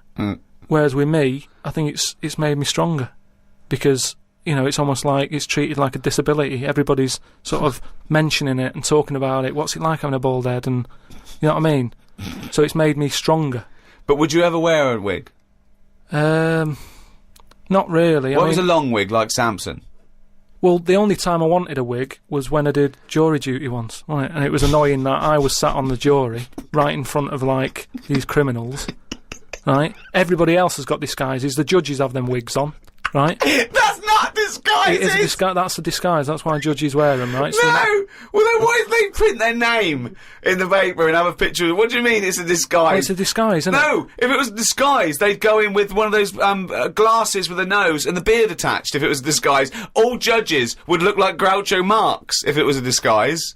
Well, I'm just saying that's what annoyed me when I was sat there on the front row, right? I couldn't have been any closer to the criminals, right? I was sat there and I thought, why didn't I just pop a little wig on or a pair of glasses? I would have loved to have seen you in the front row at Crown Court. No, because I'd love to see it because in this country you're not allowed to show pictures of jurors. You can't take photos in a courtroom, so there's always these sketch artists that draw drawings, and it's on the news. The idea that we'd have seen 11 people and a sort of Krusty the Clown figure would have been amazing. Yeah, I would love to see the artist do an interview, because it would be like complicated people. Oh, hey, he looks characterful, and then just a little round head. Charlie Brown. Charlie Brown sitting on the end. Again, I can't remember which show this was that we were discussing this, but we talked about well-known phrases and quotes from the past. We talked about Benjamin Franklin. People have this is an email we've had saying, Karl, what do you take by the well-known saying, "A stitch in time saves 9"? A stitch in time saves 9. Oh, a stitch in time saves 9. Yeah. see, it's another one that I don't think I've picked up on a lot of these sayings that are being sort of thrown about willy-nilly. Willy-nilly. Willy-nilly. Okay. Willy-nilly. No, but I again, it's one of them like last week. I've heard of it, but what does willy-nilly mean? Just sort of like throwing it about all over the place. What do you mean? But what someone said, what does the term willy-nilly mean? It just sort of means, carefree. That's right, yeah. Okay, So but that's what good. does a stitch in time So save you 9 understood mean? willy-nilly, so you used a Yeah, but it phrase. sounds you nice, used doesn't it, you said it willy-nilly. But, you sort of got the gist of it. So what does a stitch in time saves 9 mean? I don't know. What do you must mean you know. don't know? Think about it. A stitch in time saves 9. Is it to do with sewing? Well, yeah, sort of. So it's not that clear. So if you got a jacket, Yeah. and the seam starts coming undone, oh, there's a little bit of seam, I'll leave it. Oh, it's getting worse and Right, worse. Soon right. your sleeve falls off. So you just need 1 stitch there, that'll do it. If you do it now, later you'll need 9 stitches. And that, of course, is an analogy to other things. If you leave something that needs attention or repair, it'll get worse. So do it now. Do it in time. Yeah, but They could have said a tile in time saves 9 on your roof. They just used a sewing analogy. But it depends if you're busy at that point, because if you've got something else that needs doing, that means that isn't being done because you're messing about sorting out a hole in your coat. Is what I mean. Yeah. You can't always do stuff straight away. So maybe, I don't know if there's a sort of a middle ground where you don't have to do it straight away, but stitching A stitch sometimes time, today. say in 15 or whatever, meaning you don't have to do it straight away, but just do it before it gets really bad. Brilliant. Do you think yours is less poetic than a stitch in time saves 9? So yours this is what you wanted to be a quote, right? Where, well, you could do it now, but if you're doing something else, then, don't do it immediately, but do it soon so it doesn't get really bad. Karl Pilkington. No, but it's the same. That's the same way I treat most things in life. It's like I never go to the doctors unless it's really That is sensible. bad. That is very good advice. No. That's brilliant advice Well, for it is, anyone though. listening. Never go to the doctors. Unless it's really bad. But that's why a lot of people, particularly working class people, die because they don't want to bother the doctor, or they're mildly embarrassed, or they don't know symptoms, bad symptoms. Go to the doctor if you're not sure about something. Like you were terrified to go and have your prostate. Still not doing it. Why not? I wish you wouldn't talk about it, because now Suzanne will listen to this and she'll go, "Oh yeah, you haven't been," and start dragging it up again.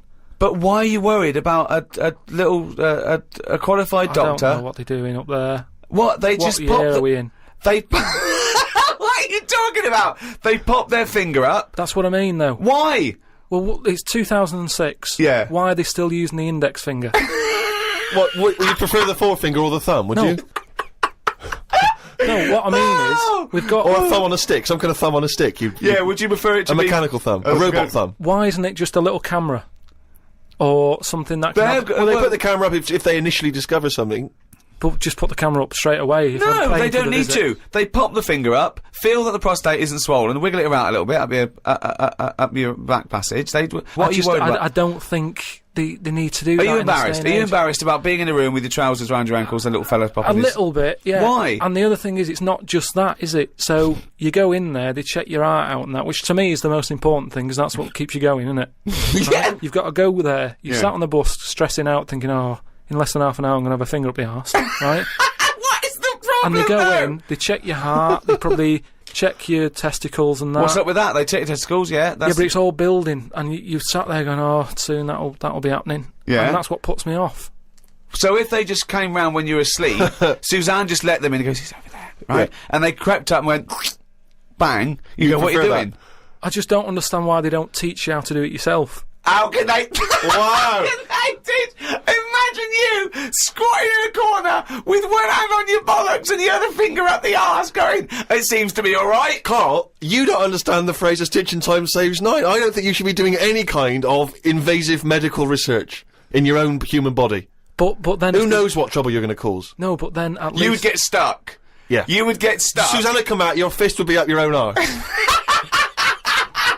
Karl's going to teach us all about Sigmund Freud. No, we're not doing that. Well, no, Yes, we we are, are. because last Yeah. week we promised people that you'd research Yeah. Sigmund Freud. Yeah, but I had a look, but I didn't find him that interesting, so... But that's not... But this is That's what I irrelevant. mean. This is what we were talking about. You say you wish you could go back and learn stuff in school because you didn't. You want knowledge. You always say about you want to learn Yeah, I something want a to day. learn something interesting every day. Yeah, but you've got that. I had a look at the website. It just... SigmundFreud.com. Yeah, he started that. I just didn't had a he? look. I just did a search on, like, famous quotes from philosophers. Quotes, brilliant. That'll get you everything you need. A quote. Well, That's I don't need to know his history. that sums I up just- a man's life work. A quote. No, but that's what you're remembered for, isn't it? Churchill will go on the beaches and all that. Sigmund didn't really have any sort of... Catchphrases is what Yeah, you mean. yeah, things that you hear. Yeah, sound bites. Yeah. He wasn't good with the press. Brilliant. So you haven't bothered to learn about him. well, You didn't even we're- pick up a book. I wouldn't know where to start. Do you feel like you're thinking in your head? Sometimes, like then I was. But I don't know if I am, because it's got a mind of its own, hasn't it? Did look at some of the things that he'd said, and the Do one it that... now. Do it now. What have you learnt about Freud? Okay, here we go. This is Karl Educates Ricky and Steve. Number 1, Sigmund Freud. Karl, tell us what you learnt about Sigmund Freud. Right. All I remember was that he said a baby... You know, you look at a little baby having some milk from its mum's breast, right? It looks well happy. It has enough. It's full up. It goes to sleep. It's got a smile on its face, right? He said that's what happens when you're older as well. That's all I remember from all the things that he was saying on his thing. He just said it's weird how, like... It's like... Absolute. Now, to be fair, Rick, that is obviously in translation Yeah, I from the original, so I don't want you... No, I'm not having a go at criticising Freud. it, you know. I mean, Freud has been discredited on some issues, and we've moved on with experimental psychology and But that's what the have you. one that was interesting. I don't quite follow... So what do you take from that? Explain that to us in layman's terms. I don't know. Well, that's pointless. Without application, knowledge is pointless. But it's not knowledge, is it? He's just saying drink milk all your life. It's good for you. No, he's not saying drink milk all your life. What is this? Is this an advert he's doing He now? also came up with go to work on an egg. Yeah. Oh, Christ Almighty. But like I said, I wasn't that impressed by his work. So Unbelievable. Karl is allowed to vote. I know. He's allowed to cast a vote in this country. It doesn't make sense. yeah, I wish I hadn't. I've only done it once, and look what happened. I got called up for jury duty.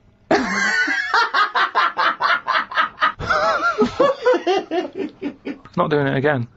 People do what they do anyway. I think they only let us vote, so we feel like we're having a say in what's going on.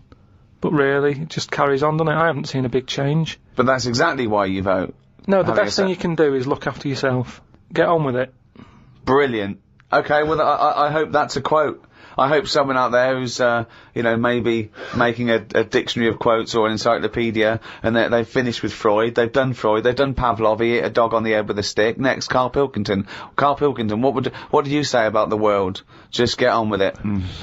Well, we're not in charge of it, is what I'm saying. That's nearly as good as let's go to the beach. Winston Churchill. I spoke to my dad about it, and he called up saying, "Oh, I'm sick of we're hearing going to about get this." some quality thinking here. Go on. Go on. No, he was saying about global warming and that. Yeah. He was saying he's sick of hearing about it. Right.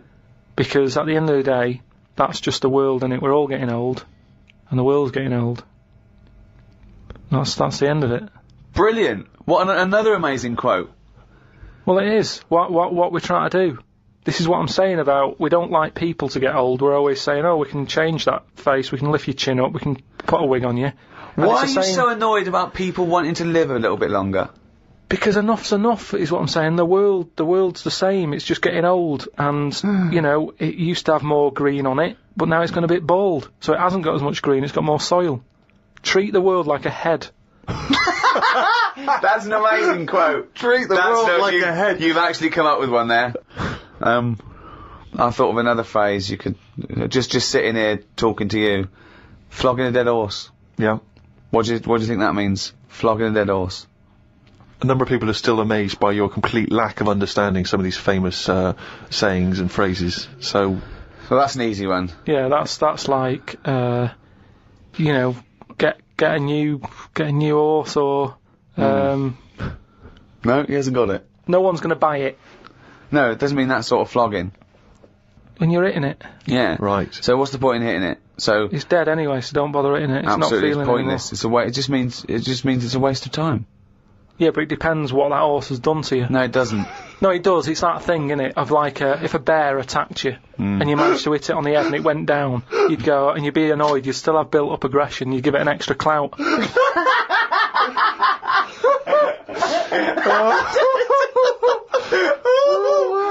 Unbelievable. That's extraordinary. I don't know who's compiling this book. Sometimes it's worth flogging a dead horse if he did something to you, if he annoyed you.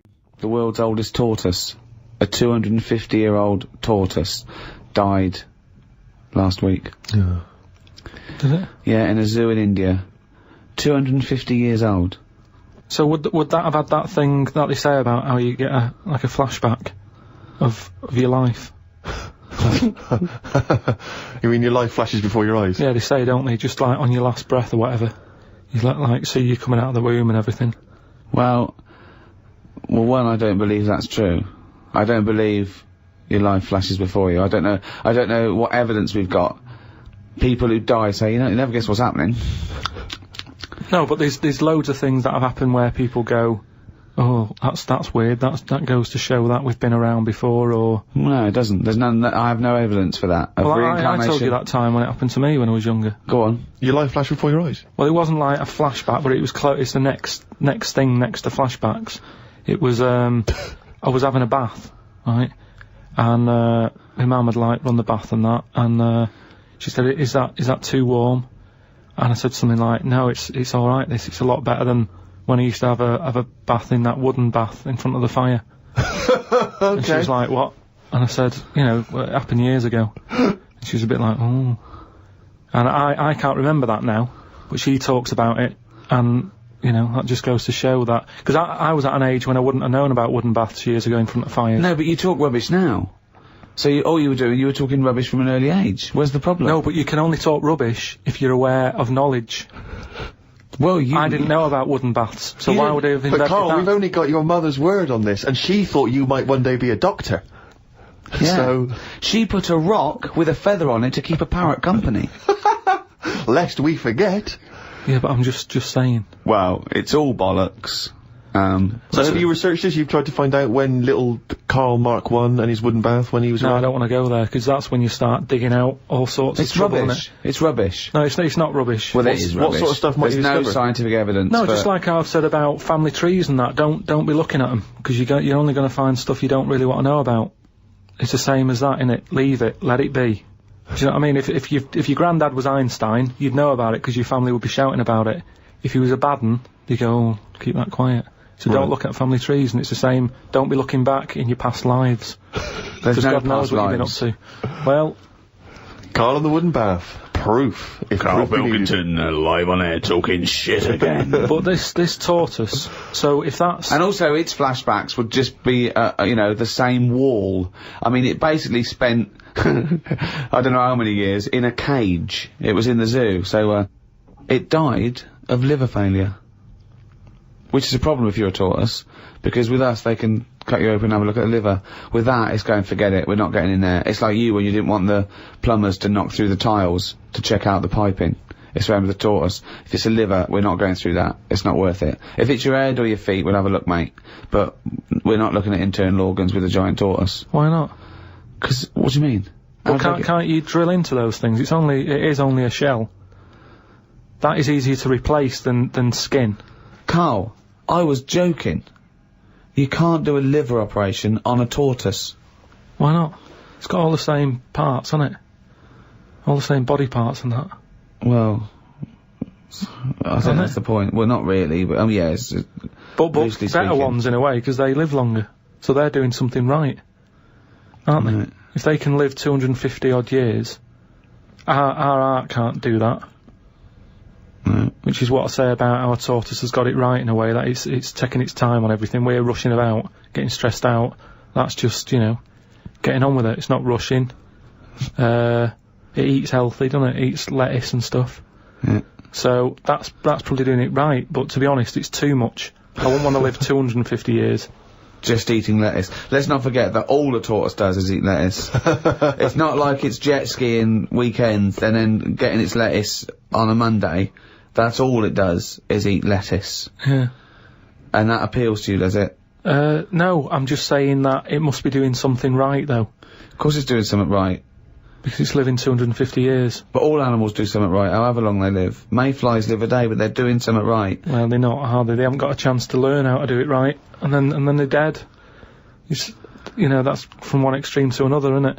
That just seems a bit mental to me, that living a day. I wouldn't bother, so forget it. Could you be bothered? You don't, just as you get to know someone. Yeah, another mayfly. Yeah, but I'm just saying, if we had that, if that's how we lived our lives, you wouldn't have a chance to make a mark or anything, would you? It's just... Would you try and pack a lot in that day? Disneyland, whatever. No, I'd prefer to make it miserable, so I don't miss it. If you know what I mean. But I was thinking the other day about, you know, your body and everything, because it is amazing, isn't it? How it works. Oh, yeah, yeah. Does the brain control you, or are you controlling the brain? I don't know if I'm in charge of mine. Nor do I, There's a surprise. Nor do I, Karl. No, do you know what I mean, though, by that? Does the brain control you, or do you control the brain? Like, don't you ever sort of think sometimes, say if you're making... But you I are was the brain. No, but I was making a shopping list, right? Going, right, I need some rice, kidney beans, and I thought I had everything, and I sort of was rolling up the paper, and then something went, oh, an onion. Your brain did something that. went an onion. Was it Suzanne? No, well, my brain sort of went, you forgot something. Yeah. I didn't think I'd forgot. I was No, putting you that- are your brain. No, but don't you understand? My brain was I was in control of my brain when I was writing down rice and kidney beans. But you're not in charge of the onion. That's another part of the brain that's in charge of the onion. The onion sector. No, but I'd put the paper away, putting my coat on, ready to go and get the rice. Yes, but your onion lobe kicked in.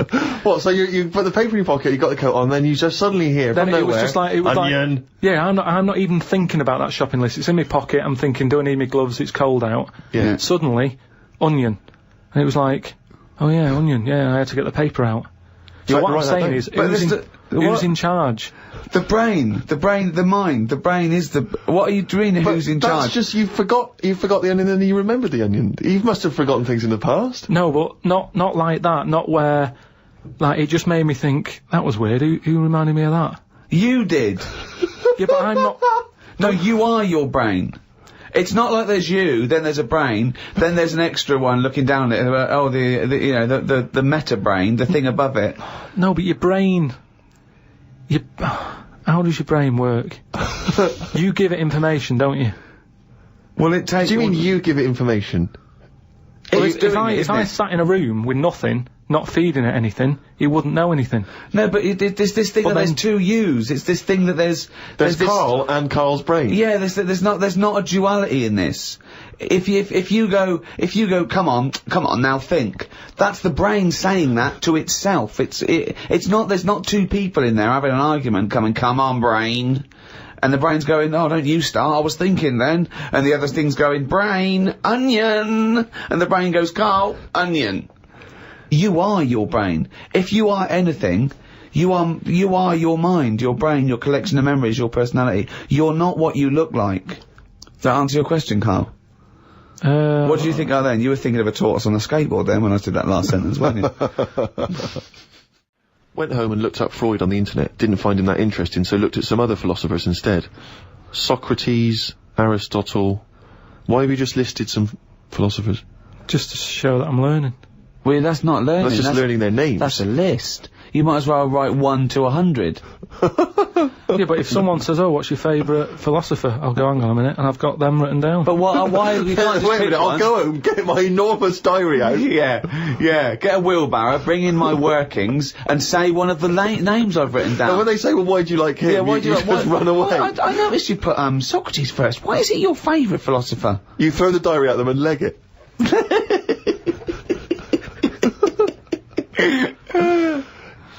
Oh, and then you go on to say, it's weird how names have changed, but then there's no other point there. It just is, isn't it? When you think about, like, Socrates, I've never heard that on anyone who I know. Is what I mean. It's just, in a way... But you're not Greek, are you? But how did that go about back then? I mean, say if you were phoning someone up and he said, I'm booking a table for 2, they go, name? Socrates. Did he ever go, cheers? Without going, can you spell that for me?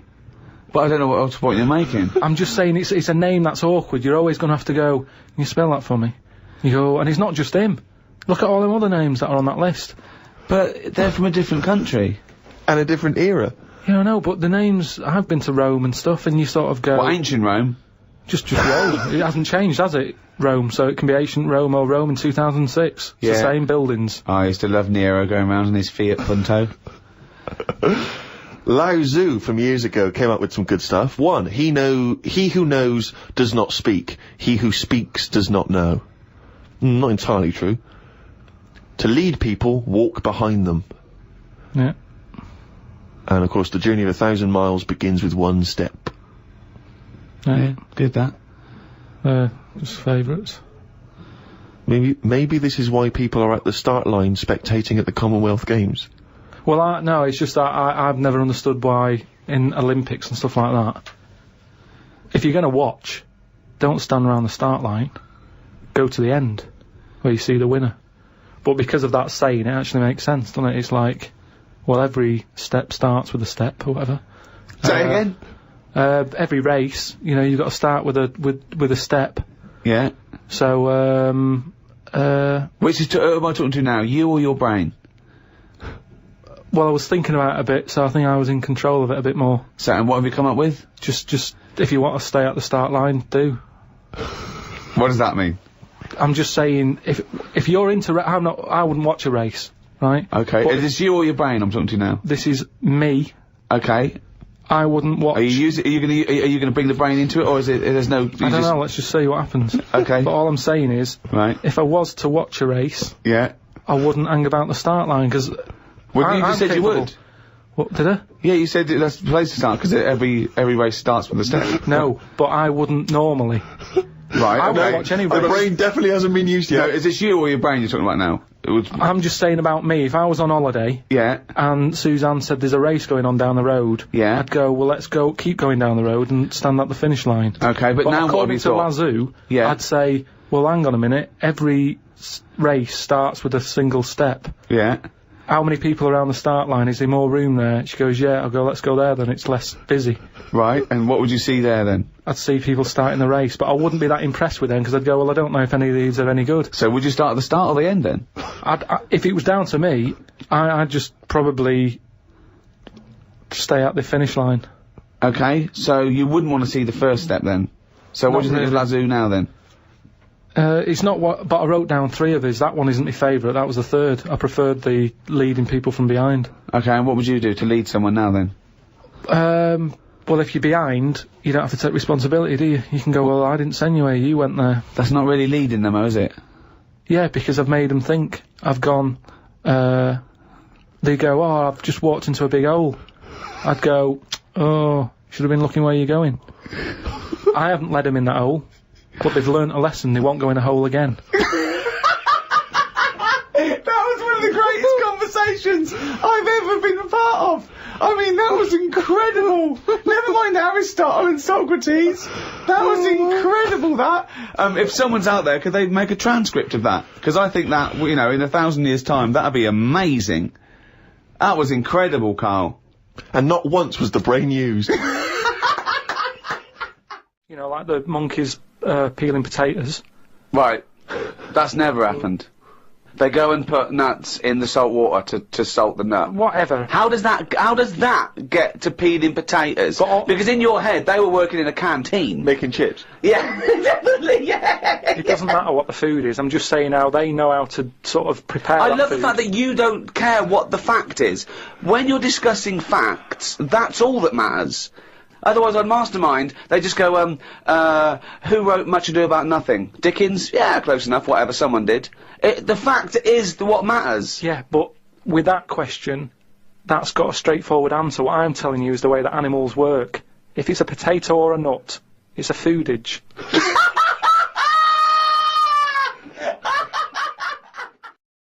Do you know what he said to me the other day? This is unbelievable. This is one of the most stupid, incredible things I've ever heard. He was talking, and he suddenly stopped, and he was thinking about it, and he went, oh, I went, what? He went, you'd never see a black ghost. Extraordinary. True though, isn't it? I've never seen a ghost, full stop. There are no ghosts. There aren't ghosts. No, I mean when you just see them in, like, magazines and that. Play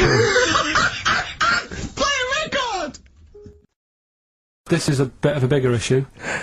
We're always making more and more stuff, right, in the world. You know, big buildings, big planes, big boats and that. Will we ever get to a point where all this is too heavy for the world to handle? Right, what error has he made there, Steve? What physical, scientific error has he made there with that question? I can't begin to explain it. Karl, we're not getting the rocks from other planets. It's already here. It's like having a big pile of books in a room and then moving them over to the other side of the room and build a thing going, oh, can the room take it? I'm building a lot of things out of these books. What about plastic? Where's that come from? Other chemicals that existed on the planet. Yeah. Do you see the point? Hang on a minute, though. What about a little tree? You plant that as an acorn, it grows, Rick. That's bigger, that's more stuff. Yeah. Don't listen to him, Karl. He's patronising you. What about acorns and that, though? Right. They grow from minerals and proteins already in our atmosphere or in our the mass of Earth. What about a cat, Karl? Right, you get it. It's a very tiny kitten, but it grows up and it's bigger. Karl, he's doing it on purpose. Elephants. They're very small to begin with, but they get bigger and bigger and bigger, and so they get heavier and heavier. Mind you, dinosaurs have gone. You know, but you Either a chimpanzee with a typewriter with an infinite amount of time, he would eventually, by definition, mathematically, type everything ever possible, okay? Or it's an infinite amount of chimps with typewriters, and one of them will type it first time. But already that's not right. You either need to have What do one you mean? monkey. What? You mean let's hear his employment point. laws? He What do you mean can't- it's not right? let's hear him out, Okay. please. If it's one monkey Yeah. with a typewriter that's got loads of ink in it and that, right? At least it knows what it's done in the past. It's not. Keep going. Crime. If you've got a load of monkeys, it's like if you have too many. What's that saying about too many chefs? Too many spoil- chimps spoil the soup. Right. Well, it's the same thing. It's like, well, I didn't tell you to put salt in it. I was going to put salt in it, and it messes it up. Whereas if it's just one, they know what's gone on. So what I'm saying is, honestly, leave him go. I can't be bothered. I want Steve. to hear- I want to hear the rest. This blows my mind. He doesn't know what this does to me. It's a mathematical problem. I want to hear the rest. well, it's just I just don't think it will happen. What do you mean you don't think it'll happen? Infinity works it out for you, by definition. But not Shakespeare. Oh! Shut up! You know- idiot! Rick, do you know what I said to me? I said to him, explained it to him. I said, you've got an infinite number of monkeys, infinite number of typewriters. They will type the complete works of Shakespeare. He said, have they read Shakespeare? You're an idiot! Play I said record, no. I'm not having this conversation. Do you know Anne Frank? That's all I know about Anne is there's no point pretending here Anne! that I know stuff. Yeah. Right, Well, tell us everything you know about Anne Frank. she was in a cupboard. Yeah, what else? If she didn't do that, I wouldn't know about her, seriously. That's all I know about her. Yeah. So what did she do? But what do you how do you think we know about we know about her cupboard because of her book, don't we? But hang on, what, in the bigger scheme of things, why was she in a cupboard? I don't know. Right. I honestly don't know. You don't know anything else about Anne Frank beyond the fact that, to quote you, she was in a cupboard. Well, what's she done then? You tell me, why should I know more about her? Firstly, I don't think she was in a cupboard. She wasn't in a cupboard. She was in an attic. Alright. Yeah. So what was she doing? She was hiding from the Tidying Nazis. She was hiding from the Nazis. But isn't that the first place they'd look? Sort of work from the top down. Oh, they weren't specifically looking for Anne Frank. They weren't going, where is she? Where's Franker? If she gets that book out, we are in a deep shit. We've got to stop the book. Imagine, oh God.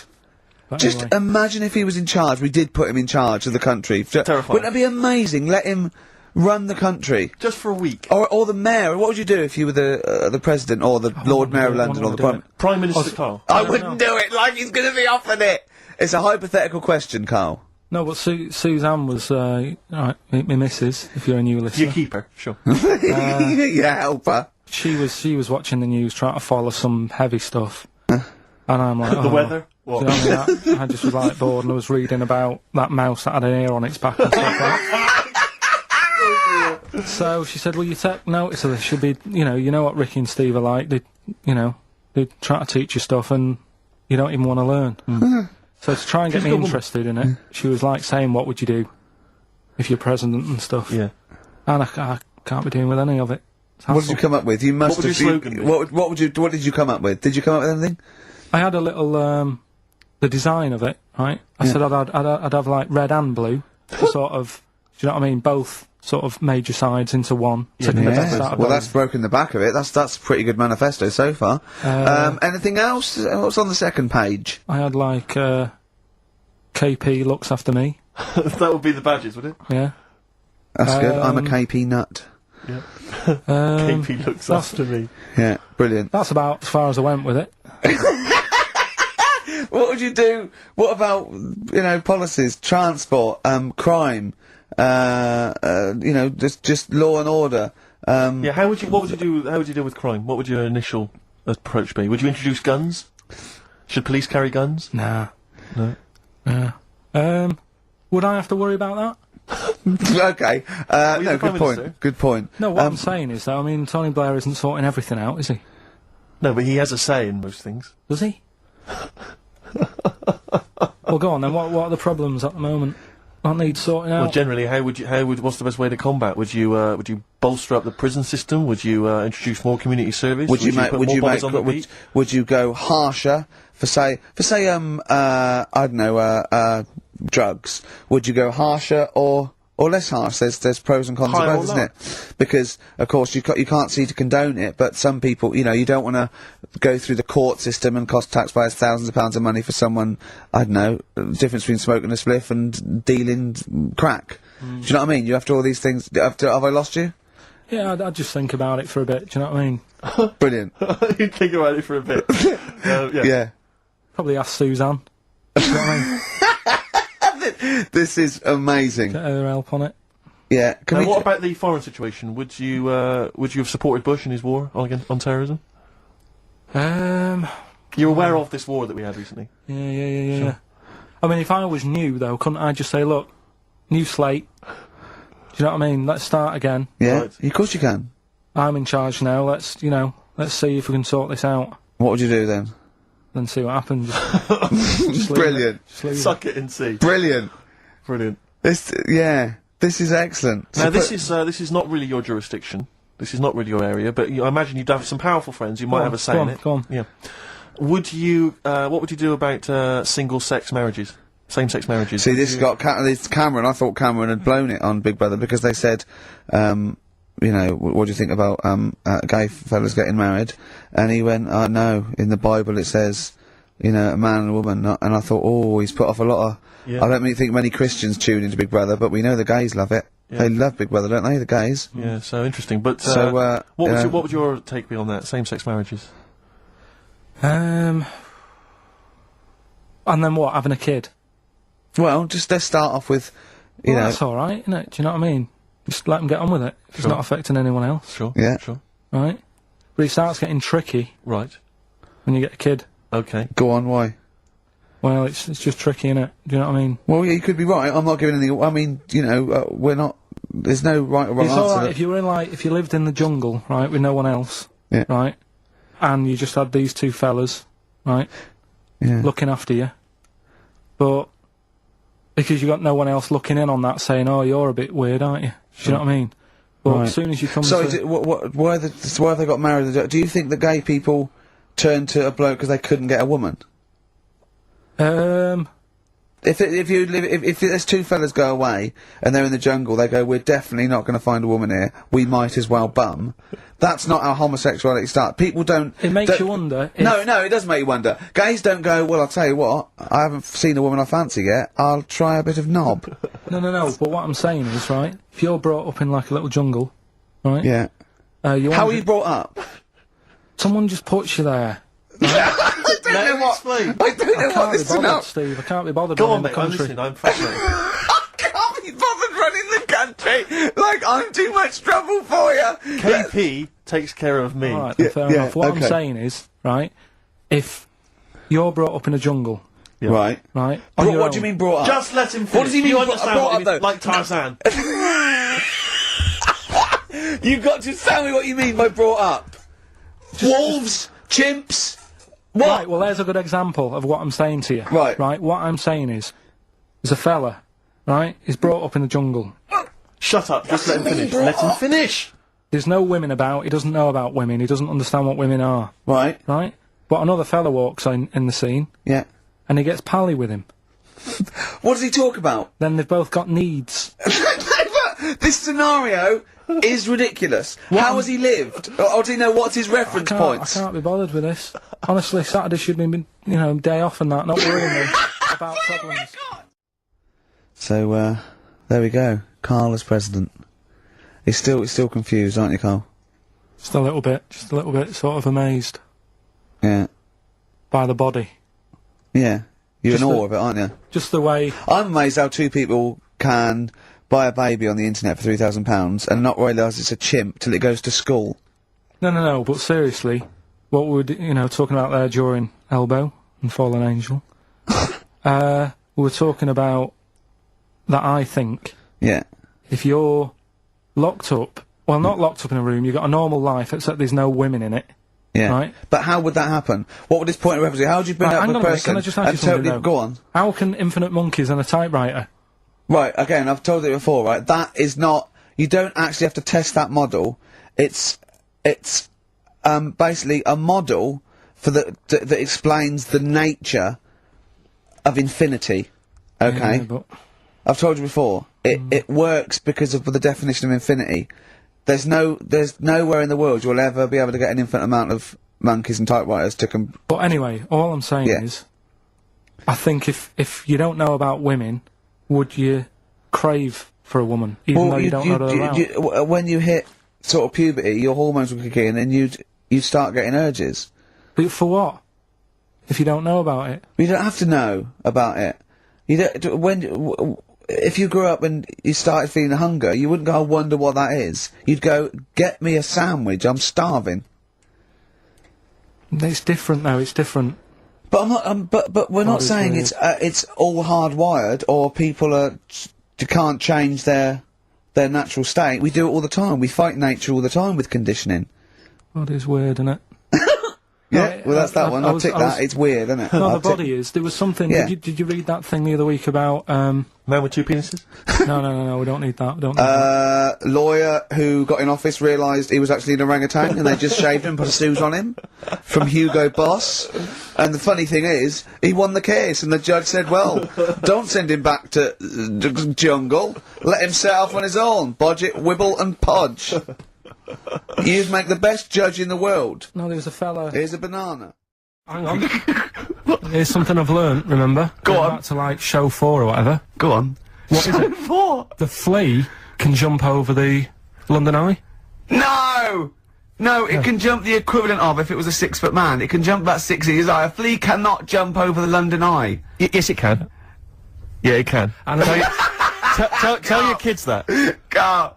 Oh, remember. Oh, a flea can jump over the London Eye. And an ant can lift 3 Volvos. It's a slightly truncated show, isn't it, today, Carl? We've got I don't nothing like to use, I it. would trust. I don't like change, and that's what's happened. I'm not You happy don't, do today. you? You're like Rain Man. Yeah. He really is like Rain Man. Anything change, it's got to get in a little routine. You can't. No, I don't like to. I'm not like Suzanne's mum and dad and what have you, where routine cannot change no matter what. Like what? Well, we've talked about it where, you know, if it's a Tuesday, I'm having sausage, egg and chips no matter where I am. That's what they're like.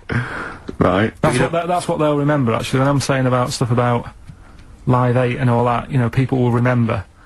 If people said to a dad, you know, you remember Live 8? I'll go, what day was it on? Tuesday. Well, I had sausage, egg and chips.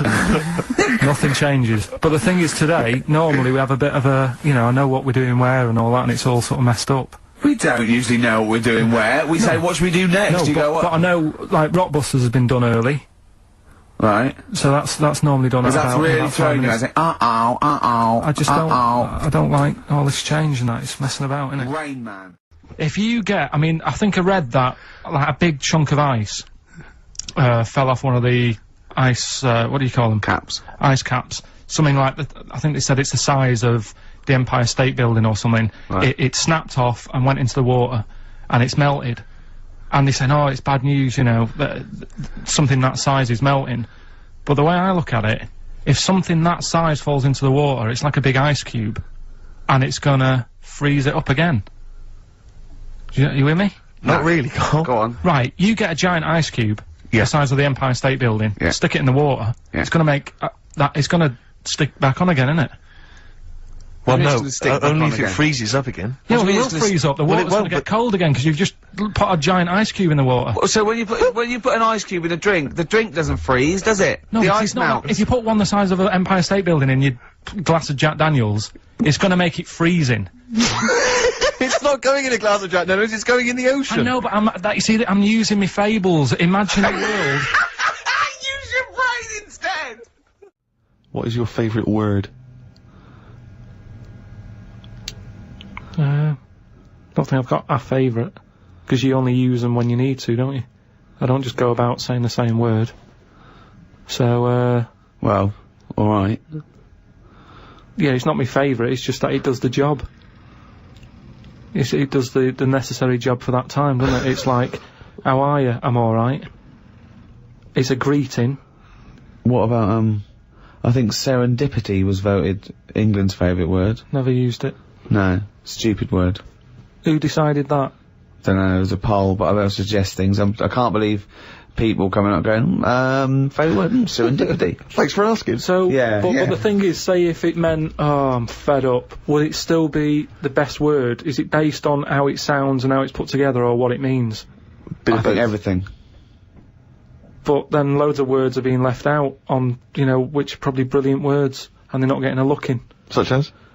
Well, like that one, fed up. I'm fed up. It sums two it up, words, doesn't but it? Well, words. two, you know. It just sums it up. When someone goes, how are you? You go, I'm fed up, me. Sick of it. It's another good one.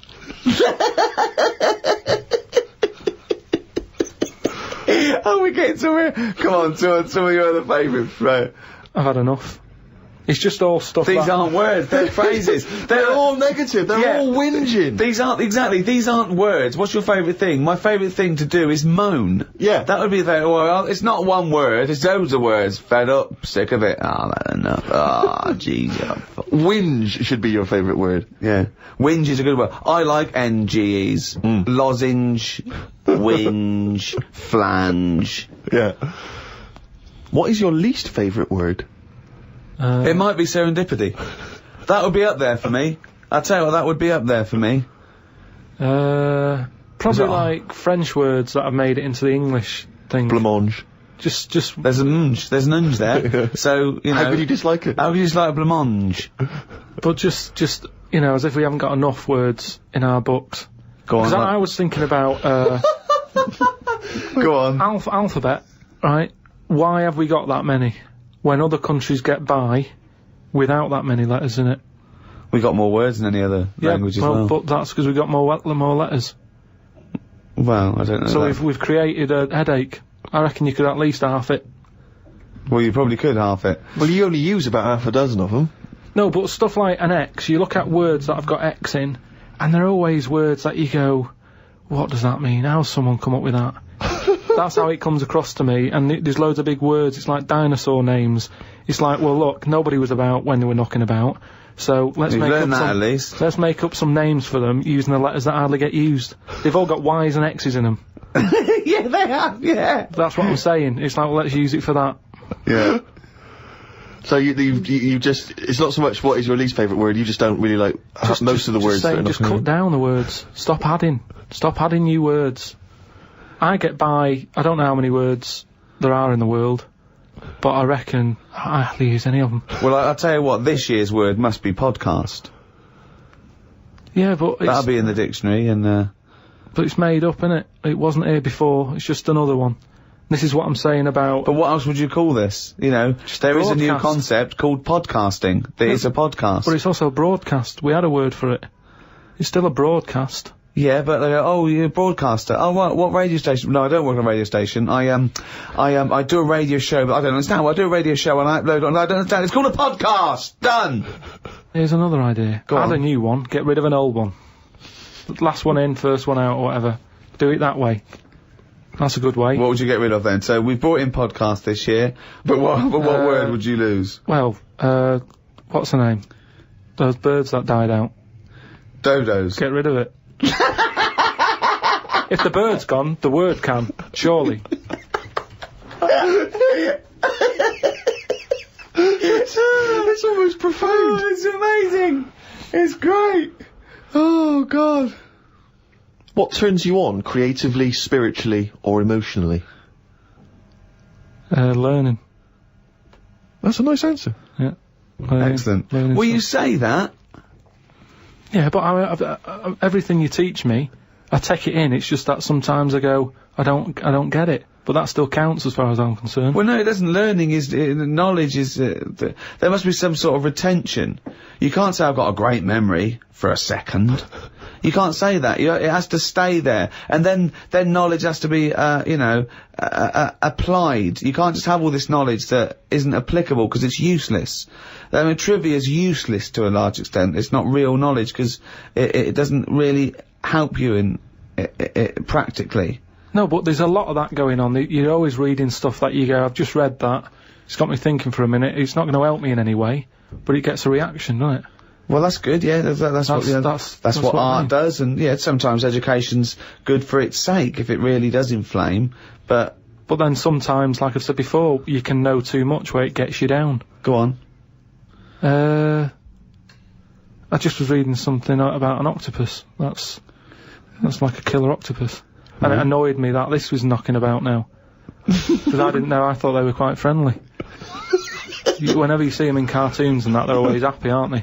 And then suddenly, like, they've sort of brought the whole sort of creature down. Do you know what I mean? No, what do you mean? Well, just you know, when you see them in films, they're running about and that, and everybody likes an octopus. But this one that's on it was your fault really, because you told me about that frog that's going about killing people. No, I didn't say that. So I looked it up on the internet at like other creatures and stuff. And there's there's some octopus that's in the sea, and what it does, you don't even have to like threaten it. It just spits in the water, and if that stuff gets on you, does you in. Again, So in a way, it's good knowledge because, I mean, I don't go in the sea anyway because it's full of stuff like that. But that's just reassured me that I'm doing the right thing. If they're knocking about, just gozzing everywhere, you don't even have to be near one. You don't even know if it's been spitting and stuff. It can kill you. It just seems unfair. I haven't harmed it. I haven't gone near it. Why is it getting annoyed with me?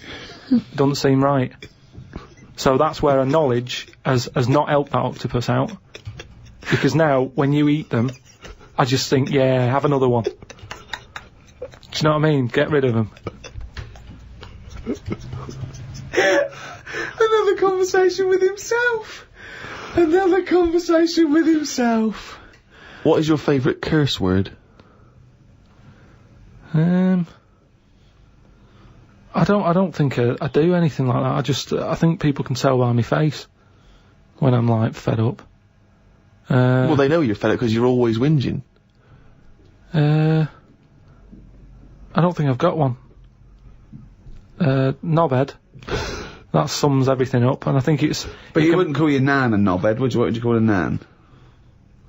But she doesn't do anything to annoy me that much. But if she did, what would you say? If she really annoyed you? Well, knobhead's alright, innit? Because she sort of gets it. It's one of them things that everybody understands, but it's not too offensive. Right. What a knobhead. Alright, you're getting into this, aren't you? So that sums it up, but I don't really... Do you need one of them? What's that doing for you? It's better to think, innit? Like, okay, I've just slagged off that octopus, but at no point was a effing and jeffing about it. You know how annoyed I am with it. I don't have to start swearing about it, and that's... What would you do, though, if you were swimming, right? It was a nice little thing, you're on holiday, right? And there's this octopus there, and you're going around, right? And you just see it start spitting at you, poison. What would you say to it? Well, it's too late then, innit? And I'd kick it. And I'd say, you knobhead. I would, but what's the point? What's the point in getting annoyed now? Because it's done its stuff, hasn't it? He'd kick it and call it a knobhead under the water. What is this octopus thinking? Oh God! Oh, okay, you fucking eight-legged shit. I'm not bothered. I don't know what you're saying. Fucking cunt of a mollusk. I'll just spit at you again. It's not bothered. You slimy little fucking boneless wanker. This is why the face. Are you still talking to the octopus? When are the exams? June?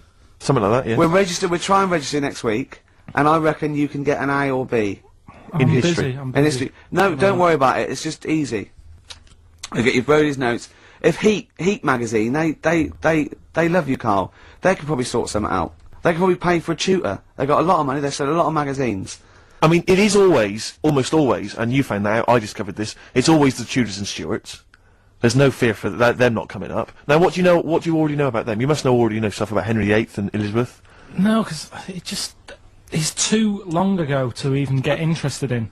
Do you know what I mean? You can't. Is that why you relate didn't? to it. Okay. The Anderson thing, it was like, God, you know, I bet my mum and dad were in an Anderson shelter. You know, this is interesting. What, when they... Oh, my granddad would have, like, had something to do with this. But the Tudors, it's like, I don't know even if they had a family back then. Play a record! It's got... the problem with the moon is... Here's a statement. The problem with the moon is... ... Yeah, the problem with the Earth is there's too much water. Yeah. No, the moon... It's been around ages, hasn't it? Yeah. But it's got no history. It's got nothing to show for it. Just a load of old rocks and stuff. Yeah. And for me, history is created by stuff happening on it. So really, the moon, even though it's old, in a way it's new. Because it's untouched and that. But we don't go to the moon to visit museums or arcades. No, but say like historical landmarks. Henry VIII, right? You watch Antiques Roadshow or whatever, and some woman goes, "Oh, this plate you've got, this was Henry VIII's." And as you can see the knife marks on it. Oh, look, there's some chicken on it, right? And you go, "Oh, God, yeah, that's amazing." Then someone goes in and goes, "Here's a plate of Henry VIII's, but it hasn't been used, it's still in the box." You'd go, "Well, it's not as good, that." It's got no history. No, because very often on the Antiques Roadshow, they have Henry VIII's plate with a bit of chicken on it. They kept that. Don't throw that away. Why? Arthur Negus are like that in a few hundred years' time. No, but do you understand what I'm saying? Things are only good if stuff's happened on it. The moon, you're up there, you're having a look, you're going, no one else has even been here. But you go to the moon for research purposes, for scientific research. There, Steve. What do you mean there's nothing there? They're examining the soil and the environment and the air. It's just a lot. Well, they're not doing that, are they? They're just not doing that. Well, they're not, are they? Because last time they went up, they were playing golf or something. There's golf balls up there that they've been whacking about. What sort of research is that? That's what I'm saying. There's nothing up there, so why else would you go all that way and go, oh, nothing here. Fancy a knockabout? Why are they knocking golf balls about if there's really important stuff to look at? You don't see people in museums going, fancy having a knock some golf balls about? No, I'm looking at this vase. Oh, right, that's interesting. But on the moon, nothing. Nothing to look at. What other games have you brought? That's what I mean. And then we went and had a look at the volcanoes and that. They've got 36 of them to look at. How many did you look at before you realised that pretty much, you've seen one volcano, you've seen them all? Probably about 6 or 7. Really? Yeah. And then when you got to the 8th, you thought, now I know what this is going to be, Suzanne. This is going to be like a mountain with a hole in the top. Yeah. Really? But it happened years ago as well. It's like, just keep a couple, fill the rest in, tidy it up. Fill the rest in! Yeah, no, well, getting some builders. No, seriously though. Okay, 4 million tons of concrete, please. They're an absolute death trap. Yeah, what do you mean fill them in? Do you know what a volcano is? Just a hole, isn't it? That's happened. Well, it's more than a hole. It's more a portal to the magma in the centre of the Earth. Back in 1730 it happened, and they still haven't sorted it out. Well, when you say it happened, volcanoes were made a lot longer ago than 1730. No, but the one that did Lanzarote in. Right. Sort it out. What would you suggest? How can they fill it in? It's joined. It's all joined. No, but what I'm saying is, the big plates of the Earth are all joined. All the magma's joined. With the Trade Centre thing, that happened. They cleaned it up, sorted it out, they've moved on. That's what I'm saying. Whereas Lanzarote have just gone, leave it. It happened back in 1730. You misunderstand me. How, in the name of God, can you fill in a volcano? You ignorant twit. No, but it's not just the holes. They've actually left the lava everywhere. That's what I mean. It's not just the big holes. There's lava everywhere. But it's molten rock. They can't just pick it up like they're like a carpet. Put it in the holes. The holes are there ready. Just push it all in. Anyway, listen. Rob's question is this, Karl, and it's specifically to you. Karl, if you could have a superpower, like Superman, what would your superpower be? Can I suggest consciousness? Yeah. Can I have the power of thought? Remember, you've already got opposable thumbs. So cross that one off the list. Oh, go on, Karl. There are so many to choose from. Telepathy, X-ray vision... Flight, invisibility... Choose it wisely. Strength, intelligence... But why have I been picked? Oh, for God's sake! No, but I'm just saying... It's Rob's question for you. But I'd just say, does anyone else want this? Or... Do you know what I mean? Oh, what do you wish you could do that's impossible is the question, what? What do you mean? Because with that comes a responsibility. With enormous power does come great responsibility. So, would you like Spidey senses? Is that what you're saying? Would you like some senses? Would you like some sense? The power of sense? Come on, Karl, you know what these superheroes, because they can... I know, but it always... freeze things. They're never happy, are they? Do you know what I mean? Spider-Man that wanted to tell that girl that he could climb walls and that, he's like, I can't. Superman never told Lewis and that. Who's Lewis? Who's Lewis? Who's Lewis? Yeah. It's just a pen pal of Superman's. His little secret chum! Yeah! Alright, Superman. Hello, Lewis, what are you doing? Superman, who are you? I can't tell you, Lewis. Yeah. Brilliant. You know, Hulk, he wasn't happy. So... But you're being allowed to choose the superpower. You don't have to get it forced upon you like the Hulk. Hulk, he wasn't happy! It's true, he's got a theme. True. He has got a theme. There's not many happy superheroes, are there? Leaving aside the superheroes you're already aware of, what superpower would you want? You don't have to fight crime with it, Karl. Everyone around the world now is thinking, what can Karl choose? Let's deliver it to him now, Karl. Think about it and give us the answer, please. Let me just remind you of some of the other things. Invisibility. All the time, though, or can I sort of turn that on and off? Let's say you could turn it on and off. Would that interest you? Yeah. I'll have that. Right. Okay, and what would you do with this power of invisibility? Just sort of wander about and just not get seen. It's a brilliant power! It's a brilliant... And it's put to such brilliant use! It's brilliant! Well done! And why would you want to walk around and not be seen in that? What would you gain from that? Don't know, you could sort of go in shops when they're shut, so you don't have to go. How would you get in? Just get in just before they lock up. Oh yeah! How would you get out? Wait till the morning. Brilliant. So hang on. So that's your use of invisibility. They found the power of invisibility. You want to sneak into... Never mind. No, hang on. You want to sneak into HMV, right? Wait for 12 hours and then buy something. I love it. Just so that you don't have to be in there with other people. Do you know what? I don't want it. I don't want a power. Why not? Because I just don't think it'll do me any good. I think it's more of a hindrance. I love this. It's like, just think of his presents. We've given you a trip into space, and the chance to be invisible. Not happy with any of them. Yeah, what he wants is a voucher for HMV. Yeah. He just wants some tokens for a record shop. These are milestones in human evolution. The opposable, the forward-facing eyes, the upright. These are massive things in taking us out of the animal kingdom. And one day, Karl, you'll walk upright. But what do you mean about eyes facing forward? You mean before we got here, there was people whose eyes were looking in their head?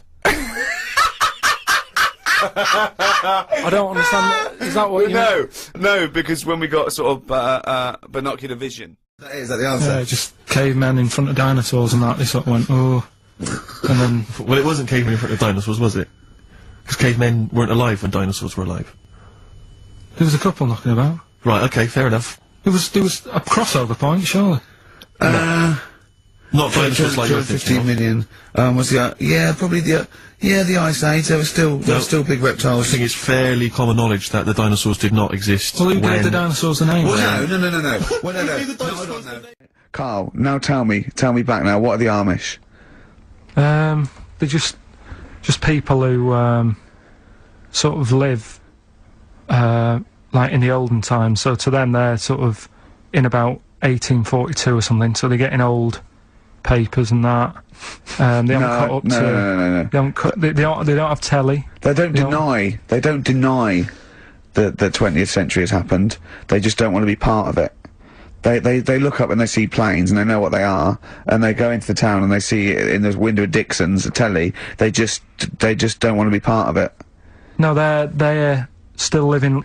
They are still living like it's that's what I mean. Yeah, but they know about everything else. They just don't want to be part of it because they think that the sort of the revolution was a bad thing. They think that society became more and more depraved, and they wanted to go away from it, and they want to go back to old values, and they think they don't need TV and jets and that way of life. They can survive in the old way because the old way was better. Missing out on Live 8. Yeah, but they haven't had Band-Aid yet.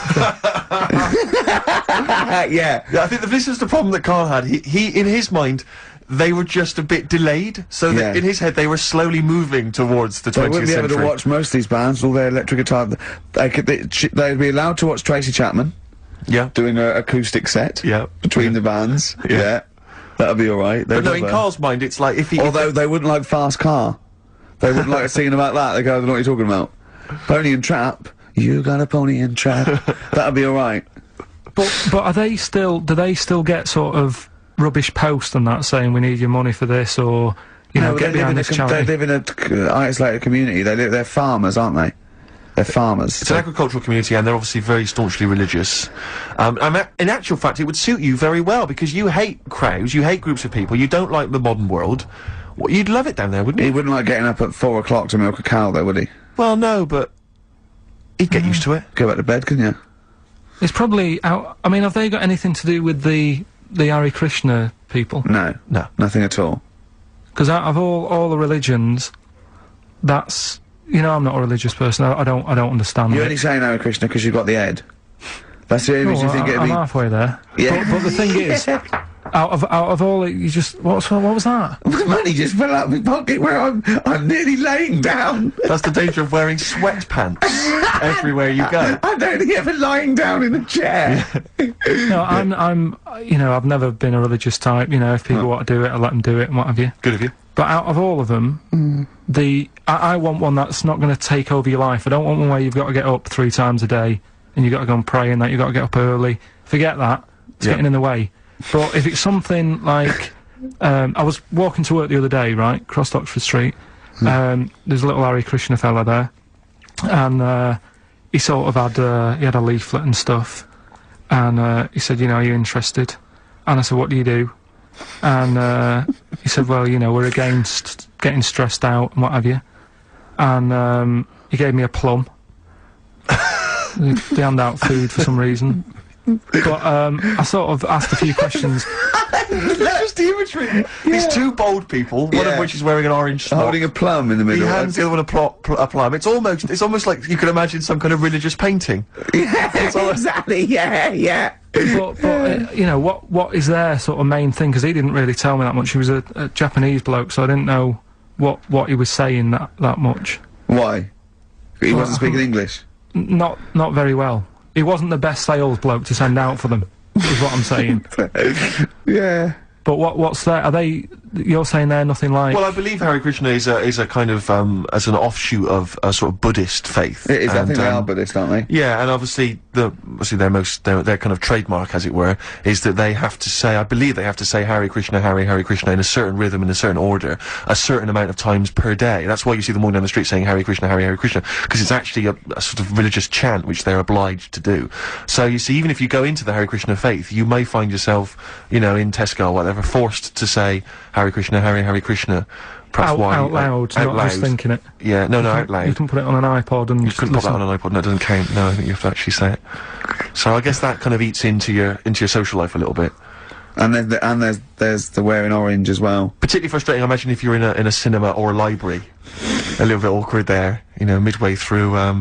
Or Star you Wars, live next door to a bloke called Hare Krishna, who constantly thinks you're calling him. Yeah, that probably. Yeah. So that's in essence. I mean, I don't think we've quite done the Hare Krishna faith its full service there, but so interesting to you. I mean, you got handed a plum. You've been treated well by them. Yeah, well, but he couldn't tell. I just wanted to know how much time it would take up. What are the benefits? What can you do? What can't you do? Well, I think the benefits are they probably don't get stressed out. They've probably got that sort of that zen, that chi-ness about them where they try and interact and quite meditative. Yeah. Yeah. I've got some nice trainers as well, don't they, with their orange. What are you looking for then in a faith, Karl? You say what are the benefits? I mean, obviously Catholicism, you get the communion wine and bread, so. Yeah, but I can afford that. Right. Probably just I like the Crusaders. I was forced into joining that as a kid because a mate sort of joined it, and he sort of said he'd join in. I sort of swore at him. I said, I'm not doing that. Right? Yeah. He said, right, if you don't come with me, I'll tell your mum that you just swore. So I was like, oh. So I went along, and they used to just go on the Friday when they played, Sabutio and stuff. And then I went on one Sunday, and it was totally different. There was no Sabutio. There was no sort of, table tennis. The thing where you hold a thing and knock things over. Skittles. There was all that on a Friday. Went on the Sunday, it was rubbish. He said, right, sit down in this room. They gave me a Bible. Thought, this looks too heavy, this is too big. I'm not interested in this book. And I never went again. I used to hide on a Sunday when they came round. And that's been the only sort of... I suddenly, why did it suddenly turn out to have to hide on a Sunday when they're coming round? Because they wouldn't leave. They wouldn't leave. Who was it? Were they adults? It was sort of a... Well, he seemed like an adult to me at the time, but he was probably about 27. Well, that is an adult. Yeah, but do you know what I mean? He seemed a lot older when I was a kid. Yeah. And he came knocking and that, and he used to say to me, Mum, I'll just tell him I'm ill or something. And he used to hang around to see if I'd eventually come out to play and that. And if I did, I think they would have grabbed me and took me there. I love the idea that you want that for you religion has to bring with it some kind of gift. It's like, you know, join our faith and you get an alarm clock radio. It's like something like I think religion. But I think religion does bring a gift. Usually, it's the gift of the Lord. Well, the gift of everlasting life, isn't it? And that's the problem with it, you know. A lot of people believe in it because they think. But for Karl, right. his feeling is like that should be a given. That's safe. I'm definitely going home with eternal life. But what else can I have? Is there an iPod? Why do you have to have a religion? Because obviously I don't have a religion. I don't miss it, and I wouldn't want one. I'm an atheist, and that's out of belief. That's out of logic, and we don't get into the politics or the morality of it. Why do you feel you need a religion? Why don't you just get a hobby? Well, I didn't want one. I don't want one. I just was saying that, you know, if I was to get one, which one would I go for? Is what I'm saying. I'd like to see you perhaps as a Jew. I think Judaism would suit you well, I think. What are the hours like for that? Tough. It can be tricky. That's what I mean. I don't want anything that's, you know... And they have a day where they don't eat and stuff. I couldn't be doing that. So then they have days when they eat a lot too much. Yeah, but what happens if I'm not that hungry that day? Like I say, I don't like change. Talk then. Someone should talk. It's obviously already a shambles. Can you believe that? I'm amazed that we're back on the air and it's already a shambles. What are you doing? What? What are you talking about? I'm talking. No one was speaking. The record was ending. No one was speaking. It was just. Well, I might shoot off. Already, I might shoot off. It's like nothing's changed. Boys are back in town on XFM 104.9. We're back then, aren't we, Karl? I'm Ricky Gervais, with me Stephen Merchant and Karl Pilkington. I'm not coming back, I'm definitely not coming back. Oh, care that I'm not coming back. Rick, I seem to remember the end of the last time we were on, what was that, 3 months ago? Yeah, 3 months ago. Karl said he's never going to do the show again. There was nothing that was going to bring him back. Yeah. He didn't enjoy it, wasn't going to do it. All a ruse, right? Really? Yes. I've known him coming back for about 2 months, you know, because he's got our agent now, representing him. I thought he was a fool. I haven't really. Why? Well, what's he done for me? What's he done for us? No, I know, but I mean, he's your agent, so, and he's sort of calling Graham. And it was all a con, so Karl could get Mondays off. Poor Graham, the station's struggling enough as it is. Yeah. It's like running around like a headless chicken. Yeah. No one's listening. That's why I don't bother talking with a record then, because there's no loss to London. Sure. Right? It's pointless, this show. We don't do it for the money, we don't do it for the kudos. I don't know why we do it. No. Is there anything on telly at this time? I could have had a lie in. I know. But, it's all a ruse to get Mondays off. He's got Mondays off now, because he has to do the show, 2 hours, right? And he's still getting paid. And it's all a con, because he knows that he's holding him over a barrel, and it's like, oh, we've got to keep Karl happy. Right? I had Mondays and Tuesdays off before Duncan got involved. No, but you know what I mean, though? And it's like, poor Graham, who's the MD, in charge of the thing, probably pulling his hair out, worrying about the station, right? You know, it's a sinking ship. And then Karl comes along, well, I'll do it, but I want Mondays off. He's probably sitting home now. His family, he's probably ridiculed by his wife. His kids almost certainly would have lost all respect for him. That he's been fooled by Karl Pilkington. He calls his mates and goes, oh, I'm busy, Graham. I don't, I just can't think. It's embarrassing. But do you know what I mean? And you think it's funny, and you think you've got one over him. He's going, Monday's off for 2 hours. Yeah, you do. You think it was, and now you're embarrassed. We've said it on air, but you're only conning yourself in the long run, because. Do you know what I mean? I hate that sort of, the world owes me a living, what can I get out of the world? What are you going to give back to the world, Karl? What are you doing now then? Are you going to prepare Mondays? No, I told you, what have you prepared for this show now? You've had 3 months to prepare. Yeah. What have you got? What have you got for us? Okay, what's happened in the last 3 months? What? In this place or just my life? Well, what have you got for us? 3 months, we're turning about, you get Mondays off, you're getting paid for it, you've got a cushy deal, you're having a laugh, you're taking the piss out of the management. Right? So, what have you got for us? Give it to us. I've kind of, updated Rockbusters a bit. Right, brilliant. Yeah. Right? So, and you said don't mess with it. If something's good, don't mess with it. What do you mean it wasn't good? It was never good. It was never good. Of course we had to fix it. It was fun to do. It was a laugh. I mean, I imagine it was much more fun for me than the 450 listeners. You know what I mean? I enjoyed it. I enjoyed squeezing your head and dressing you up. No, but that's just it. When I had a meeting with Graham, right, I said, look, I'm not being funny. I don't want to do it anymore. Yeah. I've had enough of it. Yeah. And he was like, oh, what's up with you? You sounds like you have a right good laugh. I said, yeah, but that's all good acting and stuff. I said, it's hell in there. I said, like he's talking about Vietnam. Yeah. I said, having my head squoze, right? What? Squoze! Squoze is still not a word. We've been away 3 months. It's still not a word. Right? I said he's putting a dustbin lid on my head. You told this to the ND! He's hitting me with a tray. Yeah. He's chucking toilet paper at me. Yeah. And he said, yeah, but that's all over 2 years. I said, no, that was the same day.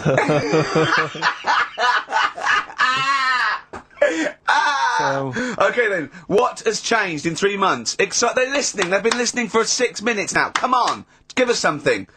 bit of Nickelback. What's happened in 3 Play days? a record and let What, him in think. 3 months? What, in my life or Yeah, here? Nothing's yeah. happened here. Nothing's changed here. Right.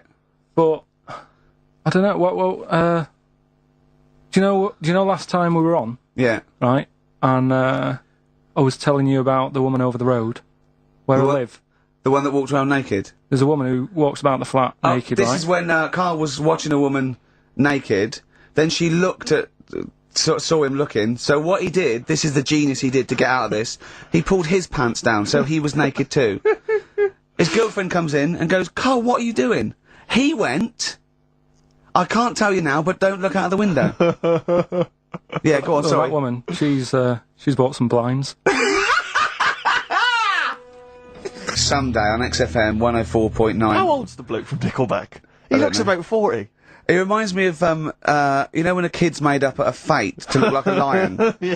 Do you know what I mean? It's like the Wizard of Oz lion. Yeah. But, you know, good tune. Not bad. I'll be controversial. I think rock rules the world again, Steve. Well, I'd hope so, mate. I'd hope Do you know so. what I mean? Are we going to hear some rock later in the show? We're going to hear lots of rock. In fact, I might even play a little bit of Rainbow. Blimey. Just to, you know, rewind. We've got the darkness, but Sure. I want to remind them where it all came from. Yeah. You've heard the Liz. Yeah, yeah. You're going to hear the bow. Cheers, mate. Thanks for that. No, just high five. Yeah. So, Karl. Keep it real. Here we are then. Oh, Back. incidentally, before we carry on, I just thought, it's weird, I was reading some of the fan emails and stuff we've got, and one of the things a lot of people like, it divides the listeners, is your laugh. It's interesting. Some people love it, they find it infectious, they find it adorable. I mean, close up in a small space, like a kitchen Terrifying. or something, it's annoying. Like, Horrific. Karl was annoyed, because I squeaked in his ear earlier, didn't I? Sure. Why did I laugh? You were on the toilet? I think I squeezed his head again, didn't I? And he said, no, it's not 1 o'clock He doesn't yet. like the squozing. The squozen head. But, Yeah. but It's it the just- squozen one. The funny thing is, right, we were out a few weeks ago with a mate of mine, right, and he went to squeeze me head, right, give it a squoze, Sure. and I was like, don't do that, you know, I don't like it, right, and Ricky said to me, mate, yeah, he doesn't like having his head squoze, as if it's like Marmite, as if some people love it, Yeah, yeah. and some people hate it. Sure. Yeah, okay. Well, anyway, That's it, yeah. there was a little taster of the laugh. That was more the kind of deep, throaty laugh, the belly Yeah. laugh. But there's that kind of high-pitched squeak that you do. When I've got to sometimes. get air out quickly, because Exactly. I'm going to burst. Sometimes I laugh so much that my liver and all they try and get out to it, so I have to get it out really fast, like a siren. Right. Do you know what I mean? Is that how you explain the fact that you're quite fat? Yeah, That's just laughter waiting to come out. Yeah, Every time you laugh, solid. you become a svelte young thing, like Brett Anderson. Oh dear. Well, anyway, it reminded me of the game that you and I used to play in our very early days of XFM, when it was literally Make Ricky Gervais laugh. Make Ricky Gervais Laugh, which was a great game. I think. I remember the first one. It was that fella drinking a pint of beer. Yeah. I remember yeah. the very first time. It yeah. never. I tell you what, it's You not know what great. though? Ant and Dec do it now. They Do They actually. It's very similar to Make Ricky Laugh. It's called Make Ant Laugh. Interesting. So many of our great ideas have been stolen. Yeah. Or stoled. Stoled, yeah. And anyway, I was looking through the paper in the week, and there was Go a on. picture which which I think might be a Ricky Gervais Make Ricky Gervais Laugh. I don't know. Again, obviously, it doesn't really work for the listeners at home, but I'll try and do my best to describe it. Can we stop saying my name because it's like a Dave Gorman project? Can we just stop? It's getting. They say a word often enough, it doesn't mean anything. Yeah. Let's stop saying Ricky Gervais. Well, what we're going to refer to you as? All right. Well, Make Fatty Laugh is a new game. I'm trying to get one of those squeaks of a laugh. I'm concerned because I know. I'm not a monkey. I'm not Sure, you're not a performing monkey. No, okay. I know that. But Right. anyway, let me just briefly summarise the story for those at home. Okay. The headline was Mum 48, a mother of 48 seduced boy of 14. Well, that's not funny. Not her own boy, obviously, but No, still- a neighbourhood child. I don't think it's a funny said- story so far. He said Grand Lana Allen, 48, led him upstairs and undressed to her waist, then took his trousers off. Okay, bear that in mind. This is a quote. This is a quote from him, right? Bear in mind, he's a 14-year-old boy. He's quite excited about this. He says, "Then we had sex. It was every boy's fantasy." All right. You're going to show me the picture of her now, aren't you? So it's a picture of her. Oh, this is not. Bear in right. mind, This is. in his okay. own words, Rick. Right. In his own words, this was every boy's fantasy. Okay. Here's the picture. It's a silent laugh. He's collapsed on the floor. Expecting that. I wasn't expecting. I was thinking it looked like a fat man. I was not expecting that. Oh my god. Oh god. She looks like the drummer of Iron Maiden. That's She looks a bit like Lemmy. But I tell you, she looks like reminds me of most. Did you see those? They've got one with a fag on as well. No, I know. It's just that's two of them out of makeup though. Carl, have you seen Every Boy's Fantasy? You should see. You should see. Oh god. Have a Oh. look, Carl. Oh. Oh god. How old is she? 48. Oh god. Oh, 48. That's lovely. Nothing wrong with that. I'll tell you, if you weren't lucky enough to see the picture, she looks just like the oldest man in the world. His photos on in newspapers and on the web for a while. He was about 135 or something. Carl. Yeah, look, it's, Carl's got a theory that Chinese people don't age well. This man was a Chinaman, right? And he was 120 or something. Yeah. Did you see a picture of him? Yeah, he's still alive. No, he's not. No, He's no, dead. is he not? No, He's he dead. died at 120. So He said 120 or something, but makes you wonder. What makes you wonder? Well, because they don't age well. I think he's using that. what He's probably about 37. Oh god! Honestly, we walk down the street, right, and we see an elderly Chinese person, Yeah. right, and Carl would go, "Oh, I just think he is." Yeah. Like it's not. I don't understand this notion that Chinese people don't age well. I don't know where this has come about. No, I mean, I'm not having a go. No, of right? course not. I never want anyone to think I'm like having a go at them. But they are really good looking and they're healthy and that. Till they're about. I've never seen one, right? Can you Scared now. can you tell me if you've seen a Chinese person who's about 30? It's either 20 or 50. There's no middle ground. This is what I came back for. This is 2 hours of absolute drivel from sorry, the brain of Karl Pilkington. Let me just check something. So the Chinese gentleman who died recently was 130. Your theory is sure. Your theory is that he's maybe in his late 30s, early 40s. Yeah.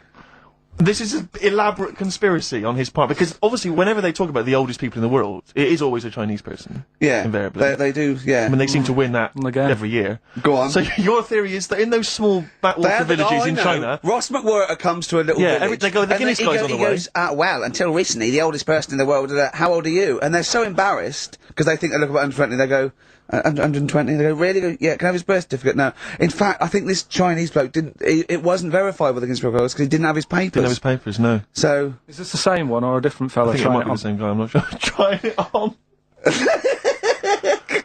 So there's a huge conspiracy amongst these Chinese villages that every when time... you get to about 50, say you're 70.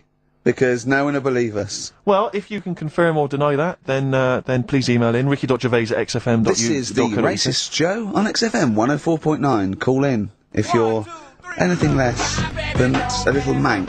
Cast Hey Ya on XFM 104.9 with me, Ricky Gervais, you, Stephen Merchant, GQ Presenters of the Year. Radio Personalities of the Year. It's official. We're the best radio personalities of the year.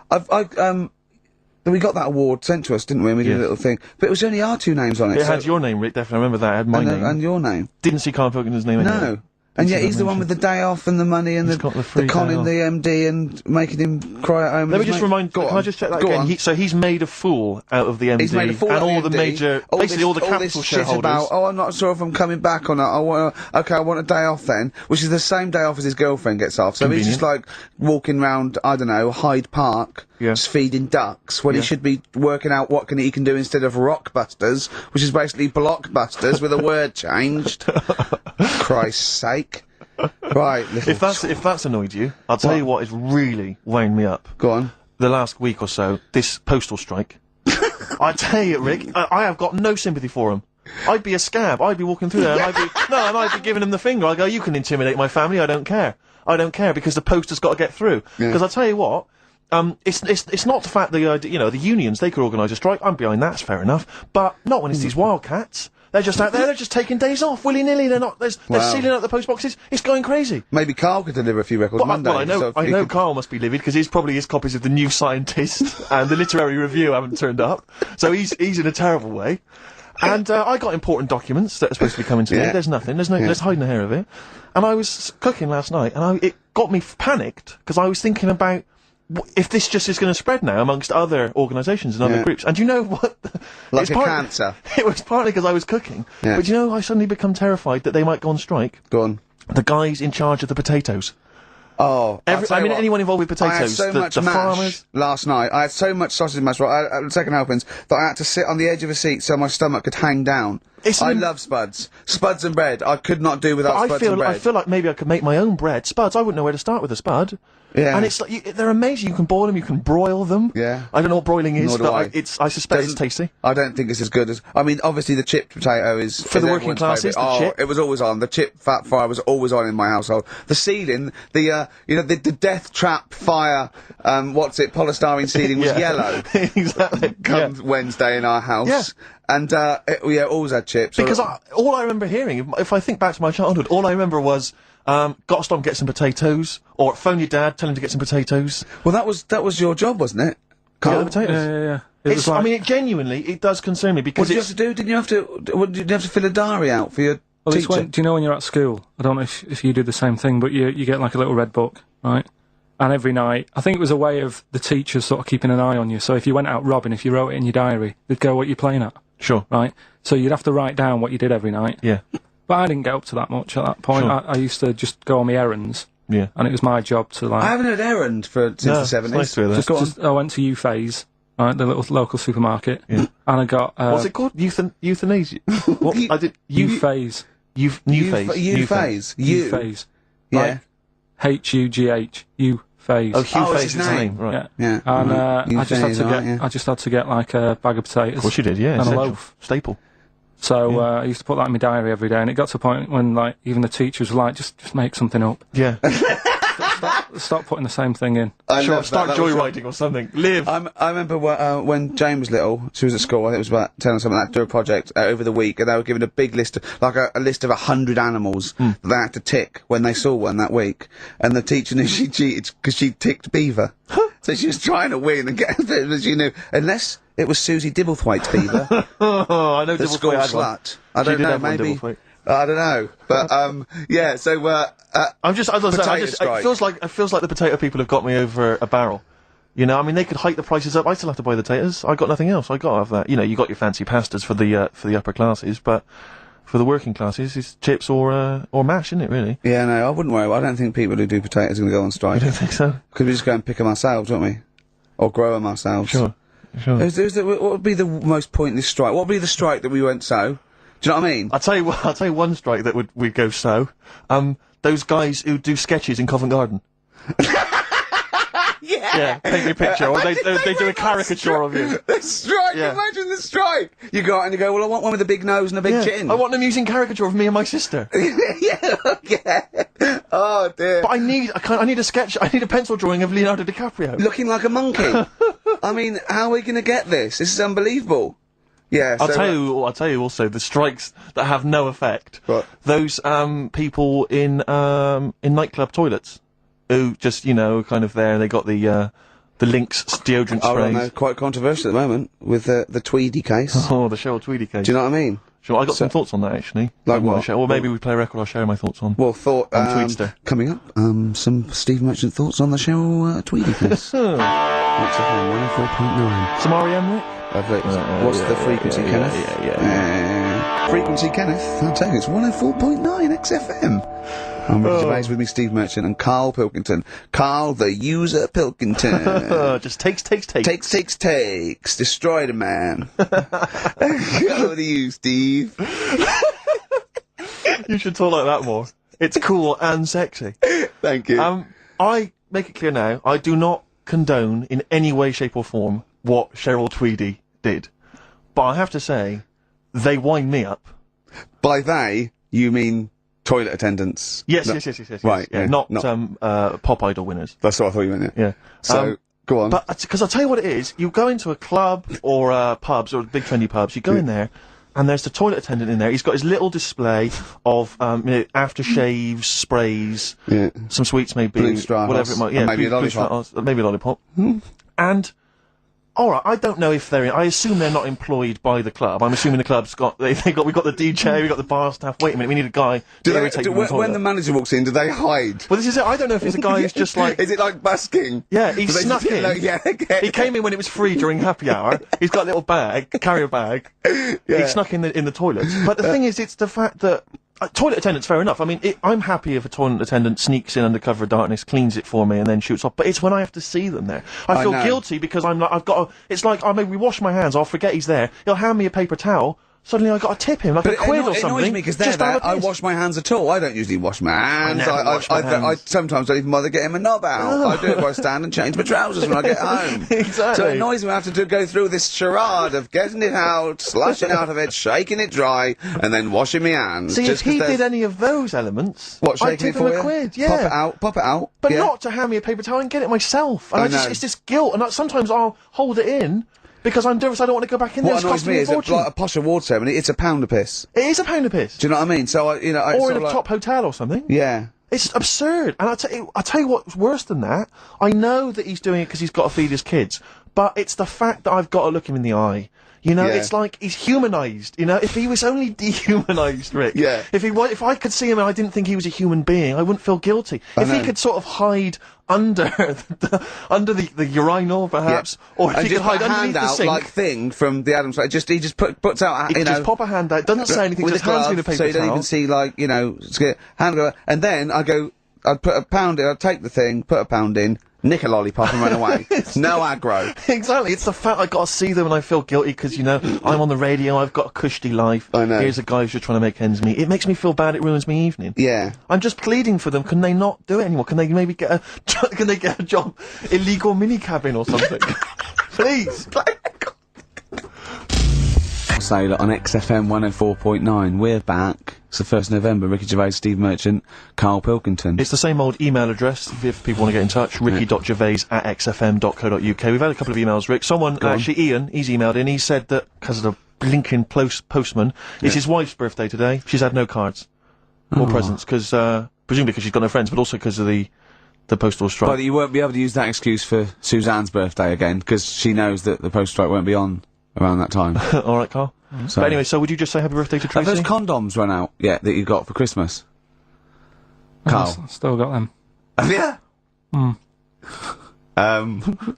Just say happy birthday to Tracy. Happy birthday, Tracy. Happy. And hello to Aidan, who's phoned in to let us know he's actually listening in Northern Ireland. Oh, so we've gone international. Sure. Now, there's also a questionnaire has been sent in by Ruth Chamberlain at Cordwainers College. Cordwainers College? Seems a weird...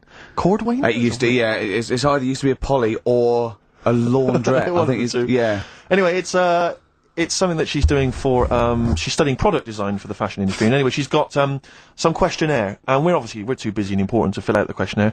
But we thought maybe you could answer it, Karl. Look, Karl, look, he's yawning, he's looking round, he's only got to do 2 hours and he gets a whole day off and he's getting paid for it. Do something, Karl. Be grateful. You've probably ruined a man's career. He's ridiculed now for doing this. He's so weak where he should have squoze your head and kicked you out of the building. So, let's have a little bit of effort. You've only got an hour and a quarter to do, then you get 2 days off, alright? Alright. Right, Karl, it's a questionnaire about happiness. Oh, yeah. If there's one person... Well, that should answer it right where. The first question, Karl, on a happy scale of 1 to 10, where are you on the happy scale? Is it at this moment, or in general? Well, I would say generally. Okay. Yeah, but you don't always have to, like... I mean, I Jesus think I'm happy in that, but I don't always show it. You never show it. No, but it doesn't mean I'm not happy in that. Like, I'm alright at the moment. I'd say I'm probably on about an 8. I was probably about a 9 when I woke up, right? And then, sort of fell out with Suzanne over her haircut. Yeah. Right? She went for a haircut and came back with something that I didn't like. Sorry, what did you say? So when your girlfriend walked to the door, she had her hair done, you said, I don't like it, alright? Well, she could tell by the look on my face. But don't you say, no, I'm happy with it, I just can't tell. I'm loving it. Because then she might have it done again. Oh, Karl, I just cannot get over you. I really can't. No, but you haven't seen it. Right? So then I was fed up, but then I thought... Sorry, what authority have you got to talk about haircuts? Yeah, you had well, officially from a barber in Manchester above a railway station in a shack, it was £2 a cut, told you have the hair of a Chinaman. Well, you wish you had the hair of a Chinaman now, you got no hair. You're a little bald man with your mouth open, so don't... Is she listening to this, Suzanne? Sitting at home with a woolly hat on? I don't know. Well, she knows now, doesn't she? What did you say? What words did you did do you say? about it, I though? just said you look like someone out of Slade. Interestingly, that's what I look for in a girlfriend. Oh, God! Which one, Slade? That one with the funny... Not Dave Hill. Yeah. The one with the crooked fringe and the goofy... She had her teeth done as well, did she? She had 2 front teeth put in. Dumper. So anyway, So prior to that, you're on a 9. Then you saw the haircut, you're on an 8. Yeah. Yeah. Now And then, what are you on? I'm probably on about a 6 at the moment. Why? What's happened?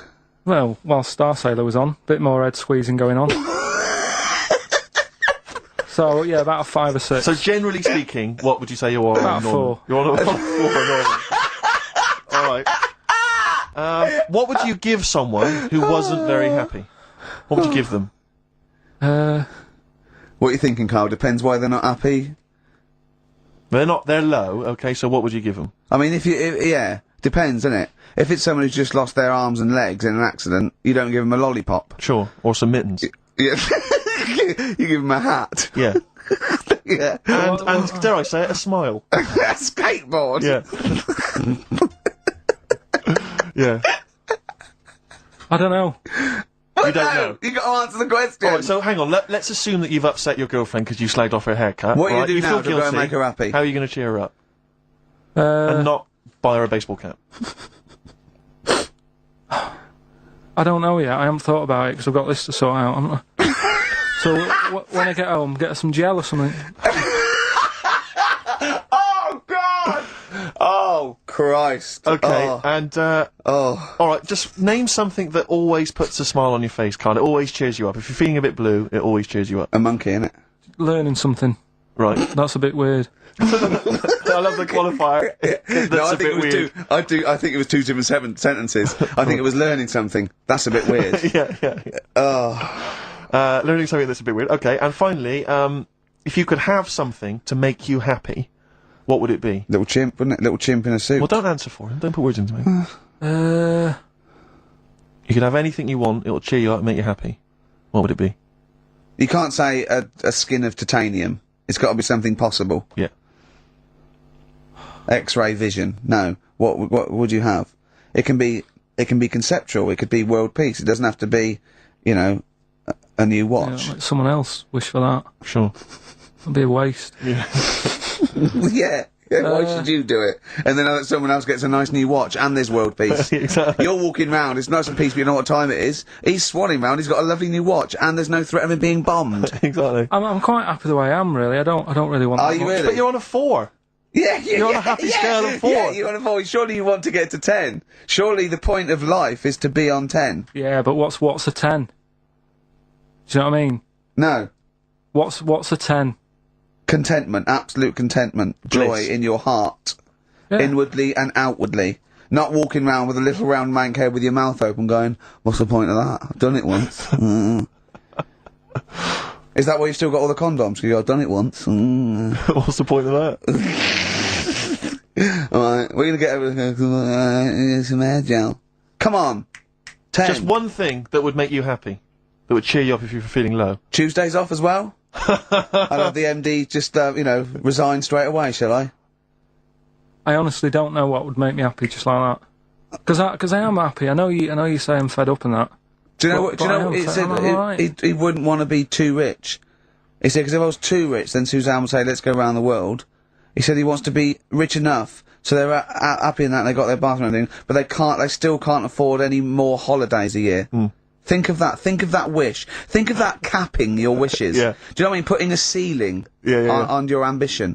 I love it. It's genius. Look at his face. Play a record. You're an It's idiot. like if you'd won that ticket round Charlie's Chocolate Factory, and he'd said, actually, Karl, I want you to take over the factory, it was a test. You'd have said, I just wanted to look around the chocolate factory. Yeah. I'm happy to go back and live. No, he just said, poor. I'll work it, but I'm not working Mondays. Exactly. Play a record. Imagine giving a chocolate factory to a kid. I know. Idiot. Give it to the fat one at least. He enjoyed it more. Billy Bragg from his Essential Billy Bragg compilation. Now, I know a lot of people are thinking Billy Bragg, I can't be bothered, politics, and I have to say, buy this CD, skip past every song that is, for instance, There Is Power in a Union. Don't be duped by fascism. Yeah, it's your right and duty to vote. Yeah. Right wing, wrong wing. Exactly. Ignore all that. But Just listen to the love songs. His love songs are beautiful. Yeah. It's fantastic. Tonight I celebrate my love for you with a pint of beer and a new tattoo. It's great. Brilliant. Yeah, lose the ones about, Exactly. Striking. Yeah, exactly, because we know what we think of that. So, I heartily recommend that. Carl, we're on happiness. Carl. Yeah. I'm trying to explain Carl's to Carl that happiness. the aim to, is really to get on a 10. Yeah. For But I like happiness. the He's fact on that he 4. started on a 9. But I love the fact he's happy with 4. Yeah. I love that. No, but what I mean is, right, I'm not looking for, like, happiness. Right. I'm You're not alright. looking for happiness. What? What's that for? What I mean is, right, I'm happy when I'm not fed up. So what I mean is, I'm happy... Is this your new book? Psychology of the Mind? What is that? I'm happy when I'm not fed up. That's like an 8-year-old trying to explain happiness. Johnny, what is it when I'm happy when I'm not fed up, miss? Well done. Good boy. That's it. You're happy when you're not fed up. Talk like an adult. Yeah, but that's what I'm saying to you, though. I don't... What? I'm happy most of the time. It's just that when things niggle me, I find that... I realise when I'm annoyed more than when I'm happy. But Carl, every time we talk to you, you are whinging about something. You've got something that annoys you. But he's one of those people that if he whinges loud enough, he gets away with it. Like he's in here, I think he goes, I'm really busy. I come in and he's doing nothing. He's chatting because he's having big long chats with everyone about how someone's wound him up. And they all come in and they go, Carl's fed up because he's got this show. You know what I mean? He's wormed his way. But hang on a minute. You came in moaning about the Post and that today. Yeah. Well, everyone's annoyed and frustrated by that. There's small businesses going out of business. I'm not. You haven't heard me. No, you're not, because who's sending you letters? No one. You've got no friends. You've said that yourself. Yeah. You've openly declared you don't want friends. They're too much hassle. Yeah. That is my joy. Friends that is the point of life to me. I can't wait to see them. I squeeze their head. I welcome them in. They annoy me. Annoy me. I love it. Friends are annoying. He's even scared of like doing something with a friend or getting a gift because he goes after buying one back now. Yeah. It's sort of like life's a bit of a chore for Karl, isn't it? Well, anyway, all right. Let's leave that aside. Obviously, you're never going to be entirely happy, although apparently you are already on the brink of happiness. All you No, had I to say told was you your that, hair right. looked nice. I That's was all at- you had to say. Yeah, I it was- looks good. Yeah, and that's it. End of story. What's the point in that? What is the point in Because that? she doesn't really care what you think, but she doesn't want to hear that she looks like Dave Hill from Slade. She's not having her haircut just to please you, Carl. Despite what you might think. He's taken aback by that. Yeah. Sorry, happiness then, yeah. All right, So, well, listen- I was happy the other week, right? When I was going up to Manchester on the train, nice quiet carriage, I'm sat there reading about sharks and that, right? Nice and quiet. And I got annoyed, I texted you, didn't I? Yeah. When two fellas got on. Can we talk about it? Well, yeah, you've started it. Two gay men got on. Go on. Two gay fellas got on. And it wasn't the fact they were gay that bothered me. It was No. like, each to their own. Let them get, you know what I mean? Let them do what they do. Yeah. And, Behind closed doors. but they started talking really loud, right? And they were going on about, That's annoying anyway. That's annoying whether you're straight or gay. Talking to you But do you know about that theory I have about they go out late? it. Yeah. Gay people always go out late. Yeah.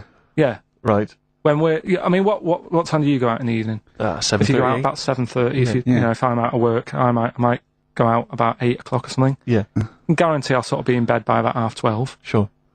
At that time, they're still sort of ironing the jeans, right? And the funny thing was, In their jeans. I've always said this, right? Dancing And along you to sort- ABBA. You sort of said that's rubbish. I'm sat on the train reading about sharks.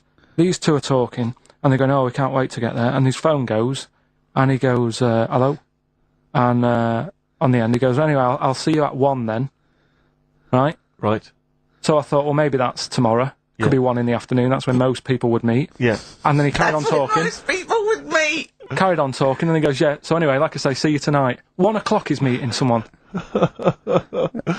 Yeah. I don't know You were why you go livid. out that late. Do you remember when his favourite record of all time is The Killing of Georgie? Sure. He said, would he have been killed if he'd have been back at a decent time? There's a no fair mention point. of the time in Sure. this song. And then the funny bit was, actually, that did make me laugh, right? When he'd finished talking on the phone, he said to his partner, right, oh, there you go, let's have a little chat. And the fella said, who was that? And he said, oh, it's Dave. He said, which one's Dave? He said, you know, the one with the shaved head. I thought, in the gay community, Yeah. that isn't a good description. No. Do you know what I mean? Yeah, I know. They've Right, all got little shaved heads. Before we move on, was the Sharks article interesting? Did you learn anything? It's pretty good. Was it? Go Yeah, on, I'll what was teach it? you something about that later. Oh, okay. Is this educating Ricky? Wasn't, but I can teach you a bit. Yeah? Alright. That's good. Play some ads and that. And Play some ads on a tune, and then have we got maybe a competition? yeah. What have we got? We're all looking forward to that. Alright.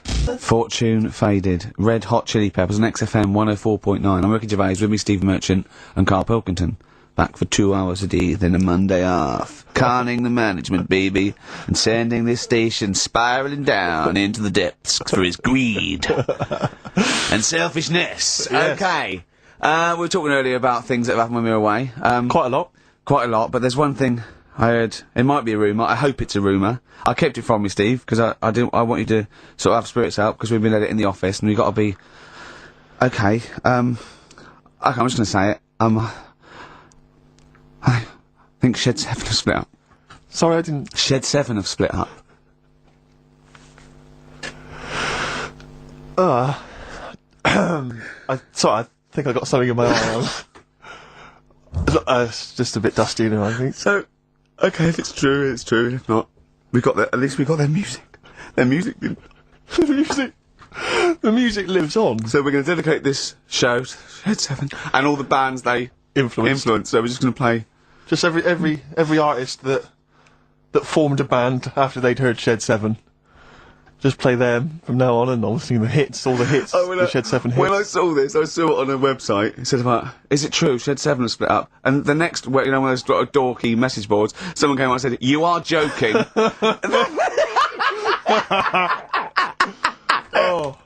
Oh dear, what else is I happening? just pray that it is just a rumour. If you It can is just a confirm rumour, that, yeah. then get in touch. Just call in if it's true.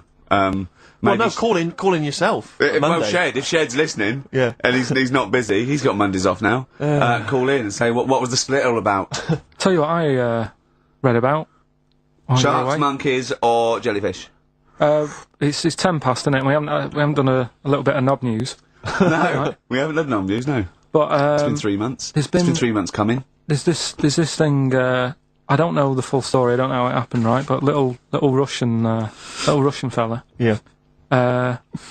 He was sort of having sort of emptying his bladder, right? And Yeah. somehow electrocuted himself. Right. And sort of did a bit of damage. Oh, he slashed I don't onto know. some I don't live know. wires or something. Something like that. So Did anyway, it damage to himself or to an electric fire or something? no, to himself. To himself. Yeah. And so the doctor. Didn't slip and curling tongs went up his arse when he was pissed, because that's happened a lot in Yeah, we've all been hospitals. We've all shoved the old curling tongs up the arse when having a piss. Right.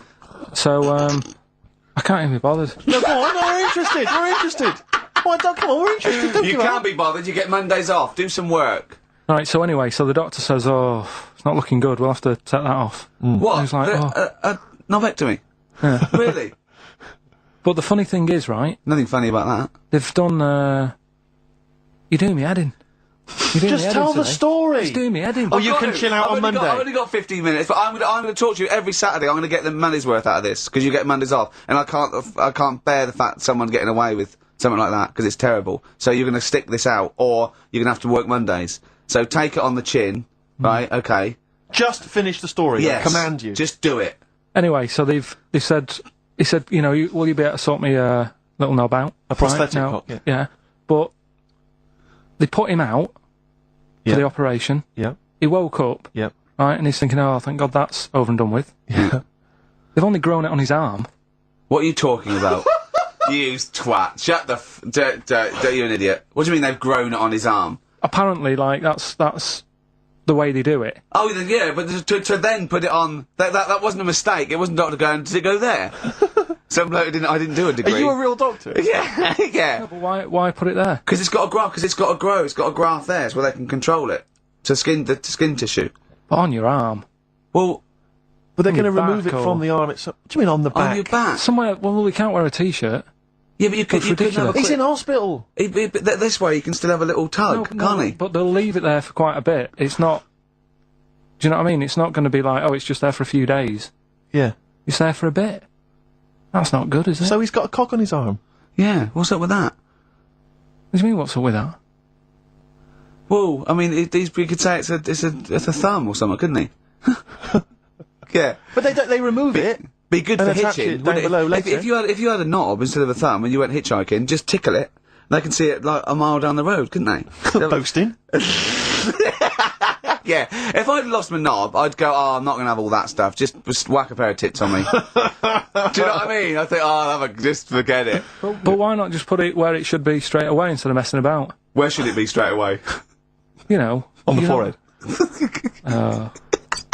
Listen, are we doing a competition? Let's then? play I a can't be tune. bothered. Let's Come on, let's Karl, you can't be bothered. Right, Alright, okay, better we're Rainbow, going to better scrap Rainbow, this yeah? and you're going to work Mondays again. Been Gone by Rainbow on XFM 104.9. Well, it's what the Londoners have been waiting for. It's Rockbusters, isn't it, Karl? Well, it's not Rockbusters. It's something we've done. It's a bit like Rockbusters, but it's been tweaked. Brilliant. Right? So remember that it's done with sound effects and that. Oh, God. Really?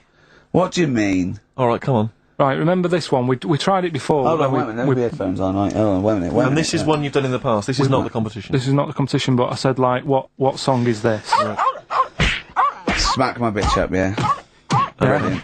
Brilliant. Smack my bitch up. Yeah.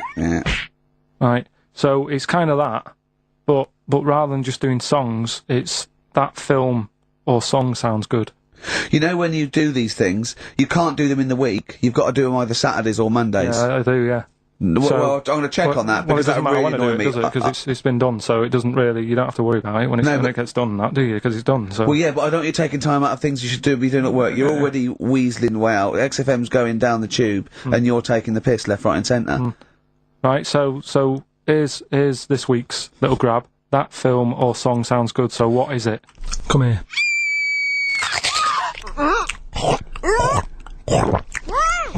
I'm well happy now I've had that. What? Right?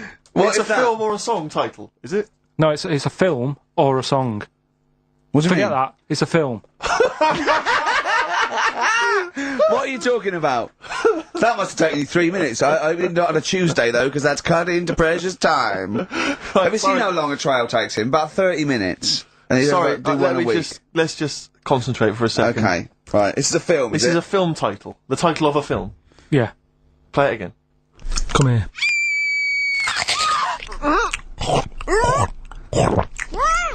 I'm well happy now I've had that. Right? Oh, dearie me. Dearie me. 3 months they've waited for that. 3 months for that. Shite. Do you want to say what the prices are? Oh, I can do. I'd say there's good news and there's bad. I don't know, I think maybe this is what people think of Karl's quizzes. This is the respect they show us. Because you know that the various companies, they'll send you product which you can include in competitions. It's a promotional tool. Yeah. They've sent us I'm Alan Partridge, Series 2, Yeah. and Fawlty Towers, the complete series. Brilliant. On VHS. I mean, who's got a video player anymore, Karl? It's for losers and the working classes. Yeah, for up north. They still sell them up north, I think. Thankfully. In market stalls. It's been redeemed. I mean, I wonder how we got hold of that. Yeah. Yeah, the Office Series 2 on DVD, that was a nightmare, getting hold of that one. The best album in the world ever, it's got stuff on there. Super Furry Animals is on there, Supergrass, Gold Frap. And also the best of the Boomtown Rats, which is not bad, and a couple of Teachers DVDs. So some good stuff there amongst the VHSs. And you can win all of those treats by identifying this film. Oh, God. Come here.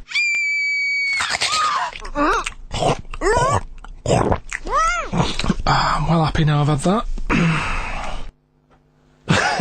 Email only, we don't want to actually speak to you.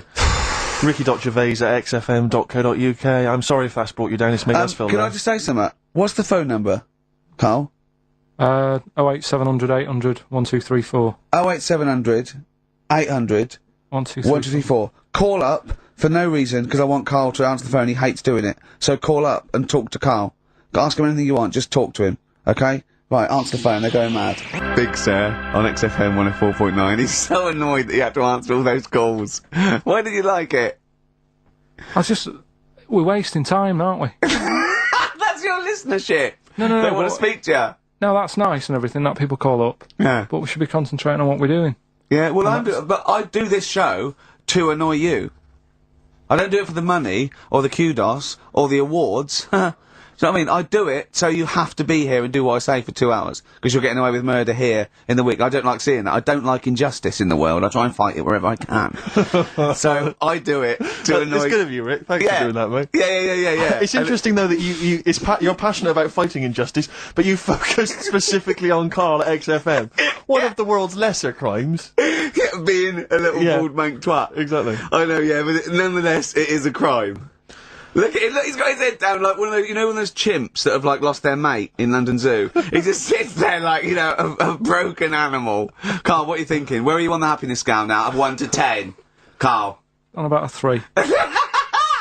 Go on, Steve, what are you going to do? Well, we were talking earlier about stuff that happened while we've been away. We don't talk about I haven't been this upset since Skunk and Nancy broke up. Yeah, I know. Cheryl Tweedy. Tweedster. We've done that. We've done the Tweedster. Well, of course, the war. Is that all done and dusted now? I think it's pretty much over. I think we've sorted that out. Okay, good. What annoys me is we were going at Tony Blair and Bush, right, for like bombing stuff and all that. But my point is this, right? Those bombs have all been bought and paid for. Yeah, the taxpayer, they're yours. They're bought and paid I'm not for. a scientist, but I think bombs go off. I think so. And if you don't use them, you lose them. So let's use them. Exactly. Do you know what I mean? It's like tinned food. It lasts for a while, but eventually it's going to go off. It's like anything. Oh, we better eat that. No, don't open the fresh stuff. Don't build the fresh ones. Let's use the old ones. Exactly. So because they're just stockpiling there, and they cost us millions. I know. We want to see if they work as well. What? We've never tried that one. Use them. Use them on just out. Oh, exactly. Karl, who would you bomb if you could? I wouldn't. No? What do you mean? Well, imagine you could bomb a country. You're not actually going to bomb them, but you're just going to frighten them. Just going to put the frighteners on them. Frighten them, yeah. You're just going to go, I'm going to bomb you, and then obviously and they'll go running behind and under tin shelters and that. Yeah. Ricky's house? No, come on. What country? No, what country? I wouldn't. Honestly, no one sort of makes me fed up or anything. No one makes you fed up? Not enough that I want to bomb a place. Well, you're not actually going to bomb them. I You're won't just get putting the frighteners involved. on. I just say, let someone else do it. Sure. It's typical, isn't it? What about you, Rick? I got a list here. Do you know who I'd threaten? Go on. The Swiss.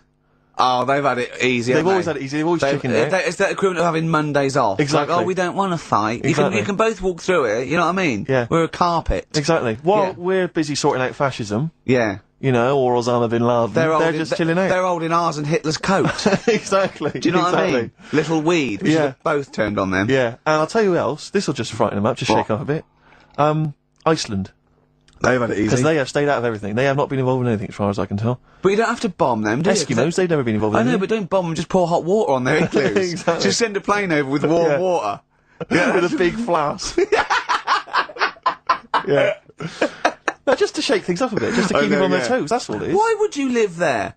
If you could choose, I've If no you're idea. an Eskimo and you're born, little baby, you grow up and you go, what? I'm sorry, I'm eating ice and fish for the rest of my life. Well, fair you're enough. having a laugh. Fair enough, like years and years ago, but now, presumably, they're aware of the proper I house know. and the fact you can live in, say, Somerset or the south of France. I know, but it's like, haven't they learned? It's sort of like, well, they haven't even got, they're not even on as good a thing as the North American Indians. Now they're sort of pierced up. They got smoking gambling. fags. They live in lovely little cages. Drugged up. They're all brought to their little village. They're having a whale of a time. They don't have to go hunting anymore or anything like that, killing buffalo. And the same with the Eskimos. Let's get them some beer and fags down there. Knock the igloos down. Build them some lovely little semis or like... Or just a little kind of trailer or a caravanette or something like that. It's got to be better. It's got to be preferable. I know. Some of them now have got TVs built in, Rick. I know. What do they showers. watch? Yeah, they've got cable and stuff, have they? Yeah, Or is there well, one sort of Icelandic Well, you channel? get satellite or whatever, wouldn't you? Magnus Magnuson. Yeah, exactly. Probably doing. There's loads of Mastermind reruns. Yeah. And Pingu. Just on a loop. That's porn over there. Yeah, though. exactly. Oh, brilliant. No, well, that's like a hardcore documentary. Yeah, this is Racist FM 104.9. Yeah. So, who would you like to see bombed, or not bombed, not bombed, but just put the frighteners on them? Yeah, who would you Email like to ricky.gervais, scare the shit out of? XFM. Anyone, any nation or anything. Karl, thoughts? Play a song? You're not working for your money. You're not having Monday off. We got to do something Monday. Let's plan something Monday just to get him in here. You've got 2 hours for 8 hours off. You don't do an 8-hour day anyway. Rick, how much is he getting paid? He's getting money for this. I think his wage went up last time. So he's getting paid to be here, extracurricular, extra work, right? So it's moonlighting, and they're giving him a day off. Yeah. And he's contributing nothing. Nothing. Huh? What, Karl? You say something, mate? Huh? What's going on? What? Going on with yourself? Well, say something back and earn your money. Well, let's just play a song. We've done a bit of stuff there. You, 50 Cent on XFM 104.9. Me, Ricky Gervais. You, Stephen Merchant, and you, Karl Pilkington. Alright? What are we doing then? How are we going? Karl, how are you feeling? On a scale of 10 now, happiness scale? Just building back up again a bit. Yeah? Probably on about a 5. Oh, that's not bad. What changed it? Just calm down a bit. Yeah. So. The chilled out vibes of PIMP probably helped you. Yeah. I think we should just say, give massive props to Adam and Joe, who stood in for us. Oh yeah, stood in for us. Did a great job. Yeah, great, really good. In fact, interestingly, I listened to the show. Are they going to get their own show here? I think they should. Yeah, they'll probably get something. Well, there you go. Well, it's interesting, as I was listening to them, they had quite a nice selection of features. They had a couple of good competitions and things. Now, I don't know if, having done them for XFM, is it somehow they may be kind of under some kind of XFM copyright? Which would mean, as we've got no ideas, maybe we could just hijack some of theirs. Maybe you could look into that. Obviously not Monday, you're not here, but... I was with Joe Cornish last night, went to a little, do at, Jonathan's house, and Joe was there, and he walked in, and I was taken aback by how tall he is. Sure. Because I'd forgotten, and he's about 6'4", but he's unlikely to, do you know what I mean by that? It's sort of like some people surprise you. And, he was going, yeah, I don't consider, 6'4", big. I said, well, it is pretty big. I said, but I know what you mean. I walk around with Steve Merchant. Yeah. And, he went, how tall's Steve? And I 6'7". Yep. And Joe went, oh, that's nearly a disability, isn't it? Do you know, he's absolutely right, as far as I'm concerned. No, do you know, I've genuinely, since school, I used to go to school with a little disabled fella. Lovely guy. No, I swear to God, lovely guy. And I remember he came in when we got in the sixth form, and he'd basically got, I don't know what the ins and outs of it were, but as far as I could tell, he'd got a car for free. A specially converted car. Yeah. You know, because he was disabled. And he was driving Same as Karl. Me. I need this, I need that. But it seemed to me that I was thinking, well, why can I not get something similar? Because there are some cars I can't fit in. Because I'm too tall. I genuinely cannot drive the smaller cars, the cheaper cars. I'm obliged to buy a more expensive, larger car. Because I can't fit in the tiny one. That's like saying you've got to pay more for your shoes because there's more leather, which is true. Which is absolutely true. It's a nightmare getting shoes. But fat people have to pay more. Do you know what? It's a nightmare getting chairs, comfy chairs that I can sit in the home. I sit in a chair for very long, my back's killing me. Now, how is that not a disability? But no, you don't see people like me whinging. But I think tall people, I've read an article that taller people on average, get, higher wages through an advantage, or just because they're taken more seriously than little dumpy fellas. Sure. Do you know what I mean? But I don't think I genuinely don't think there are many benefits of being really tall. People seem to assume there are, but beyond the fact that I can reach things down from a high shelf, I know. I don't think there's any real perks. I've seen you hit your head a few times. That's a disability. I know, I have seen you hit your head a few times, and I think, oh God, that must have hurt. Obviously I'll make sure okay and then laugh. Of course. But I know it must be annoying. Thanks, mate. No, but I mean, there's a pub, there's one pub in Soho that he has to go down backwards. Yeah. He has to lean that, it looks like a limbo dancer. Yeah, they've almost got to lower me in on ropes. I always find it amusing. But like, for instance, on an airplane, I can't get some of the seats. I can't fit in some of the seats. Not in any way. Not the way that I could. Because what are you talking? How is that not a disability? There's some seats that people can't afford because they're poor. It's not a disability. Well, that's irrelevant. Don't go on a plane then, because you're poor. But if you can't afford to go on a plane, you can't afford to go on a plane. You should have studied hard at school. But what annoys me about that is there's a physical disability I was born with. There's a weight allowance, so I might not be allowed loads of bags on, but there might be a big fat pig in the queue who's allowed the same chocolate allowance as me. But that's because they've been eating like a bloater. I couldn't stop myself from growing this tall. It wasn't a conscious decision. I didn't think, I'll tell you what, I won't smoke when I'm a teenager. Maybe I'll shoot up. I'll eat healthy. I'll probably add an extra 2 feet. It just kept going. You do eat too healthy. You eat way too many greens. But that's not why I grew to this height. It's a genetic thing, isn't it? Yeah, but if you'd lived near some sort of pylon or something and just, as I say, smoked from an early age, you wouldn't have been that tall. Don't think when I was a gangly teenager having the piss taken out of me, I wasn't thinking I wish I'd been born near a pylon. Could you? Or Chernobyl. Could your mum or dad, could they have banded you like they did with little. Didn't they do that with someone's feet? Well, yeah, concrete. Yeah, Yes, but I didn't they come out do it this with tall, did I?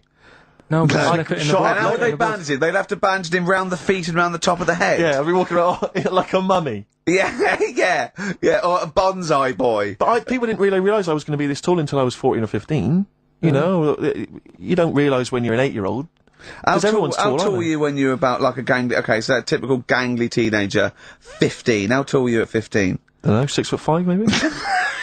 And I bet you were like a beanpole, weren't you? Of course. Yeah. And what sort of glasses did you have? Cool. And then what did you have? I don't know, a monocle. No, I can't remember. Did you wear a bow tie once? Did I wore a bow tie? I thought I was trying to preempt the styles that might be coming round. I think I've been watching a lot of George Formby films, and I thought it can only be a matter of time before the bow tie comes in. I thought it might be quite kind of urbane and debonair. Yeah. So I wore that for Was a while. Robin Day at the height of his I think fame he might have around been. this time? Yeah. Yeah, I wanted to go for that dandy look. I thought that's what the girls are going Dandy, for. I know, The yeah. dandy. Oh dear. So I I still want to adjusted see you with a pipe and trilby. Yeah. I just think you'd look great I'd like walking to wear on a the bow street. tie. Yeah. Awful. Oh, But I dear. genuinely, I really, it does frustrate me that I don't get any allowances It for doesn't being very count tall. as a Well, disability. it does count. No, it doesn't. It's not a disability being 6'7".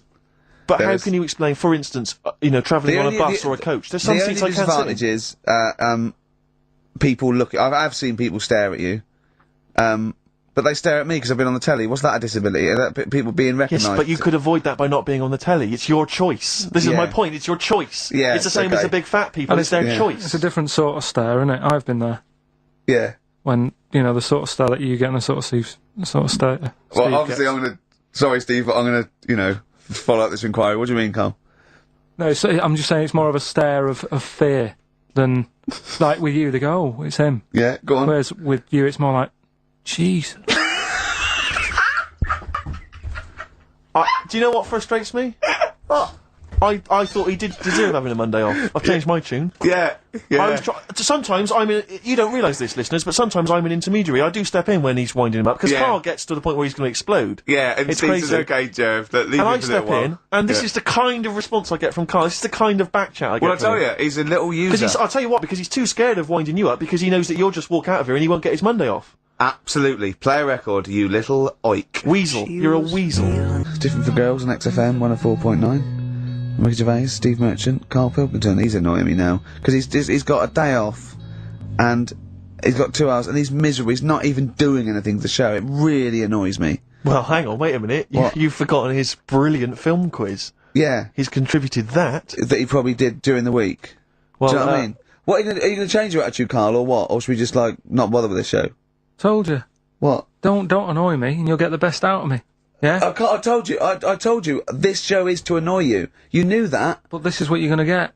Do you know what I mean? But no, you got to be good and get the day off, or there's no point for any of us. Right, if you were having an operation, would you annoy the doctor? What? He can't concentrate, can he? Don't wind him The up. fact that he's a doctor. all of a sudden. Yeah. He's got to press a button and find out what a monkey did in 1932. And he's Where's the monkey news? It's been a bit quiet, hasn't it? I've been What, in the keeping an last eye out. 3 months? Okay, there was something that I found last week about one that was in an old people's home. It escaped from some zoo. It was wandering about. It was enjoying itself, and then when it got to the night time, it was like, oh, what am I going to do?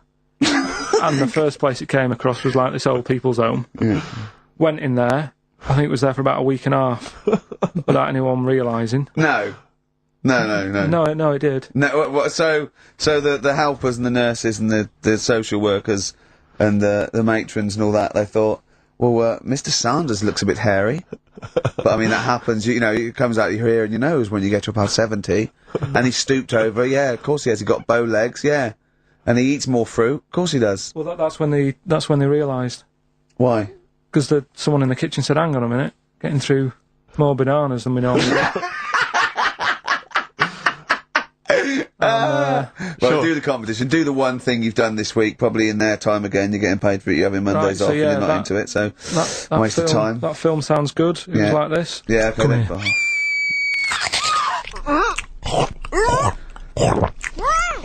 I'm well happy now I've had Oh, that. yeah. Right. So that's a bit of a cryptic clue. Yeah. Someone eating this woman, Yeah. and he's happy that he's Yeah, had that. yeah, go on, yeah. That was Gladiator. So, who wins A the stuff? couple of people sent I in think you should- Hannibal, which would still work, Yeah. and someone else sent in Maneater, which I suppose works as well. Although he did put the thing in about, I'm well happy. Glad. Yeah, I know. I know, but it's even not, so. it's not worth the, I don't know, undercredit he gets for this and a day off. No. Well, What do you think Eva, about it? who got the answer right, well done to her, I'm going to give her the prizes, she said that she'd heard this before on Christine O'Connell's show. Ah, this is really annoying. Right, that's it. You're going to do something, or we're going to stop this and you have to work Mondays again. Because you are taking the piss out of me, you're taking the piss out of Graham, and you're taking the piss out of London. I'll see you next week, and you can change your attitude.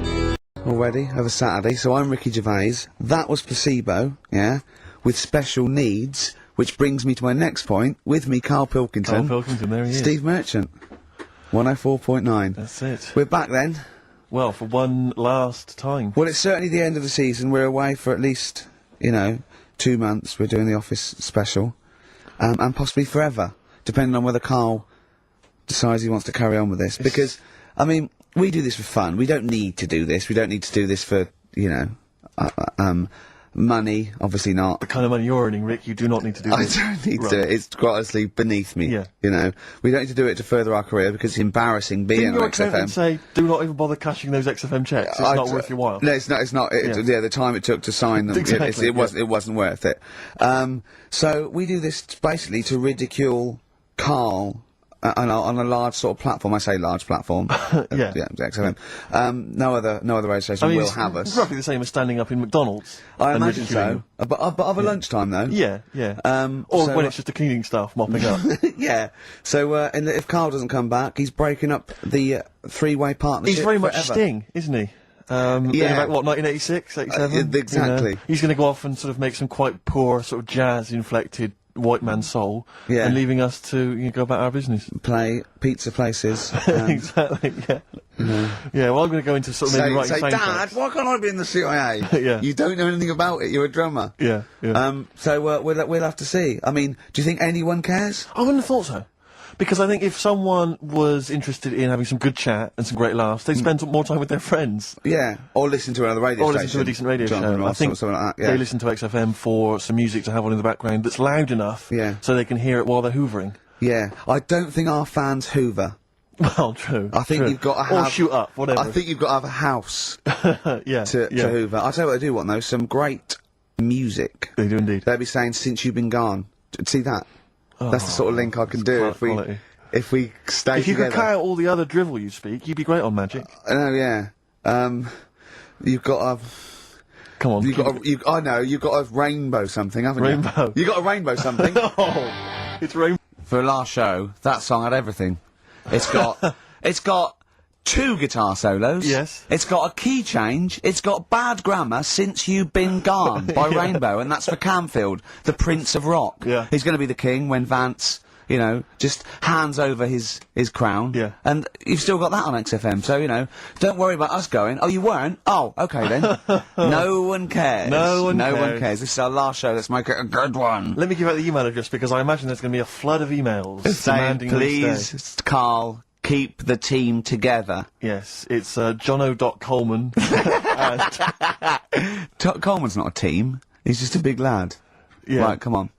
What do you mean, come on, I've got nothing. Ricky.Gervais. Oh, at Ricky.Gervais at Yeah. XFM. Or Karl.Pilkington, because you can do it throughout the week, you can do it throughout the 2 months. And what's the phone number for XFM? 0207, is it 766 6000? And then just ask people through the car and leave a message on his voicemail. Yeah. So email him a lot. 0207 766 6000, I think, and just ask for Karl Pilkington. Little Karl Pilkington, little baldy mank twit. And say, please stay. Yeah. Please stay. Karl, say something then. How are It's you, your mate? last show. Say hello. What are your feelings, Carl, so far? I mean, are you tearful? Are you upset? Not at all. No? Can't wait for 3 o'clock. Sure. So it was interesting how Ricky was saying he only does it for the fun. I haven't even got that bit. Yeah. I am paid peanuts to work Saturdays, which wrecks me weekend. Pay peanuts, you get monkeys. I have no fun. Yeah. Right? You're having a laugh. And what people You forget love is- this. You love this. You love me coming in and having a little chat beforehand and after. Yeah, but that's the funny thing, innit? Listeners just think, Why does he get so moody about it, having Ricky annoying him just on a Saturday? Yeah. It's not just of a Saturday. Why? It's in the week as well. How do I annoy you? How do I annoy you? Daily How annoyance. do I annoy you, Carl? So you can't... If you be specific. See? The first thing that springs to mind, when I'm trying to work with Steve before saying, come on, let's, find some interesting stuff to talk about, I think you were playing the accordion in the air. Was it the accordion? I mean, it doesn't really matter, they get the idea. Although I can't play the accordion, so it wasn't very good, was it? Where did you find an accordion? I just was one out there, right? And then Next to the drum kit you started playing with. And then I had a loudspeaker, and I put the accordion for the loudspeaker. Then it loud, those loudspeakers. They're amazing. My question is this, Carl. Do you honestly think that's going to stop just because we're not on air anymore? He's not going to see you on a Saturday, so he's just going to come in even more often. Yeah, I can just drop He in. won't bother me as much, though. I think he will. And he'll have his fob taken off him, so he won't be able to just wander in. Of course I won't. So What, they they're won't- not... Do you think they're going to... Of course they're going to let Ricky Gervais walk in anytime they want. Yeah, I might come in, I might do a few trailers, might hang out, with Andrew, going, hey Andrew, how's it going? He'd go, yeah, we're having a bit of trouble, what do you think? I say, lose that off the playlist, put that one on, sack them. Yeah? Let's have a little bit of feeder. Yeah. Forget about tomorrow. At least we're here today, Steve. The three of us for an hour and a half more. The last time ever, possibly. It's up to little baldy-head Mankey. Little Karl Pilkington. A number of emails, Rick. This is from Matthew Davis. I think he very much captures the mood of the email public. His email is just simply titled, Go! In the name of God, go! It says, why wait till 3? Why not leave immediately and stop subjecting us to this abject Well, misery? Carl did once when he had to get a train. Of course. That's never happened on radio before. But who knows? I mean, stay tuned. We might shoot off at 20 to 2. Or we might get better. We might get better. We might get better because we've done a bit of planning, because I got Karl round last night Really? to do some planning of the show, didn't I? And so we've Yeah, got... I thought you were going to be there, Steve. No, I wasn't talking about it. Yeah, well, I called him up and said, why, what we're doing? He said, well, you can come round and, have a chat, maybe get some ideas and that for tomorrow. So I said, is Steve there? Yeah, Steve will be coming, yeah. So, go round. It's close, next to his flat. The pub couldn't be closer. Yeah. Alright? Yeah. Unless there was sort of spirits and that in the lift, they couldn't have got closer. Yeah. Alright? I turn up, you're not there. No. He's lied. Yeah. Yeah. Right, Well, I so- knew you wouldn't come out if it was just like you thought I was going to muck around. I had to pretend it was work to get you out. So, you weren't there, Steve. No. Anyway, so he says, oh, come in the flat, got an interesting book that you'll like. Okay. So I think, well, that's kind of work, he's trying and that. Yeah. So I go in thinking we're going to get some good ideas and that from this book. Couldn't find the book. He looked for about 40 seconds, said, oh, I don't know where it is. I don't know. Come on, let's come in here, let's have a wrestle. Right? So I'm sat in the lounge, right, sat there just chatting to his girlfriend and that, just chatting. He comes wandering out in his underpants. Yeah. Well, I was comfortable, yeah. I don't know if you were comfortable because it was sort of pulled up But yeah. right between the crack. Right. Looked like, okay, probably like a gay sumo wrestler. Yeah! And I did a little dance for you, didn't I? Because there was MTV on and I was doing a little dance. Dancing to Elton John's new one. Yeah! And what did you say? What did you say when I was doing a little dance for you and my pants pulled up? Like, right? Do you remember what you said? You went, I poured him a drink, he was in my home, I'm entertaining him, he goes, are you sure you're not a bender? Is that any way to treat a host? I think it was the right time to ask. But we did do some work, didn't we? Because you got confused and you said, oh God, it's like a child or a cat when it's confused. He went, Steve reckons in ancient Greece, right, it was better to shag a bloke than a woman. And I went, well, yeah. I mean, that's about the male being sort of a first-class citizen. Yeah. Much better, wasn't it? An aspiration the to point sleep with was, a beautiful Carl, man than a beautiful woman. Women were lower-class citizens, Yeah. so therefore men were seen as higher class. So to have sexual relations with a man there was no shame in that. No. In fact, it was looked upon. And I as a said, good thing. well, it's, ancient Rome. I said, even Nero, he'd sit in his big jacuzzi and he used to get, pretty boy men to just go into the water and just nibble at his testicles while he was having a watch. He didn't do that. He did! No. Yeah. And he's not a gay fella. No, well, no. I mean, I don't know about Nero, but I mean, it wasn't a case of a big delineation between what was heterosexual and what was gay. It was just, whatever you... So what did this fella do then? This one who's having his... Well, he his was little he was testicles? pretty much top top boy, Nero, for a while. He was in charge. And, you know, and you did what you're told. If, Caesar or... But why were people going round there? Why didn't they go, oh... No, they weren't dropping in. It wasn't like the doors opening. I was going to see what Nero's doing. It's not like when I pop in here to see you. Yeah, normally what would happen is he'd say, come back to my place, I got a book for you. Yeah! You pop in, but he'd come out in his pants, Elton John would be on. You'd have probably been like a delivery boy or a stable boy or something, you know, and you'd have popped round there and you'd have gone, there right, Nero, there's the tablets of stone you wanted. And you go, Pilkington, why are you out here? Pop under, I don't know why he's French. What is that? I don't know why he's French. Just pop under the water and nibble at my testicles and you'd have done it. Because he was Nero. I wouldn't. You would have. Well, There's no way I would have done. Yeah, well, you would What have. have I done? I've dropped a pizza off. Yeah, you why pop am I round to there? Nero's place with a pizza. Right. Right, I'd say I've done my job. Right? Yeah. That's not the sort of tip I wanted. No, he'd have said, get the little baldy chap to nibble at my testicles, and you'd have been under the water. I wouldn't have done it. No, Well, I you wouldn't might put my head on the You'd wall. have done it, right. No, I wouldn't have done Well, it. can I just say this, Steve? Not only would you be nibbling his testicles, you'd have been going mad. You'd have been noshing him just for extra. You'd have been doing everything he wanted. You'd have been going, he'd have gone, I didn't ask you to do that. You'd have been going mental. They'd have been chewing, slurping, smacking, poking. You'd have gnawed his packet off. You'd think you were eating Walker's crisps. There'd be bubbles, there'd be blood. Oh, it'd be horrible. On XFM 104.9, our last show, maybe. Me, Ricky, Steve, and little Karl. Alright, Karl? But that book, that wasn't a fake. It wasn't like just a ruse to get you back to show you me and dancing in my pants to Elton John. It's that. What was your girlfriend doing during that, instantly? I think she was just getting on with sort of like packing up sort of boxes because we were moving. She was, sure. I don't think. Well, she's seen it all before. Yeah. And the book was. Do you remember that book that I showed you? That it was a man's body, an owner's manual, and it's just like loads of stats. And there's one in there. Yeah, it's kind of like a Guinness Book of Records of men. Yeah. There's one section there. That was. Sorry, hang on. It's not like Guinness Book of Records of men. That just sounds a little bit like you and I were sat around your house looking at a big book, pictures of men. The big man book. The big man. He book, is a big man, isn't he? Yeah. He should be on the front cover. Yeah, it was a book more about the kind of physical body and Exactly, about statistics biology and and social and sex and all that sort of stuff. And But we didn't which look is, at the sex which is chapter. where we got the knob news for today from. Right, this is true, right? I read that the you'll have someone's eye out. Knob news. Nearly got the jingle. Yeah. I read that the smallest ever functioning penis, right, was under 3/4 of an inch when erect. Extraordinary. That is bad luck, isn't it? And Yeah. it's a micro penis, so it's perfectly scaled down. Just a little look at Karl's face. Well, couldn't the fella have said, look, right, I'm not happy about it, so don't print it. It's not the sort of press people want, is it? There wasn't a picture of him. It was anonymous. They didn't read the book and at work the next day and go, look at this, Frank. What? Smallest ever penis, half an inch. He didn't go, it's me. He just went, yeah, loser. Yeah. You know what I mean? Anyway, let's have a shower. I'm alright. I'm alright.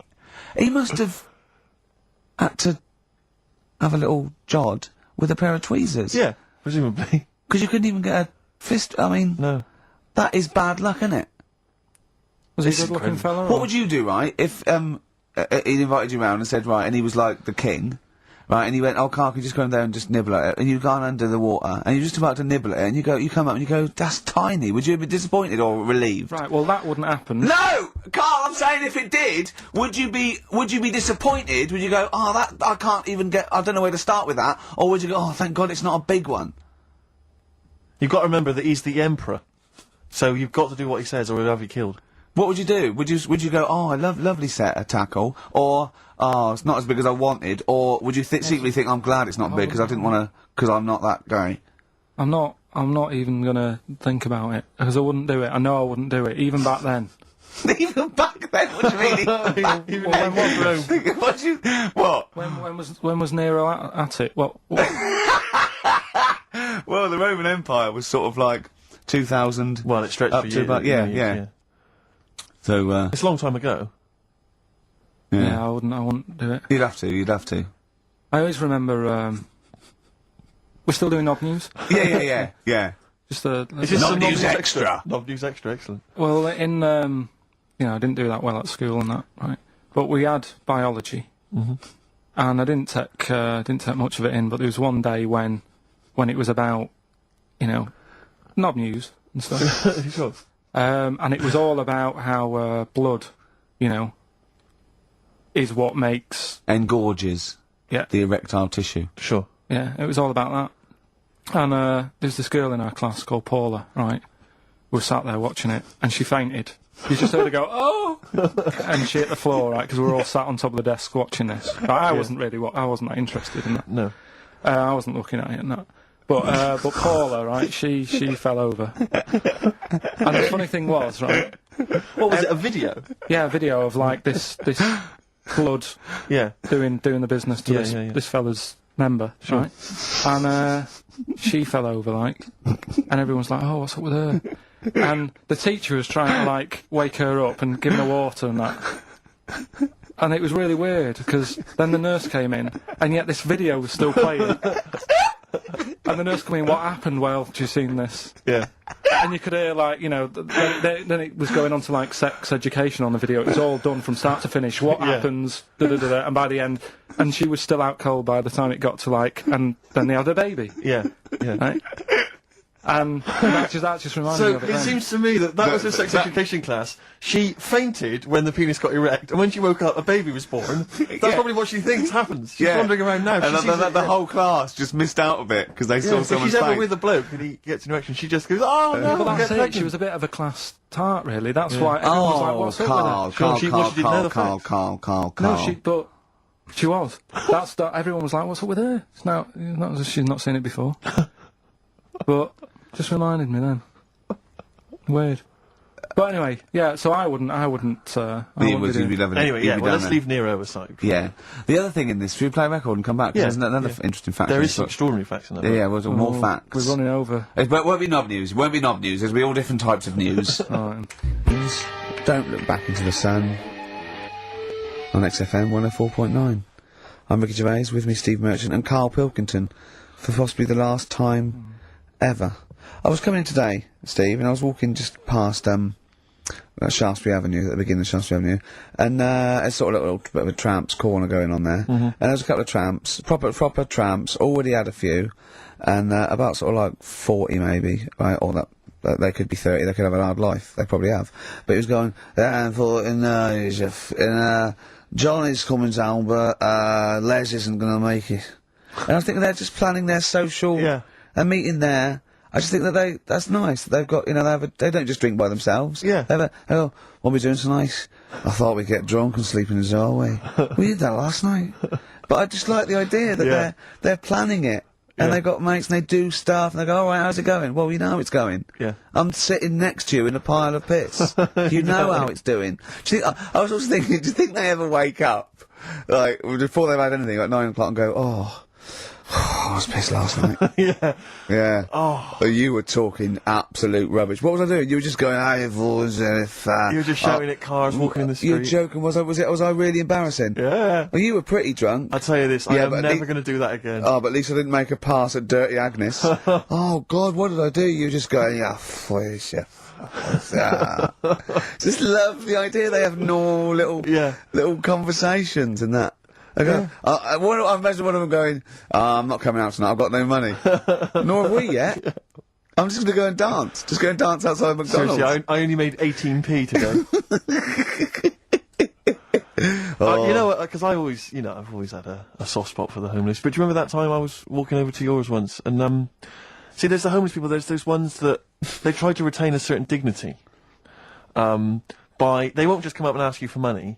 They'll come up and maybe try and start a conversation before introducing the fact. The fact that what you despise and annoys you is the thing they're trying to hold on to is a little bit of pride. I know. And what do you want them to do? Well, just be crushed in a skip, going, just give me some money, look at me. I just think, come out and say it.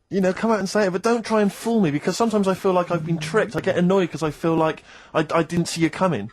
You came out of left field, I didn't know you were a tramp. I imagine the fact that they're bare-chested, apart from a blanket with their hand out, covered in sores, and no teeth is a clue that Not they're this probably one, Rick. not really. This was one of those ones, you sometimes see them, the ones they're slightly older, and they've got a full suit on.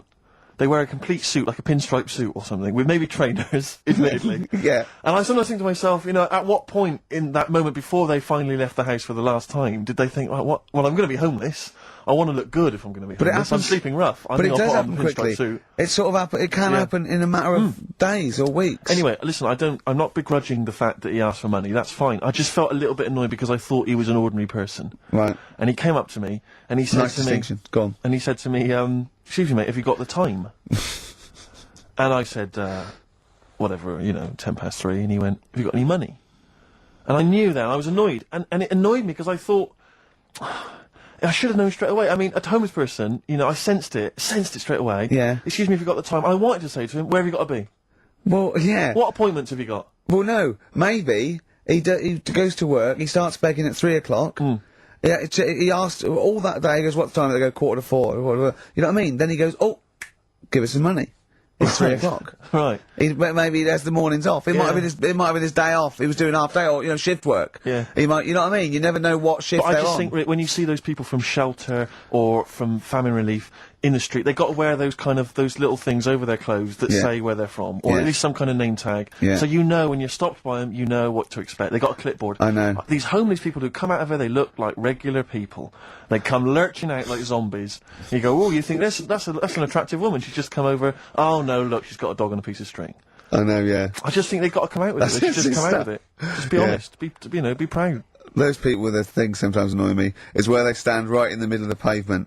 I have to zigzag. I have to cross the road 4 times to get through them. It's like playing Getaway on video, avoiding all these up and down Oxford Street. You have to really, and they come out.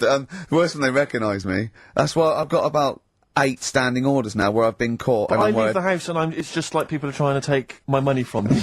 Between my house and the tube, there's just swarms of people trying to take my money from me at any cost. Karl's got his first little direct debit, haven't you? £5 a week or something, quite for a month. Yeah, I've joined something to help Africa out. I quizzed her for a bit. I mean, she came over and she was saying... He was talking to her for about 40 minutes. Yeah. Just Yeah, making it was, sure your yeah. money was going to the right place. Yeah, I was saying, why have I got to give you my bank details? This is the thing. And I was saying to her, I'm sure you'd make more money, right, if you just had a little thing that you put money in. I said, I want to help you out, right, but it's the fact I've got to give you bank details. And she's saying, no, this is the way we guarantee we make money. We can help places out because we could be out all day and we could only earn like 50p, whereas, we know that it's worth us standing around. Yeah. So I was like, well, fair enough. So what's my money going to be doing then? And I think it's called care of the world or something. Yeah. And she's saying we're giving them money to buy hammers, and we're not just going to give them money to blow in and stuff. They've got to like work and They don't give them money. Well, what whatever. did you think of these people just like and these drought planes? Like It's a gift voucher for B&Q. So they have to buy a hammer. No, That's but amazing. they go with the buckets and go, alright, and they throw it up and they go, bundle! Yeah. she was making out anyway, right? That she was nice enough. She was selling it to me. She said, we give them the tools, and they feel good because they're building up their own place and everything. And so fair enough, right? And now I've done that for 2 months. They've had a tenner off me already. I'm checking it, making sure they're not ripping me off and that. Yeah. If I ever go to Africa and I need a hammer, and there isn't one, Yeah. I'll be livid. You'd be livid. Because, it is a lot of money. Sure. Every month, £5. Yeah. And, you're talking about people hassling you and that in the street. I actually moved flat. The last flat I lived in, I moved from there because of the hassle. That Really? it was a high street, and you couldn't, like you were saying, you'd nip out for a loaf and spend about 40 quid. Yeah. just on people saying, give us the money for this. Samaritans, tramps, heart attacks, old people, or whatever. It's like... So it ended up pushing me off that street. It was like, I indeed. can't handle this. It's getting crazy out there. They may as well have little stalls. Yeah. Hey, but listen, let's make the world a better place with a little bit of music. Oh, thanks Bit very of much. Bauhaus. Yeah. Of David Bowie's Ziggy Stardust on XFM 104.9. I'm Ricky Gervais with me, Steve Merchant and Karl Pilkington, possibly for the last time. And, as a special treat, a return, sort of like a summer special, an end of term, well, a gift to the fans. Karl is bringing back Rockbusters. No. Do you want to explain it? Rockbusters is basically Blockbusters, completely ripped off, done with music. That may or may not be a cryptic clue, and may or may not be the actual band name, and may or may not be the actual letters he said they were in the first place. Do you want to sort of describe one, though, in case someone's a new listener? And, like, Well, Exploding Pet was Atomic Kitten. Yeah. AK. But basically, for those of you who are new to the show, this is the final show, Karl reads out what he considers to be a cryptic clue. It's not a cryptic clue, it's just some words. Just a string of words. Yeah. And from that, you are supposed to deduct the name of an artist, or a group, or a band. We've had things like the Jamaican fella swinging a fish round, that was De-Trout Spinners. De-Trout Spinners. So that's that's the level of intellect you are getting from Karl Pilkington. What was the Just one- do the competition, what? I was thinking, was it that she fell down in Whitney Texas? Houston. She fell down into a puddle in Texas. On Whitney a Houston. knee, wet knee Houston. Yeah, so you said it works, twice, works. it's not Don't cryptic, diss it so like just that. do it, come on. Right, so there's 3 of them, and you email in your answers. We've got some good prizes today and that. Right. Well, let me take the prizes. They aren't bad. They're not Whiz bad. through it, They're because good. this, you know, Yeah, the competition's bad enough, let alone just listening. What's he I've got got? 3 DVDs and Brilliant. about 6 CDs. He's got the young ones and all that, lots of TV things, there's some great CDs, yeah, go on. Right, so the first one, cryptic clue. This vegetable started life down under. Right? This vegetable started life down under. The initials K-O. Right? K-O. This vegetable started life down under. Second one, the things that you normally find on the beach, right, have been found floating around the moon. Right? Yeah. That's, I think it's TS. You think it's TS? Yeah. You set the questions, but you're not sure. So, the things you normally find on the beach have been found floating around the moon, right? And the last one, well, if you put that many in the post, I'm surprised I didn't receive one. Right? He thinks they're great! Well- He thinks he's brilliant! Well, you know, if you put that many in the post, I'm surprised I didn't receive one. Is it acting? He did all that. Yeah. The initials there, FC. FC. FC. Right? So you email in the answers, ricky.gervais@xfm.co.uk. Win that Hey, stuff. let's slam dunk in some sounds. Well, slam dunk some ads first. Okay. Called Wear the Hood At on XFM 104.9. better be. I know you're a fan. You've enjoyed it. You love a bit of hip hop, don't you? XFM 104.9. Yeah, keep it real. Hippie hop. Oh, So, yeah, sweet man, sweet. It's that Halfway kind of through. stuff, it's that kind of lingo and that kind of patois that they won't be hearing next week. No, no. we'll be doing- Off making some bling bling. Alright? So, that's the sort High of. five, mate. Yeah. Sweet. It's weird, all that talk and that, isn't it? I don't know what that means, Carl. Excellent. What do you mean? No, just all that bling bling and all that, because I didn't understand it, right? So I did a bit of research. Brilliant. That's what you should do if you don't understand something. Look it Yeah, up. I mean, always scope That's it what I out. did. if you I don't always do that. understand. I always Yeah. do that, though. You know I do that. No, I'm giving you props for even doing it. Yeah, so. massive respect and big you up. Yeah, go on. But it's all slang. Right? Is it really? Is it really? So not it's not in the. Really? That's odd. No, I don't remember it being in Romeo and Juliet, but then. So Yeah. you didn't speak like that when you went to Oxbridge? What? Never mind.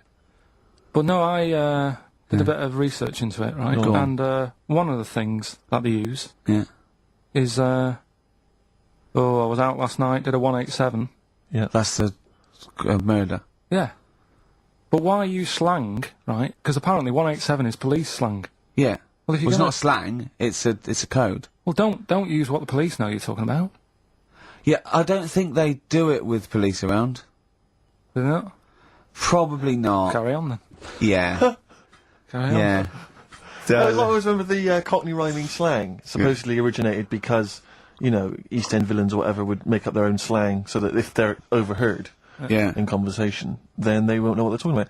But just look it up in some kind of Cockney rhyming slang. Yeah, I like the idea of go, okay, where is he? Where's Fingers? Wow, copper, I'm going to tell you this. He's up the apples and pears. Exactly. Well, I don't know what that means. I don't Well, know what that leave the house then. Yeah. If you don't know that he's hiding up the apples and pears, you might as well shoot off. Exactly. Well, I can't possibly figure that out, so I'll just have to shoot off. Yeah, where was he last seen? He was last seen with his trouble and strife. I know what that means. Well, you might as well shoot off then. Yeah, it's a perfect code. Of course, though, talking about Shakespeare invented 1,200 words.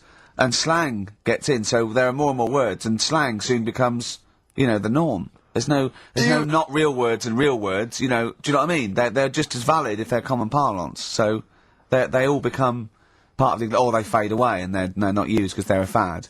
Yeah, like waz up. Yeah. That's probably in the dictionary. That is, yeah, or soon to be. I was reading, was it a couple of years ago, You're Gonna Like This Not a Lot. Right. Got into so popular things got in there. Imagine that. Yeah. You're gonna like this, not a lot. Zig a Zig Ah, I think got in or something. Oh no, Girl Power got in. Right, Girl Power as a common phrase. I like sorry, go on. No, you have to, you mean. No, it's just that, with the slang thing, did I tell you I was trying to read that book about, the governor? Oh, yes. And that was full of that, and it had a page on the front that you had to keep going to when, you know what I mean, when he used a bit of slang, you had to sort of go, right, I don't know what he means. Glossary. Right. Just nip back, have a look. I thought you meant, when you said there's a page at the front, I thought you meant the cover with his face on. I can't remember who I'm reading about. Oh, there he is. Is this the book that you nearly finished reading, but you realised all the pages were in the wrong order? Yeah. He bought a cheap book, right, at a second shop, started reading it, loving it, then he started reading about this bloke, and he went from jail to school, and then he looked at the page numbers, and they were all out of order. How annoying is that? I mean, you never read books, do you? I never read one, right? And Suzanne, it was a weekend when we were going to Hastings because you two had done me head in, right? She said, I'm going to take you away so you relax and what have you. So, ended up not relaxing because it was like putting a jigsaw together. I'd started reading it on the train, thinking, loving this. It's a really interesting story about this fella who, you know, didn't have a great life as a kid, starts getting into a bit of crime, what have you, turns out to be the governor. But it wasn't as easy as that, because like you say, it was, started off at school, then he was in prison, and he was like, oh God, he started young. And then, next thing, he's like married, and he's like, hang on. He's like 12, and then he's had a heart attack, and then, like, but I just thought it was part of the thing, because I read chapter 1, and then it did say chapter 12, but I thought, right, it's like that sort of done in that stylish way that everyone's doing. What kind of a biography starts messing with the medium? I was born in the East End. Take one onion, add some, It's the idea that an East End villain's going to write his autobiography, but think, I'm just going to play with the form a bit. I'm going to get quite postmodern with this. No, but you know what I mean? Barely able to write, probably. Yeah, oh, you can say that about him, Steve. I wouldn't. I think he's an educated man. Go on, next, Karl. But, yeah, just because it was like 2 for a tenner, that shouldn't be like, oh well, you know, you got a good offer. So no, that's rare. I'm sure the bloke selling it did not know that the pages were out of order. Let's face it, Karl. You read it and didn't realise. Yeah. So you can't really blame him. You got almost half the way through before you realised. I know. Yeah. But anyway, you know. Still, that'll teach you, and that's put you off books for life, hasn't it? Well, I don't like getting into books now. I just read snippets of information. Play record. No, I was just going to tell you about a bit of information that I was reading. Okay. And I can't. Will we play a record? No, I've got time for a bit of drivel before we play next tune. Well, I'd rather hear a tune and come back for drivel, because I think people are tuning in for drivel, so let's tease them. Okay. Let's have a record, then some absolute shite from Karl Pilkington. Excellent. And further. I love that one. On XFM 104.9. Ricky Gervais, Steve Merchant, Karl Pilkington. Alright, Karl, what did you learn? Right, like I say, I don't like reading books. There's too much to take Words. in. And Too so I much haven't got word. time, I'm busy and that. Yeah. I don't like reading books, actually. But go on. So, But I have done. So, go on. Right, so I was looking in this magazine, right, and it was more about, do you know, I'm not that impressed with Einstein and Newton and that lot. No, why should you be? What have they ever done? Go on. No, but you know the fact. You see, the Columbus thing. He's another one, isn't he? Who got a bit of praise for finding America. Yeah. And it's like someone else would have come across that at some point. Yep. Right. And yet, news this week, they've found 2 new types of frog, right? No one's making a fuss. And look how small they are compared to what he bumped into. And that's what I'm saying. People make a big deal out of all these people who are finding stuff, right? Yeah. So the next person... I mean, my head's buzzing, but I can't be bothered. I actually can't be bothered. Don't think this reaction's a good reaction. I don't know where to start with this drivel, but carry on. Right. So anyway, the next fella who... Next fella? See, I don't know. You talk in riddles. The next fella I'm going to talk about, Go on, Einstein, Yeah. Right? Everyone raves about him all the time. Yeah. Right? So I'm trying to get into my head, Yeah. like, why is amazing and that. Yeah. Right? Okay. So, did a bit of reading up on him in this science magazine. Yeah. Right? Now, I read it. It's only, you know, I don't know, 200 words, whatever, trying to get across what he worked out. But I read it last night. Is it and I was relativity you're talking about? Yeah. Well, to say like I just made that word up. Yeah. You heard- that's, yeah. that was that's his what it biggest- was, yeah, Okay, that's- so the 200 words, as far as you recall. So anyway, so I read it and I was like, I don't know what is going on about here, right? So Suzanne was with me. I said, "Can you read this?" She said, "I'm watching Sex and the City." Right? I said, "Right, but can you read it and explain to me what I don't understand here?" She said, "Well, I don't understand it." It's great. It's like she's thinking, I haven't got kids, Yeah. and yet he still wants me to help with his homework, and I'm watching telly. Yeah. I've been at work all So day. she said, "Look, go in the bedroom and read it out loud to yourself. Maybe it make more sense if you read it out loud." Right, so I said, "Right, I'll go and do that then." And it was good because it was cool in there anyway, right? So I went in there. So reading it out twice. Went back and I said, "I don't get it still." So she said, "Right, wait 10 minutes and I'll sort it out." So I was sat there looking at it, trying to work it out before she had to look at it. I was like, "No, forget this." Now, what he was saying is, Yeah. if you send a man to the moon, Yeah. right, Yeah. he was saying to the fella in the rocket, Yeah. it would seem like 20 years to him. Yeah. Not the moon, but yeah. No, it was. That's what it said. It said the moon. Well, it wouldn't because it's only about. No, but listen. So it took 20 years to the fella, yet people who are on the Earth, it would seem like 2,000. Yeah, because time is relative, not. I don't... What do you mean? Right. Well, listen. The fact is that it's tending towards the speed of light, where it really makes a difference. They've even done it with atomic clocks, where they've sent one up, even in Concorde, and it's like 0.01 of a second difference. What is the watch? Yes. Yeah, because greater speeds. But why does speed affect how a watch works? Right, I don't think this is a conversation. Look, speed is speed. Sorry, See stop. what I mean, though? Just See stop what for I a mean, moment. Steve? Right. See what I've done? I don't think this is a conversation to be had on a Saturday afternoon on a radio show. But I'm just saying, though. It's not me, is it? It is you. You went quiet, Steve. No, because you're having problems. Because there. I'm not going to be able to explain it to you. I will explain in to a you light, Brad. frothy way. It's speed equals basically velocity equals distance over time. When velocity doesn't change and nor does distance, time has to. That's his theory. Yeah. Well, we just got What's your point Rockbusters then, again. Karl? What's your point? I'm just saying. Because you don't Do you understand know what he it, said it's about- worthless. I was trying to explain to Newton that basically formulated the laws of the universe, the 3 laws of the universe. Even playing snooker, I'm trying to drop something. I was going, well, equal and opposite reaction and all these sort of stuff, right? And he was going, what did he do apart from the apple on his head with the gravity? And I went, well, what do you mean? And he went, well, why was it a problem? If we had been floating round, yeah. I'd have called him in. But since we're not, we don't need him. Yeah. That's what he said. Play a record. You're a buffoon. So there's these 2 new kinds of frogs, you say? You're joking. What? A monkey had a hat? On XFM 104.9. Last show. Possibly the last ever show. It's up to the K-Man. Little Pilky. Baldy Pilky. Little Whingy. Dimmu Manco. As he's called his Latin name. Dimmus Mancoid. Alright, Karl? Alright? You're gonna miss this, aren't you? Nope. Good show, though? Enjoying the last show? Yeah, it's all right, and I hope it gets better because Telegraph are listening today. The Telegraph, the paper? Yeah. Why, are they? Why did you say that? Just Jenny, the PR woman, said to me yesterday. She said, just do some good topics and that, so you don't have to worry there.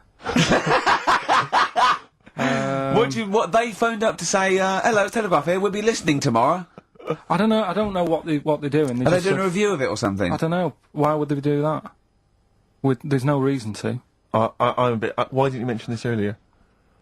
So don't have to worry. No, the doesn't Telegraph have said, why would they call up to say we'll be listening? It's Because a free country. Because they said they'll be listening, but also, can you make sure you record it? Because if we can't listen to it because of the pirate stations that are on at the weekend, because it affects our signal and stuff.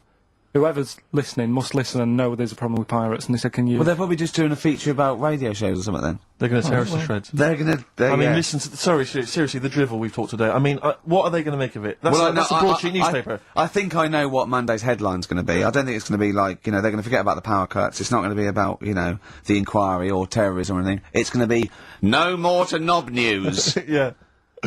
It's going to... They're going to love that, I mean, seriously, I have a little bit of self-respect. And if I'd known a quality newspaper was going to be listening, I wouldn't have turned up today. Because, I mean, I'm an award winner, and I'm a respected television writer. And I've, won awards, sort of classy. Don't worry, though. And Don't worry. what have we talked about? Knobs. We've had the worst quiz on radio. Wow. We've had you trying to explain relativity. You didn't even understand what that word meant. I don't think you recognise the word. You read There's that loads of article. words I don't You read that recognise. article 4 times, twice out loud, where you could hear Sex and the City music, right? And yet that word might have been like a confidence. You hadn't heard it before, so I don't know. Do you look between the lines? Do you actually look at the words? No, there's too many words, though. The Telegraph are going to love that. Which 'Cause way there's up loads of words. The Telegraph have got loads of words. I mean, there's covered with it, words. Which way up do you hold the magazine when you read it? No, but there is too many words. I mean, You don't- pictures of people, are they upside down? There's too many words. There is too many words in the world. Do you know what this one means, right? Go This on. is one I learnt the other day. I think it's, Antidoian.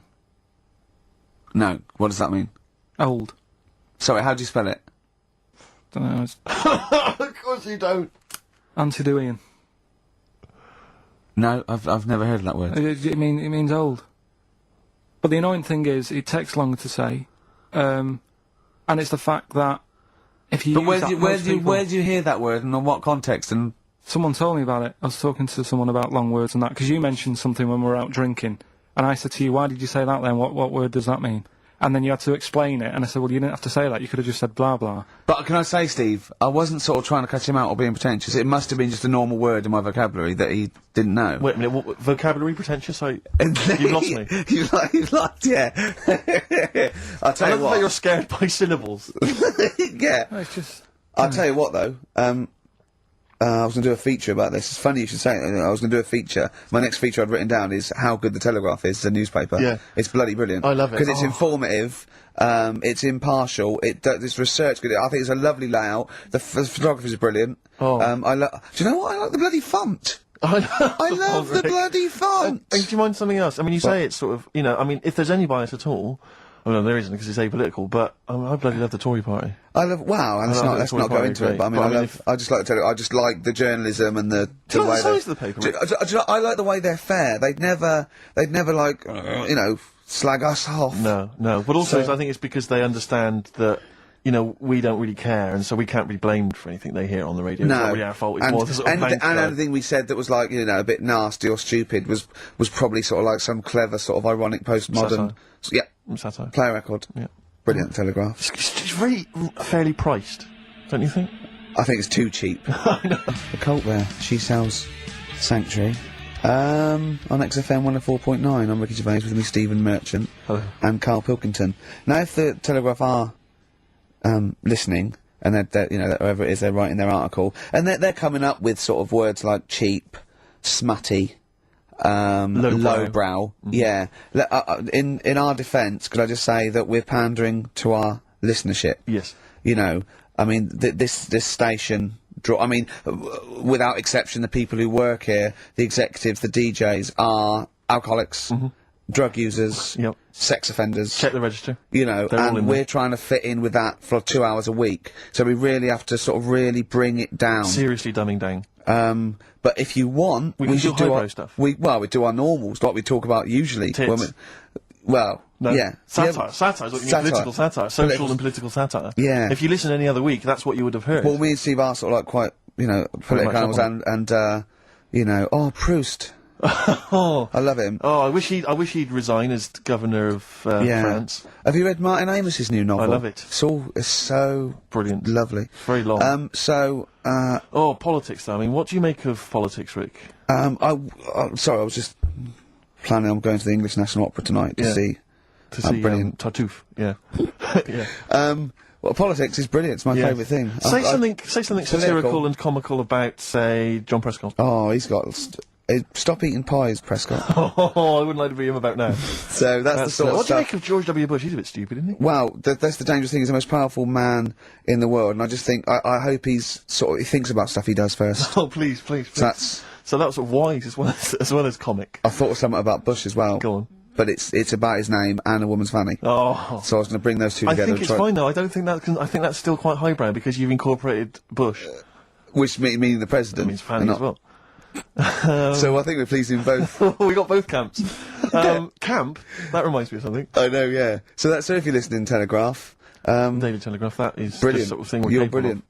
That's the sort of thing we're able to do. Too many words for Karl. But what about some adverts? I'd love to. Buy the Telegraph. Stop. On XFM 104.9. Well, if the Telegraph are listening, they'll be loving the music. Oh, that's great music. They'll be loving Knob News. Coming up, Telegraph, just keep listening because Monkey News is coming up. And should we do the results of Rockbusters, the worst quiz? The best quiz. Best quiz. Oh, was it? Yeah. On radio. Do that shortly, although, probably you're thinking, Rick, isn't it time that we do our usual roundup of what's been happening in the news? Yeah, Which we always do every week. Yeah. We always do something, which is, I mean, basically, if you're listening and you're a new listener, say you work at a newspaper, we always try to be informative, just try and put stuff out there that just educates people, informs What are you people. thinking? Well, I said Monkey News is coming up, but what have you got? No, I was just looking on the net there and just found a couple of quite important news stories, probably worth mentioning. Policeman caught photographing. I don't know why it makes me laugh. It's just the phrasing, I suppose. It's the headline. Policeman caught photographing up woman's skirt. No, he wasn't up there taking a picture of Big Ben. He wasn't going, can I just sit up here? I'm just going to take a picture of that seagull over there. No. He was facing the camera up a woman's skirt. He was indeed. Right. A policeman in Japan is facing disciplinary measures after he was caught photographing up a woman's skirt with a hidden camera while on duty. The 42-year-old sergeant, who's not been named, used a digital camera to secretly snap the shots when the woman was reporting a stolen bicycle. So he was actually doing his proper job. He'd obviously thought to himself, I'll bring him a digital camera today. On the off chance a beautiful woman comes in to report a crime or robbery, I'll have it ready, I'll have it positioned, in such a way. But this is interesting. This is how he got caught.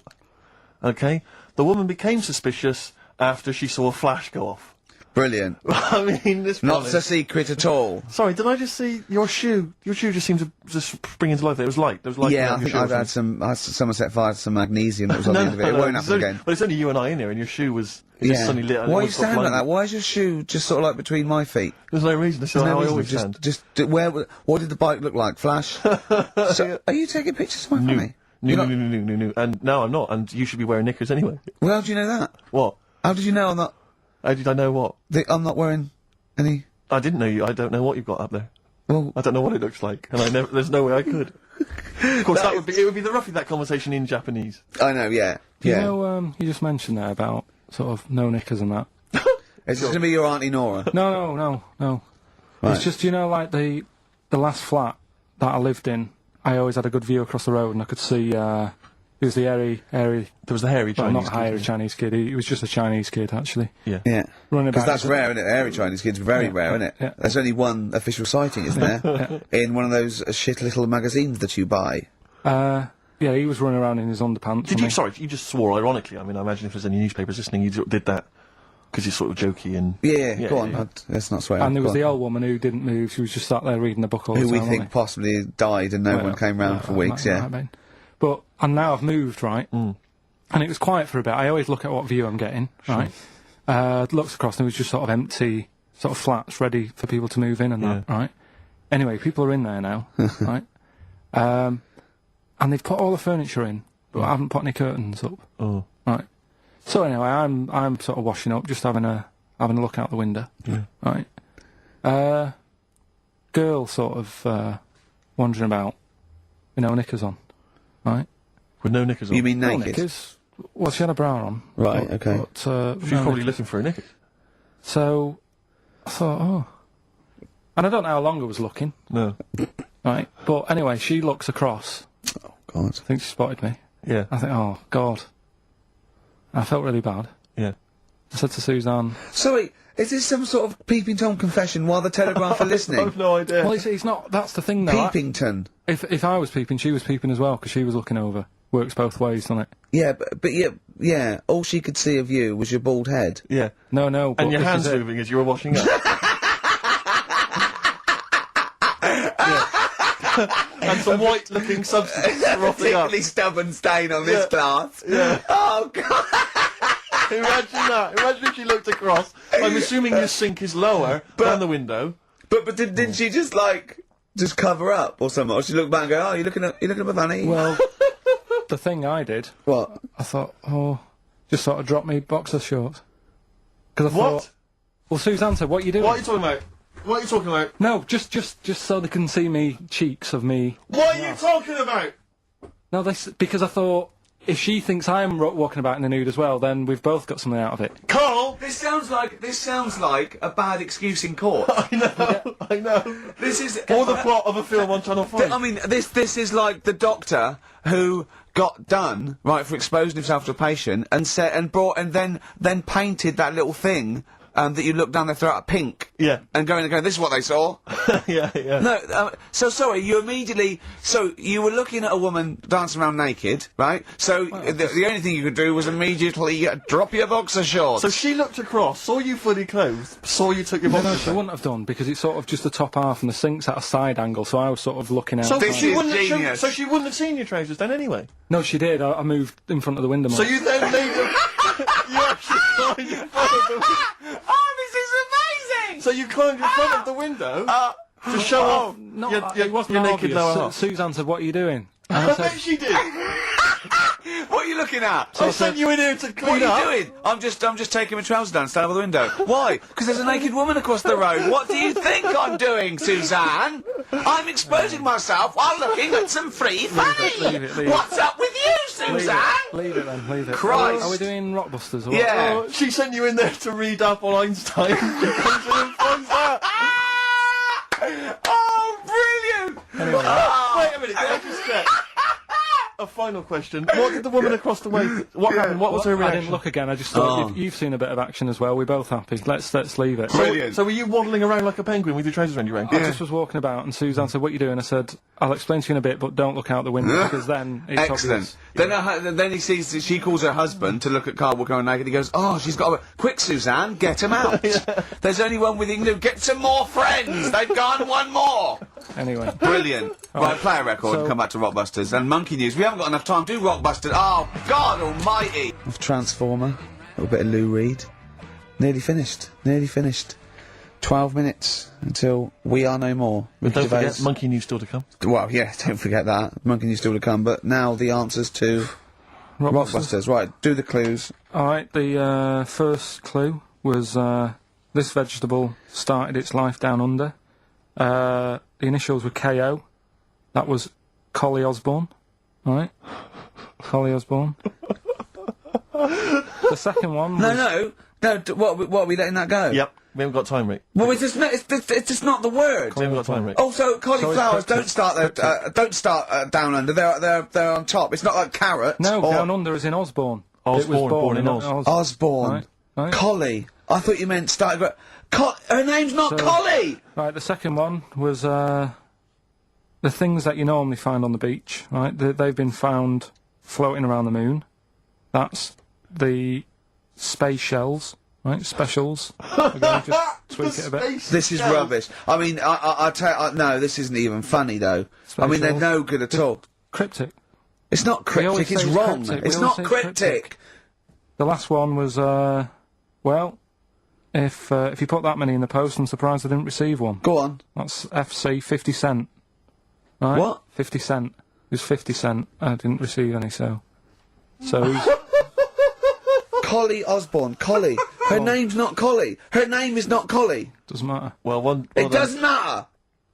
Well done to Gina Ferry, who has emailed in. She's got all those answers right. Just emailing your address and that. And, Yeah, email that You're in, such Gina. an idiot, Carl.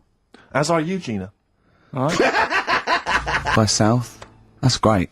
On XFM 104.9. Well, that's nearly it.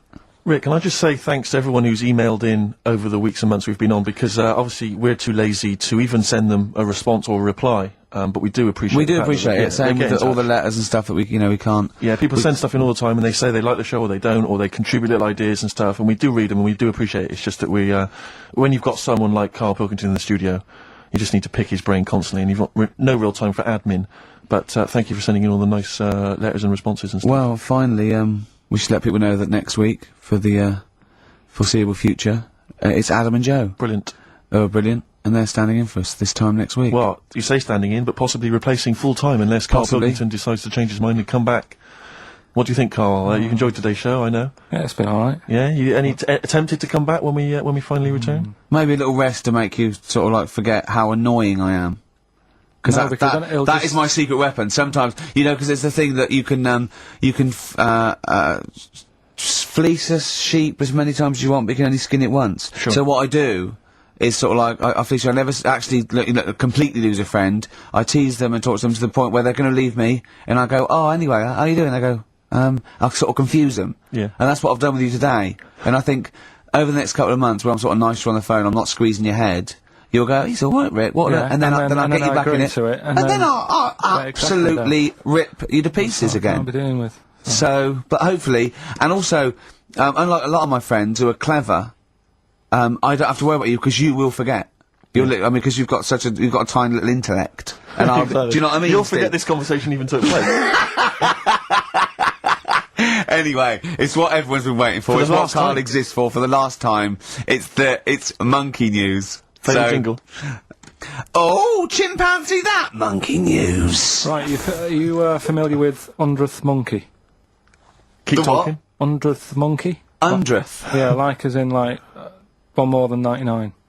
100th. Yeah. The 100th monkey. Yeah, are you familiar with that? No. No. Anyway, thanks. That was monkey we'll news. leave that Next then. week, Adam and Joe. What do you mean you're going to leave that? Well, I thought it was a popular phrase or something. What, 100th monkey? Yeah. What do you mean a popular phrase? What, why? What? Because you're going to do songs and phrase with it next week. We've said it once before, 100th monkey. No, it's just, it says the expression 100th Monkey. Well, And do it's it over anyway. where it What's the comes from. story? Well, it's from the 1950s, right? And the way that they got it because they were following some monkeys about, right? And decided Who was? Who was? journalists Oh, yeah, why? Oh, yeah. just to see what they're up to. Right? Okay, so there are always some monkeys around, yeah. What was it? What, a documentary? Anyway, one of them Come on! Come on! washed some potatoes. Right, okay. Right, let's leave that. Right, let's leave. Wait a Let's minute, leave wait, that one. wait, come on! A monkey washing potatoes? Can we leave that one? No, No! you cannot. It's You've a got to do monkey. it now. They're following a... What is it? Sort of like a family? Is it a family of monkeys or it was just one chimp and it was washing a potato and they thought, that's a bit odd. Right? Yeah. And Oh, then yeah. It turns out that ended up teaching another monkey Yeah. how to wash a potato. No, they do it. They go down and wash them in the sea because they like the taste of salt. And The it's, weird it's, thing it's, is, though, they when it pass got on. when go it on. got to the 100th monkey, right? Even though it hadn't been taught how to wash a potato, Yeah. it automatically knew. It knew what to do. What do you don't know what mean? you're talking What do you about. mean? It was in them. It was in them that they knew that when they get a potato, they had to wash it. That isn't the monkey news. I'm just saying that's where the expression comes from. But you haven't even heard of that. So Well, there's a couple of things there that it could be another upshot, and you know, an instinct is part of your genetics as anything else. Washing a potato. But you can't pass on acquired characteristics, so that's nonsense. If you mean that someone was taught they had a child and it knew it, there's no chemical memory as such. In That's what's So weird that about wasn't it, even that's monkey what's news? weird. No, the monkey news. You know, we've covered a lot of stuff. There was sad stuff, wasn't there? yeah, There's some funny stuff in there. You know. yeah. Um, Do monkey playing news. robbers and that. Football team. A monkey football team? Yeah, in Costa Rica. Oh, yeah. Got all the team members there, right? Right. All the different things. Little goalkeeper. Apparently he's on transfer from some other club. But the bit that got me attention is, apparently he's a holder of PhD of physics. Do you want to have a look at that? What, Steve? the goalkeeper? Yeah, just the goalkeeper. The others haven't done that much. The others haven't done that much. Well, I believe that he's got better exam results than you, Karl, but I don't believe he's got a PhD in physics. Obviously. Do you know what the name of the team is? Coconuts. Oh! So if the Telegraph are listening, that is the sort of quality entertainment you get.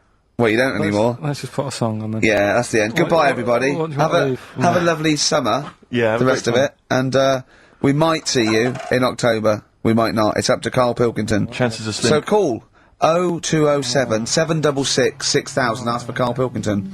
Or email him. What's this? This is Tim Buckley to end with. I think you'll enjoy this. It's called Once I Or Andrew Rose. Phillips. Call Andrew Phillips.